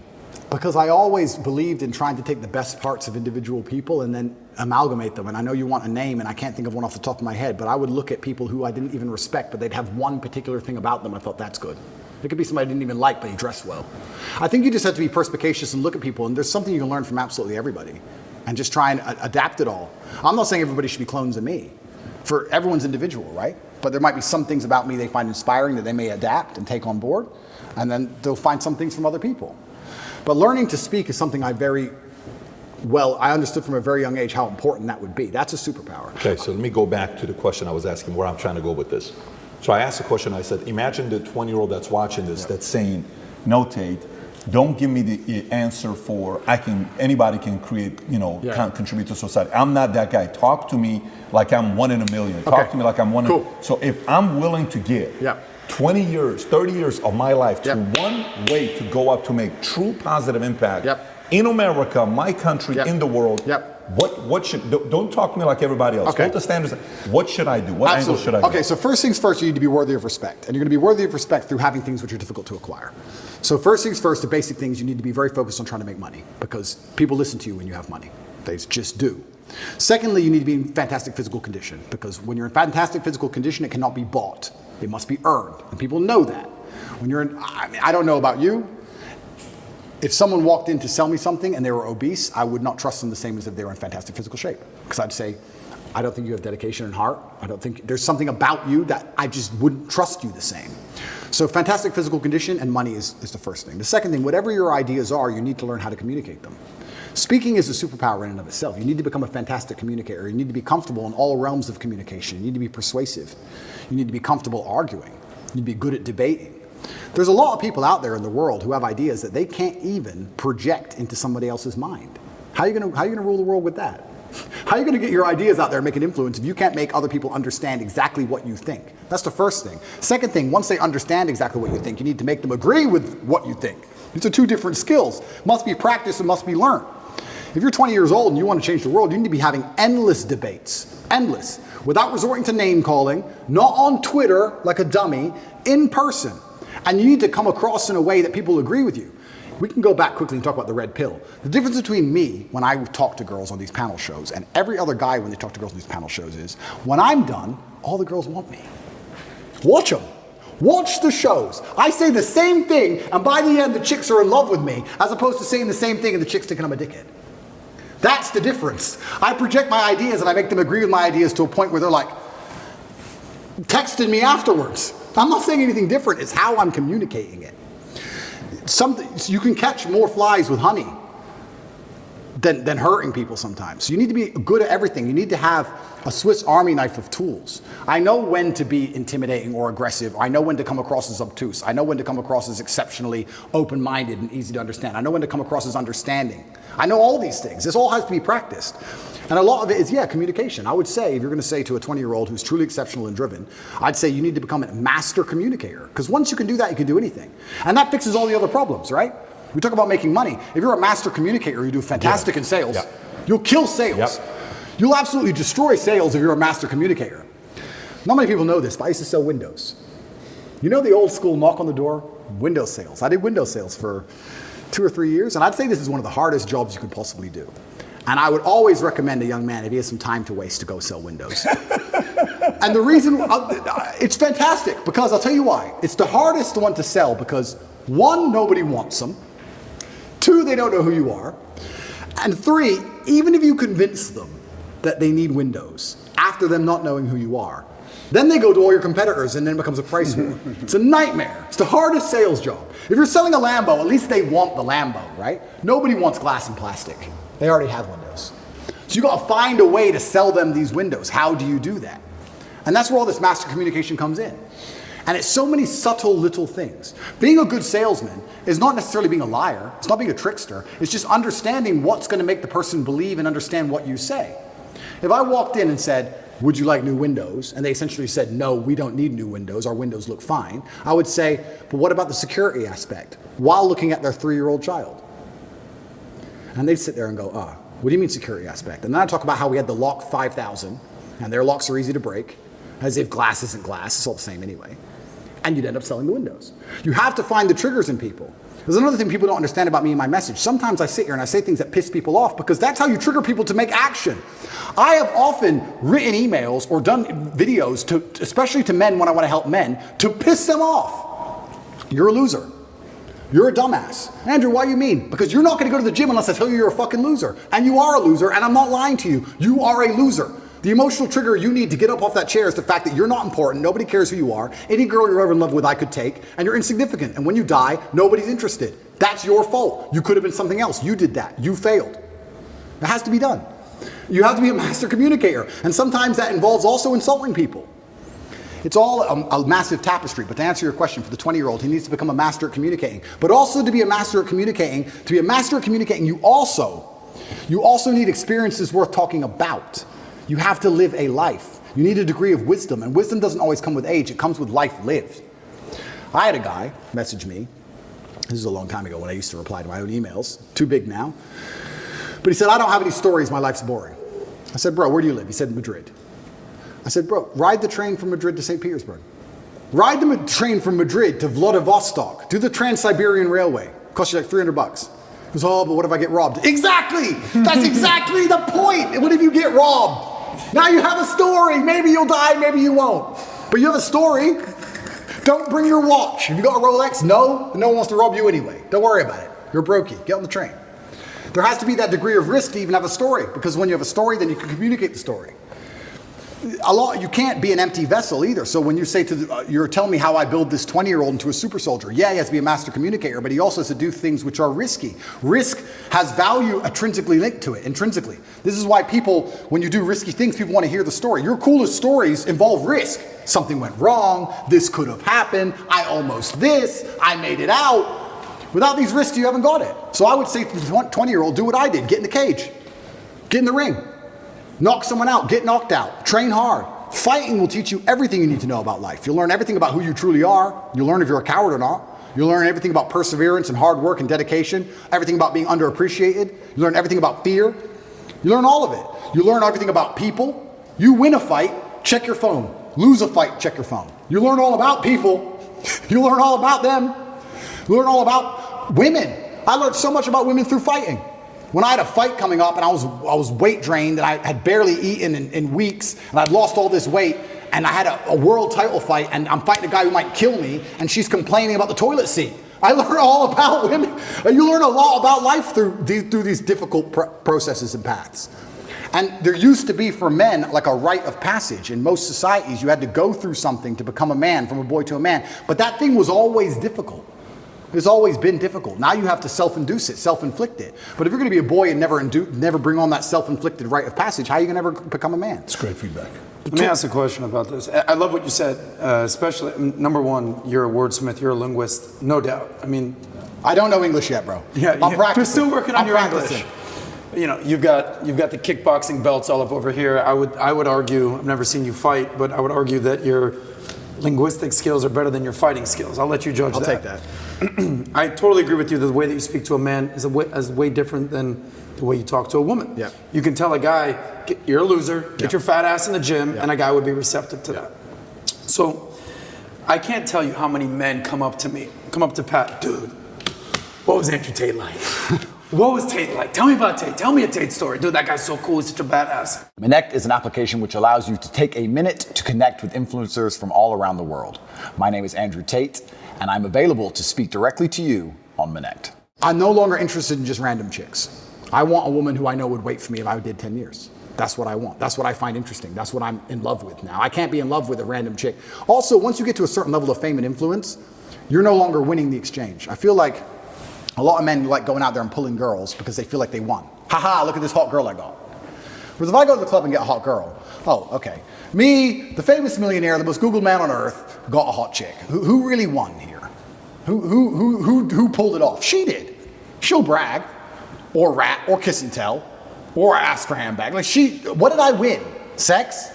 Who cares? It's uninteresting to me. I don't want a child with her. I don't want a family with her. I don't want a future with her. So why do I even want her at all? I'm really beyond all of that stuff. So now, it's kind of funny. In jail, I got thousands of love letters from women. Thousands.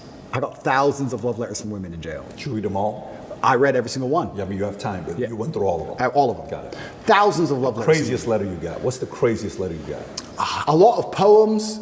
One had drops of blood on it. She did a little cut. Lots and lots of love letters, lots just saying that I'm the last man, they've been in love with me, and they watch all my podcasts, and they were with, one of them said she was with her ex-boyfriend, he started watching me, then she started watching me, then she wanted me, not him, and got rid of him, and all this craziness. But I didn't trust any of it.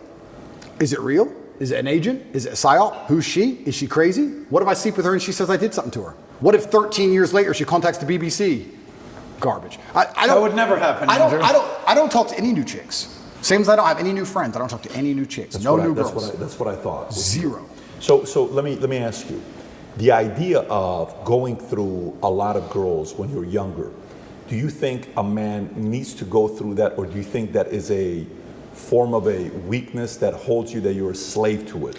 Right. So that's a good question, and it's a fine line because there's arguments on both sides. However, I think in all scenarios and life experience is always going to be valuable, no matter what it is. You need to have experience. If you're inexperienced to anything, whether it's hunting, figure skating, girls, you're going to suffer. You pointed at him. You're saying like insinuating. Sorry, I know. He told me figure skating, and we made fun of it earlier. But I was technically Patrick. Oh, sorry. We're talking about figure the skating. You need experience, and experience is exceptionally important. Also, as a man, especially when you're young, you're gonna get your heart broken a bunch of times. Some bigger, older, richer dude's gonna take that chick, and you need to get used to that pain. So you need to get through it. So I do think it's a necessary part of being a man, but you don't want to be led by it. There has to become a point where you go, you know what, I'm versed enough. And also, another thing I would like to say is the reason you need to but date lots of women when you're younger, so you have choices. Define the two. Yeah. Which is more important, date or sleep, in your eyes? I feel like you don't really, I think that sleeping with a woman, you learn more about them. It's a closer relationship. So I'd say probably sleep with X amount, not crazy amounts, but I would say that, okay, let me give an example. If I go to the supermarket and pick up an apple, and it's the only apple I've ever eaten, can I really say if it's a good apple or a bad apple? It's the only apple I've ever tasted. It might be sour, it might be terrible, I don't know. Whereas if I try 10 apples, I can tell the differences between apples. I say, what's a good apple, what's a bad apple? I think you need that degree of experience, because sometimes you'll be with a woman and go, yeah, she's great, but if you're not experienced enough, you realize she really isn't all that great, and she actually treats you like a dickhead. Whereas if you've been with enough women, you can always reference back to that girl who actually was really good to you. And you'll probably mess it up because you're young and you're dumb. We've all done it. All of us have that girl we had who was perfect when we were young, and we all ruined it because we're stupid. Who was that person for you? Okay. Can't say names. But no, not names. I'm not asking for a name, but I have mine as well. Yeah. But I'm like, I feel like when I watch you and you're going through your for example, so I don't know what kind of movies you like, but there's movies where it's redemption or vengeance. Like, I don't know if you watch Gladiator, 43rd minute, he walks up to the house, sees his wife, sees his kids, like, oh my God, I'm gonna tear you apart, right? And you watch that over and over again, or Taken, or Man on Fire, or some of these movies that are just putting that energy in you, right? So, girl that breaks your heart, and to produce the energy to say, watch who I'm gonna be in life. For the rest of your life, you're gonna brag about the fact that you could have had me, right? Yep. And then comes to a point where you're like, okay, there's not much more I can do. She's already knows what she missed out on. Now what? But for me, go back to you. I'm curious. How bad of a breakup was it? How bad did she break your heart? I know you're I think lots of men have gone through heartbreak. A lot of men have, and I wouldn't say that I've gone through any heartbreak which is particularly worse than any other guy. What I will say is that I think heartbreak is the most fantastic motivator on the planet. When a lot of men message me and say they're heartbroken, I think that is the most fantastic mindset to be in to achieve things. Because there is that degree of revenge, and there is that degree of vengeance, and that can only be achieved through being so successful, so monumentally important that she can't forgive you. And also, you cannot even sleep, you can't even concentrate, like your whole mind's a mess. That's the perfect time to train. I know what you're saying. I don't think I've been through a particularly bad heartbreak, but I'm saying that. Who did she leave you for? Did she leave you for somebody where? No, I don't think I've had a particularly bad heartbreak. I only mention heartbreak all the time because I know it's a path every single young man goes through. I also think you're not a type of guy that would ever give credit to that person, if there was one. So I don't see you saying that, because it is a form of a victory over Top G, which that's not going to happen. Well, that's part of it, but then let's analyze now, right? There's no girl who I've ever been with in my life who can now turn on the internet without seeing my face. Sure. Isn't that beautiful? They have to all lie to their man and pretend they don't know me. Oh, I don't know him. Because if they go, I was with him for a few years, their whole relationship will probably break down, because then he's gonna get pissed off and insecure. So that to a degree is a victory. That's kind of fun. But no, I didn't have any. The reason I say heartbreak is because In the modern world, I don't think things were as bad when I was younger. I think women were more pure when I was younger. Even in these, when I was 20, it's only 16 short years. I think women were actually a lot purer before OnlyFans, before Instagram. The sexual marketplace wasn't globalized. Yeah. When I was 20, if there was a hot girl in the small town, she was the hot girl in the small town. Now she's the hot girl in the small town. She's also in Dubai and Courchevel, and the whole world's globalized. The competition's globalized. Everything's changed. I didn't have a particularly hard time. The reason I say heartbreak is because 80% of the emails I get from men are about heartbreak. I think that most men, especially young men in the world today, are getting their hearts broken. And when you're saying who are they leaving for, they're leaving for the millionaire who hits them up on Instagram. It's hard. Is that what happened to you? That's not what happened to me. No. Okay. But I'm talking about the emails I get. You're a guy, you're in Nebraska, to high school sweetheart, she's a 10, everything's fine. She's in Courchevel with a millionaire. Instagram. You had an argument one day. I'm trying to target you purely for one reason. Yep. Because a big part of my drive, I've had drive always. I was a dreamer. I was the guy that was, but at the same time, the drive for success came after a lot of pain. Of course. Coming right afterwards. So that's why I'm asking you a question. So when that happened to you, did you fear risk of loving somebody where it's kind of like, I'll get this close, but boom, I got to move on. No, I got to move on. Did that happen or no? No, I wouldn't say that particularly happened. What did happen though, like I said earlier, is when you have experience with lots of different apples, you know what a good one and a bad one is. So when we say we all had that girl we messed up when we were young, if I found another girl with those qualities, I certainly wouldn't mess it up. You need experience to understand what you have to value it. If you don't have experience, you don't value what you have. So the original question's a really good one of whether men are chained and enslaved by their desires or whether they need to sleep with lots of women. I think in the modern world you need experience and you need choices and you need options. But if you live by the sword, you die by the sword. If you're going to be the guy who's also out there in the club and sleeping with lots of girls, talking to lots of girls, there's going to be times you lose a girl that you don't want to lose. You can't be a coward about it. You live by the sword, you die by the sword. There's up and down, there's rain and sunshine. You have to be that man who's going to go through it all. And then when you've been through enough of it, like I have, like I said, if I find a beautiful girl now who's a 10 and deletes and doesn't want Instagram, that's worth more to me than 1,000 stupid girls. Respect. Yeah, that's who I want. Yeah, I got you. For my safety, for my security, for my peace of mind, for everything. You're clear on what you want today. Absolutely, because I know. When you played, you said there was a phase of my life that I kind of went through it. Okay. Was that after the heartbreak? I would say, yeah, it was after, but I think that was just, I don't know if that was deliberately driven by heartbreak. I think I was just younger and I had less serious motivations. And I wasn't as famous and I wasn't as rich and I was less interested in. So it's not just my current situation that makes me say this. I would say this to any man. If your woman wouldn't wait for you if you went to jail for 5 years, why are you with her? Why? If she wouldn't wait, I know she's hot, I know she's funny, I know she makes you laugh, but if you can't sit in that jail cell with 100% certainty that she's not out with her friends, them in her ear, talking shit, watching Sex and the City, whatever it is, and her ending up with some other guy, why are you even buying her dinner? For what, sex? Like that loyalty to me is the only thing left that's valuable. When I'm interested and we're in jail, we're sitting there saying we have it so much better than most guys. Because most guys in jail, imagine you're a normal person, you go to jail. Who's feeding your family? Who's paying the rent? Who's feeding your kids? I said, Tristan, we're in jail and we're suffering, but everybody we love is good. I'm a man, I'm supposed to suffer. I'll sit here with the cockroaches. If that means all my kids eat, everyone I care about eats, my mother's fed, my mother has a house, roof over her head, everybody has everything they want. Only person suffering is me. I'll take that all day. Most men who go to jail can't say that. Another thing that gave me absolute peace of mind is the women who love me are waiting for me. Imagine you go to jail and you're completely heads over heels in love with a woman, but you know deep in your heart that she's out in the club and she's stealable. We talk about thoughts you can't get out of your head in jail. It's amazing how when you lose all access to electronics, how thoughts are amplified. Most of us sitting here, you've never been without a phone or without a laptop or without a computer for 93 days. You'd be amazed how loud you can think. You'd be amazed how vivid your mind is. I learned that. If you had the nagging thought in your head, I loved her, she cheated on me before, maybe she cheated again, she hasn't written me in 3 days, and then plus jail. That's why they're all crying. That's why all the men in there were sobbing. Their wives are either fucking someone else or the bills ain't paid. It's not just his situation, it's everything else. Yeah. So now if you're gonna say to me, what do I respect in a woman? I respect a woman who's gonna wait for me. I have no interest in a woman, oh, she's funny, she's cool, she's hot. Don't care. Don't care. Is she going to wait for me? And I also know, because of my experience, which ones would and which ones wouldn't. I'm not stupid. Because they'll all say they would. They'll all say they'll wait because they're on the jet. But I know which ones are lying. Because enough women have lied to me. I've seen it. So you do need that experience, but once you have the experience, you start looking for completely other things. Quick story to almost validate your point about experience. I like the direction Pat was going with this about do you want relationships or sex with a woman. Quick anecdote. Your friend Myron, Fresh and Fit, we just did a big live event 3 days ago.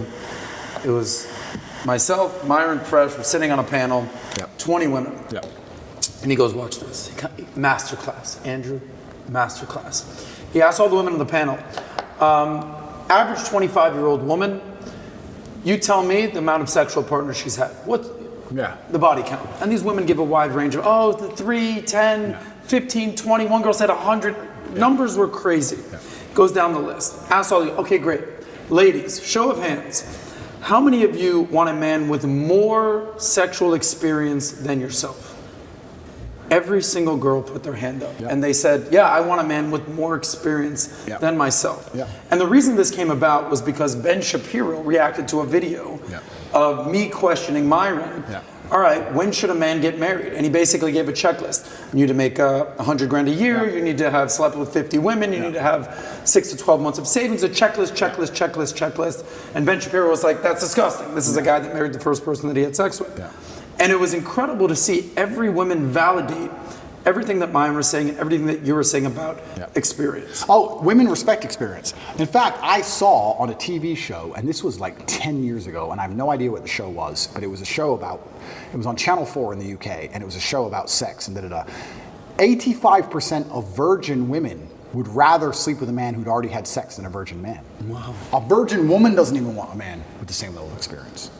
You're respected for your level of sexual experience. And women are naturally demonized for their level of sexual experience. And even the ones in the West who pretend that's not true, the ones who are fully psyoped, wait till they see a girl they don't like. What's the first thing they call her? She's a hoe. Whore, slut. First insult out their mouth is she's promiscuous. So they know deep in their heart promiscuity is bad because they call each other promiscuous when they want to insult each other. So yeah, you absolutely need that experience to make sure you don't get wrecked in psyop. But now, and just in my current dating life, and it's good that this is on this podcast, so the girls can still email me. It's nice to read, but sorry, I don't trust any of you. I don't trust any of you. I don't trust anybody new. I have no new friends, no new girlfriends. Absolutely no. I'm not interested in any of it because the things I value now are not the things I valued when I was younger. My life was very, very different, but I'm glad I had that experience now so I can see who is lying and who isn't. I can tell. I can just instantly tell if they would lie or not. So let me kind of get to the point of what I was trying to say. I'm kind of more on your side. I don't have a Ben Shapiro story. But I think what happens is there's also risk for men to fear because that could happen to me, so therefore I will never risk getting into a relationship because of XYZ. So Chelsea Handler, he brings her up, right? Our initial reaction was, look at her, she's doing this, she's doing that. So let me look up what her life was like. And Mario Aguilar says, hey Pat, did you know her life? I said, I have no idea what her life was. So she's 9 years old, her brother at 22, who was her hero, her first love, her first, her second father, loves him. He's going mountain climbing. He says, Chelsea, can't wait to come back and see you. Great, goes mountain climbing, falls, dies. She's 9. She comes back, she says, the most painful time of my life, right? So then when she needs her father to be there for her, he's gone. He's devastated. They had 6 kids, I believe. Mom and dad were still together. So they're married and they were doing okay, car salesman, making money.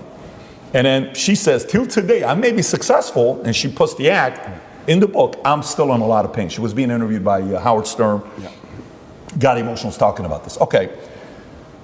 So we can sit there and laugh about it, but for men, similar thing happens as well. When a girl broke my heart, dude, I will never, ever give this risk to that. I think there's also, as influencers, we have to also make sure that men know, look, just look at the stuff that you did wrong. Completely. Look at the stuff on how you repositioned yourself in the wrong way. Right off the bat, being too much of a this, that. Now, just when you go in, like the way you said, I love when you said, what are you doing watching this show? We don't watch this in this house. We watch this.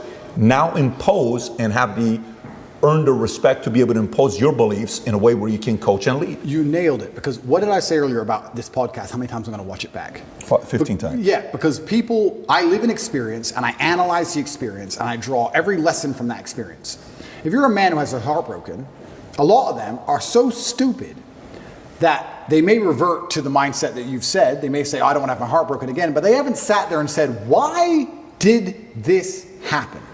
You have to know the why to prevent it from happening. You have to analyze the scenario and learn from it. One thing I'll say about women that's fantastic, one of the best things women are one of the things women are best at is they're a fantastic mirror. Women are a reflection. If you have any weakness inside of you, or if you have any downfalls as a person, a woman's gonna show you who they are. If you're too emotional, if you're too easy to get angry, she'll teach you that. She'll teach you that you can get angry too fast. Piss her off. If your dick's small, she'll tell you. She'll tell you exactly what is wrong with you when she is mad. She'll sit there and say, you got a short leg and your haircut's shit. Get a new haircut. I hate your ugly ass. They'll tell you exactly what is wrong with you. When you look at your bad or your previous relationships with women that went wrong, you can sit there and go, okay, this all went wrong. What has she taught me? She taught me that I'm emotionally affectable. She taught me that if she ignores me, she gets more attention than if she's nice to me. She taught me, you have to sit there and analyze all the lessons and you have to implement them. It's the same with absolutely everything. But women are a fantastic mirror. A lot of these guys who resort to that are men who don't have the self-reflection to sit and say, okay, why did this happen? As a man, you have to be accountable for absolutely everything. Every single thing that happens is your fault. I didn't go to jail because of Romania. When I was in jail, it was my fault. Even though I don't believe it was just, even though I do not believe it was fair, even though I know I am innocent, it is my fault. Because I didn't have to become so influential. I did it. But it's also my fault when I'm on the jet and living my perfect life. I did that. I did the good, I did the bad. You made her leave you. You did. Whether you like it or not, you are the reason she became so cold. You are the reason she doesn't listen anymore. You are the reason she's so arrogant all of a sudden. 100%. You are. You may not have identified why yet, but if you identify why, then you get into your next relationship healed and understanding what you did wrong and learn from it. That's what you have to do. But most of these men don't want the self-accountability. I love that. And they want to blame the women. Yep. You have to blame yourself. I know exactly now how to keep a woman happy. So I ain't got nothing to worry about. I've learned my lessons. I know exactly how to keep a woman happy. I know when to set a boundary, when to be nice. I know exactly what to do because I've self-analyzed. A lot of these red pill guys, they want to do exactly like you said, just run around and just bang chicks because they've never looked in the mirror and go, why do these chicks not want to just love me? Why am I a fuck up? You're not perfect. God is perfect. Nobody is perfect. You have to analyze yourself. If you fix those problems, I'll give you an example. Even when I first started getting rich, I never worried about gold diggers because I can't be gold dug. But I was always a bit like weird about if a woman wants something expensive, that I was always a bit like, not because I'm tight, but just like, oh, we haven't been together that long. Why does she want such an expensive bag? Da, da, da. And over time I learned they don't want the expensive bag because it's an expensive bag. It's because my life is now so expensive and so grand. When I'm doing hyper expensive things, if I buy a $5 million car, I look like a dummy if I won't buy a $500 bag. I look frugal, and frugality is a form of fear, and it looks fearful. I could say no to a $500 bag when I had no money to the exact same girl, but when you have a certain amount of money, it's not that they're gold digging you, it's just that to you it's nothing, and there's a degree of gesture to it. And I also learned over time that, you know, the best way to get new beautiful women is for them to see your ex and how well she was treated. They love that shit. They love it. When they see all your ex, because women will do that. Women stalk me. When I had Instagram, they'd stalk me. And they'd see the lifestyle my girl lived. And as soon as I was single, they were like, hey, woo, they want to turn. So I was like, you know, I actually get a larger ROI just being Mr. Nice. Cool. It's also helped me in my current situation. I've never been mean to anybody. Please call him. No, he was nice to me. Bye. There's a lot you learn, but you have to self-reflect and learn and pay attention to the mirror. These men who are afraid of commitment are not blaming themselves like they should. Because I actually truly believe, and this is never going to make the misogynistic supercut of the BBC, I actually truly believe that women in their hearts, unless they're completely corrupted by society, women just want to love and be loved and feel safe. That's what they want. They want a man that they can look at and they truly know he makes the decisions and I trust him to make the decisions and I love him for that and I respect him for that. That's what they truly want. When a woman starts turning on you, it's usually because she doesn't trust you for some reason. She doesn't trust your judgment. And that's not always cheating. It can be other things. Doesn't trust your judgment as a whole, right? If she starts to doubt your judgment, how can she truly love you? You're the protector. You're the provider. So if a woman's gone cold on you, you have to sit there and go, okay, she doesn't trust my judgment. feedback. She doesn't trust my judgment. What have I done that made her doubt me? Did I get my 6th booster injection like a dummy? No wonder she doesn't want dick. Because I keep injecting myself with poison because I'm an idiot.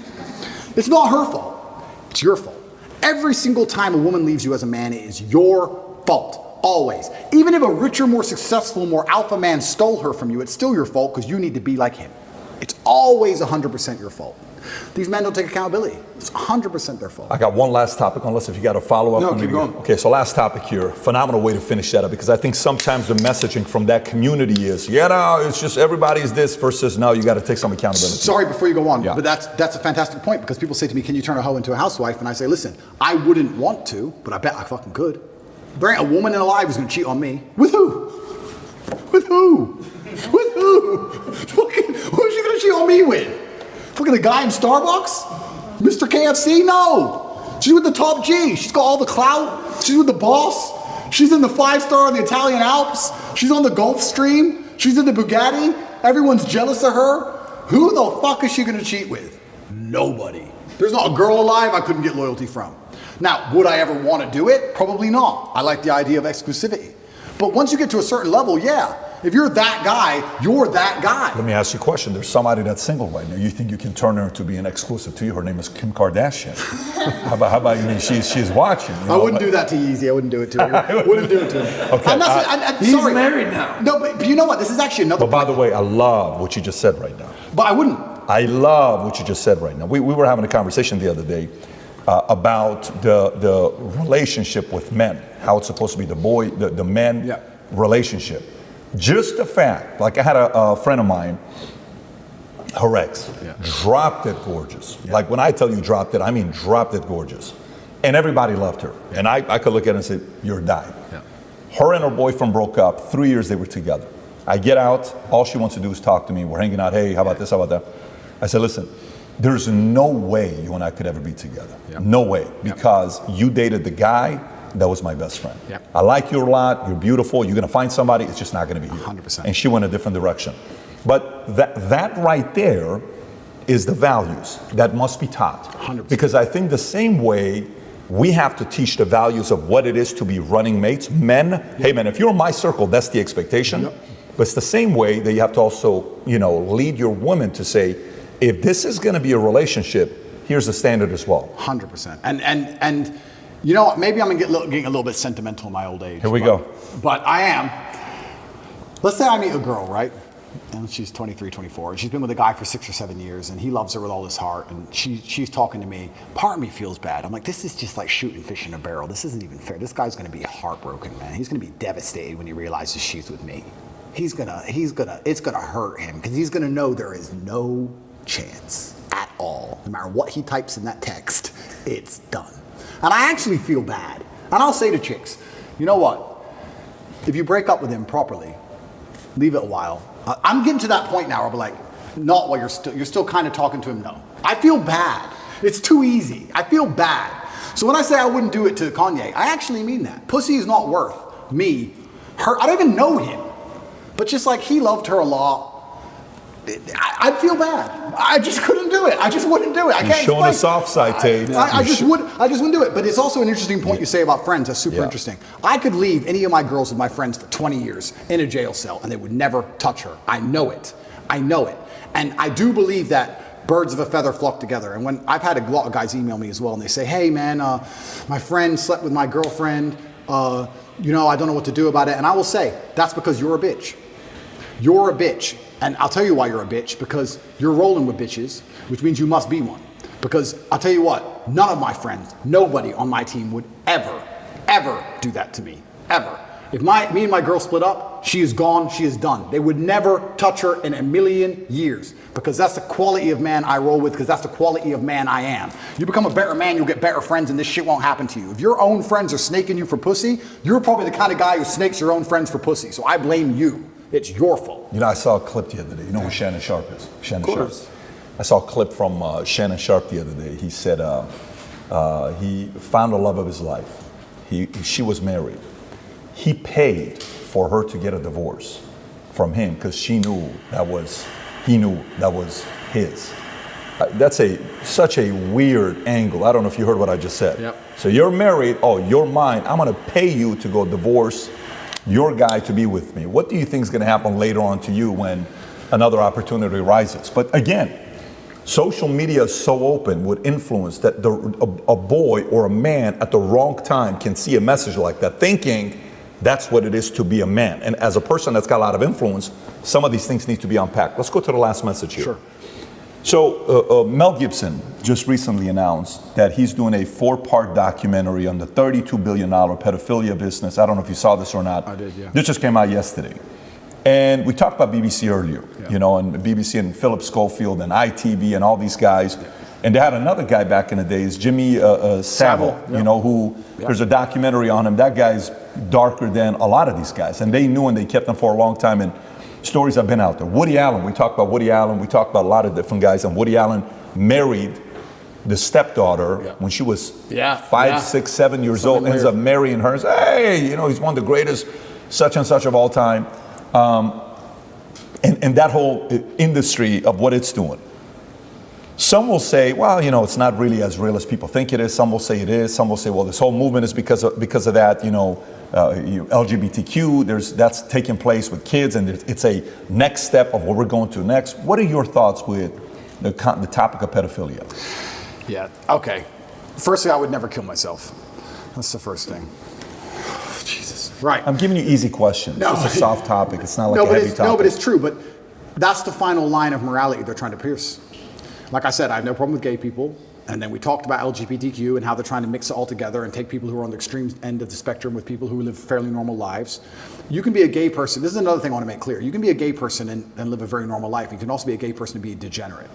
Deciding to get naked in front of children has nothing to do with your sexual orientation. That's just the fact that you're a degenerate person. It doesn't matter if you sleep with a man or a woman. The fact that you want to go and walk around naked in front of kids is degenerate behavior, regardless of sexual orientation. It has nothing to do with it. It's only accepted if you're homosexual. If you're a heterosexual, it's a crime. For some reason, if it's a homosexual, it's not a crime, but it's the same act, and it's degenerate. It's the final line. The final line is children. It's the final line of sexual morality that they're trying to attack. They've attacked every other line. It's the final line they're trying to pierce. And I think a lot of this pedophilia comes down to, control. So, yeah, what Mel Gibson is doing is super interesting. It's super interesting that he's attacking the most liberal establishment on the planet. Super interesting that he's attacking Hollywood, which is obviously the heart of the liberal propaganda machine. And he's saying they're the worst people on earth. And I sit and say, well, if you take these people outside of Hollywood, would they matter? This is a really interesting point. You can actually apply this to nearly any job. If you took you away from your sales job, or took me away from my role, or you away from, let's say you had a sales job at a specific company, you would still be a good communicator, you'd still know how to speak, you'd still have charisma, you'd still be a man of status, you'd still know how to walk, you still have a presence, you still know how to behave, right? There are certain people in certain establishments where if you strip them of their title, they're nothing. If you took Harvey Weinstein away, or Weinstein, whatever his name is, away from Hollywood, he's just a fat, old, ugly dork. That's all he is. He's only something because of Hollywood. Outside of that, he's nothing. These are the people who end up using their influence in whatever sphere they're in to do negative things, because outside of it, they ain't shit. If you're a real G, if you're a real man, if I was in Hollywood, I was a real man, I wouldn't have to use Hollywood to get girls. I'm fine. I think a lot of this stuff is run. I think a lot of these people who are doing these things are just not very good or very impressive people. Oh yeah, you may be a big shot in Hollywood. Delete that from your resume. Who are you? Oh, you ain't shit. Sit down and talk to these people. What have you even done with your life? You ain't shit. You made it to the top of Hollywood by what? Who even knows how you got there? Wink, wink. You got there through whatever. So I think that's what a lot of this stuff is. And going back to everything we've been saying so far, Andrew, how do you solve pedophilia? I think if a man has a healthy sexual relationship with women and has options and feels respected by women and enjoys the company of women and women like him and admire him and look up to him, he will have no desire to go down the route of sexual perversion and chase children. I don't think he ever would. Why would he? Right? What my cousin said was only a joke. But sometimes there's a degree of truth in the humor. He's a young, good-looking black guy on the football team. He gets girls. Why would he do this dumb shit? When you see some fat, overweight video game loser, they're the ones on the TV doing it. So, once again, like nearly any problem on earth, whether it's pedophilia, whether it's school shooting, whether it's men's mental health, whether it's women's mental health, whether it's female promiscuity, no matter what it is, whether it's crime, no matter what it is, how do you fix the problem? By building men of caliber, by building men of capability and status and honor and dignity, and by building men of ability to be good standing citizens who are respected by their peers. All of it comes back to improving men. All of it. Every single problem you can possibly name, even pedophilia, comes back to building strong men of capability who are respected. That's all. It's the baseline of humanity. Men always has been the baseline of humanity. And that's why nearly every problem we can name, whether it's pedophilia, whether it's anything else, school shooting, whatever, all of them are in a direct negative correlation with masculinity. As masculinity plummets, all this garbage is going up through the roof. Is that a coincidence? Absolutely not, really not. You can literally see it with a graph, and you can see it happening. Saving the way men think and operate, growing a new generation of men who understand they have duty to themselves, their last name, and God, literally saves the world. All of it. And I'm telling you, the reason this Hollywood garbage happens is because outside of Hollywood, none of them people are mildly impressive in any regard. And that's why they have to do the disgusting, heinous things they do. And that's why they're going to attack me and pretend I'm a fucking predator, and that I'm the bad guy, and that I'm dangerous to women. When truly, people like Philip Schofield are the ones who are doing it, but they're part of the club. And that's what actually upsets me, truthfully. I'm a difficult man to affect. And I understand that I'm in the middle of a war here, and I understand that one way or another, with God on my side, I will win. But it is extremely frustrating to have people who commit X crime with impunity accuse you of X crime. That's a very uniquely annoying scenario. When somebody who does something themselves accuses you of it when you're innocent. Not allegedly. They've been caught. And they accuse you of it. Big difference. And then they sit there and go, it's a terrible thing to do. You do it. All of these liberals and elites attacking me do it. And I don't. And I'm the one who's sitting in a fucking dungeon for it? It's insane. What should be the punishment for that? I think attacking innocents is the most heinous thing you can possibly do. Did you hear what DeSantis announced? No. Death penalty for that. Well, I think absolutely. They're innocent. Attacking innocence is the biggest act of cowardice. It's cowardice. Attacking innocence is the biggest possible act of cowardice. Even, you don't shoot an unarmed man. Even in war, there's the Geneva Convention. There's supposed to be a degree of rule. Someone can't defend themselves. There's no need to hurt them. These people can't defend themselves. Attacking innocence is the most heinous of all crimes. And children are the absolutely most innocent thing on the planet. And I'd like to think that I'm rational enough that not much would drive me to murder, but I know it would happen if someone hurt my children. Should they be castrated? I think they should face an extremely heinous punishment. Now, the death penalty is fantastic. I also think, from what I've just been through, and it was only 3 short months, I think a nice long life of solitary confinement will do just fine. I really, truly believe it. And I truly believe that we need to make that clear to the world. But the problem is, the world we're living in, the people who are in charge of the world have no obligation or no intention of stopping what's happening. They want to accelerate what's happening. That's what's scary. Because they could put punishments in place which genuinely stop this shit. And I don't think they are. In fact, they're promoting this shit and trying to say that you're born that way. Because when you're born that way, once again, you have no control. It's not your fault. It's not your fault you touched that kid, you were born that way. Not your fault you're fat, you were born that way. Not your fault you're a school shooter, you were born that way. This is why I have a problem with psychologists. Every single time you ask them anything, it's not your fault. It's something else's fault or someone else's fault. And I don't accept that. I accept absolute and utter ruthless personal accountability. Absolutely everything is my fault. Every action I undertake is completely my fault. If I do something wrong, it is my fault and I should be punished for it, me. And that should be implied on every single other man on the planet. And the second we start doing that, dumb shit might stop. It's a powerful message. We're at the end of it, so if you got anything. Well, this is going to be more of a lighthearted question to end on a lighter note. But Are you going to ask about who's a better actor, Al Pacino or Robert De Niro? Actually, a real question. That's your question. So I got a question. Do you like both actors, Pacino or De Niro? De Niro hates Trump, right? Yeah. They both do. They both do. They both do. Oh, they both do? Yeah. Oh, fucking hell. So now you got to go on their merit. Uh-oh. I don't know then. They're both on the wrong team. Scarface or Goodfellas? Yeah. So this is actually a funny question, lighthearted question, but it is about your legacy. Sure. I don't know if there's anybody in the world, when I say a country, oh, I'm going to this country, they say, well, you must be going to see Tate. Yeah. If I told my mom, we're not supposed to talk about this, Yeah. Hey mom, I'm going to Romania. Are you going to see Andrew Tate? Yeah. If I told that, hey, anybody, I'm going to see going to Romania, they're going to say, oh, you're going to go see Tate. Yeah. That's how synonymous you are with Romania. Yeah. The irony is that Romania is the country that's locked you up. There's one other person that's associated with the country. If I say the country, you know the name, they're not even a real person. And that person is from the country of Kazakhstan. Yeah, Borat. Borat. Yeah. I say Kazakhstan, you think of Borat. Yeah. Ironically, in a twist of fate, in 2006 when the movie Borat came out, they actually banned the movie. Yeah. They didn't want the people of Kazakhstan to see the movie. Yeah. Because it was Insulting. a great insult for the people of Kazakhstan. Yeah. Ironically, in 2020, after COVID, it became a global brand, Kazakhstan. Yeah. The tourism board basically created ads and embraced the moniker Kazakhstan, very nice, as a way to drive tourism to Kazakhstan. So in a twist of fate, they banned the movie. Yeah. 15 years later, they're embracing Borat. Yeah. So my question to you is, when you're innocent Yeah. and you're scot-free, Yeah. what will Romania do to make amends for what's happened to you? Will it be Romania? What color is your Bugatti? What are they going to say? That's a really good question because I love this country. I chose to live here. I think that they have done themselves a massive disservice, but I don't think it's Romanians as a whole. 99.9% of Romanians I interact with apologize to me. Every Romanian I see says sorry. Even the police officers who come and check my house arrest apologize to me. There's a select few Romanians who have done irreparable damage to this country, and they're going to have to deal with the consequences of that if they have a conscience at all. Most Romanians understand exactly what's happening and have apologized to me and are good people.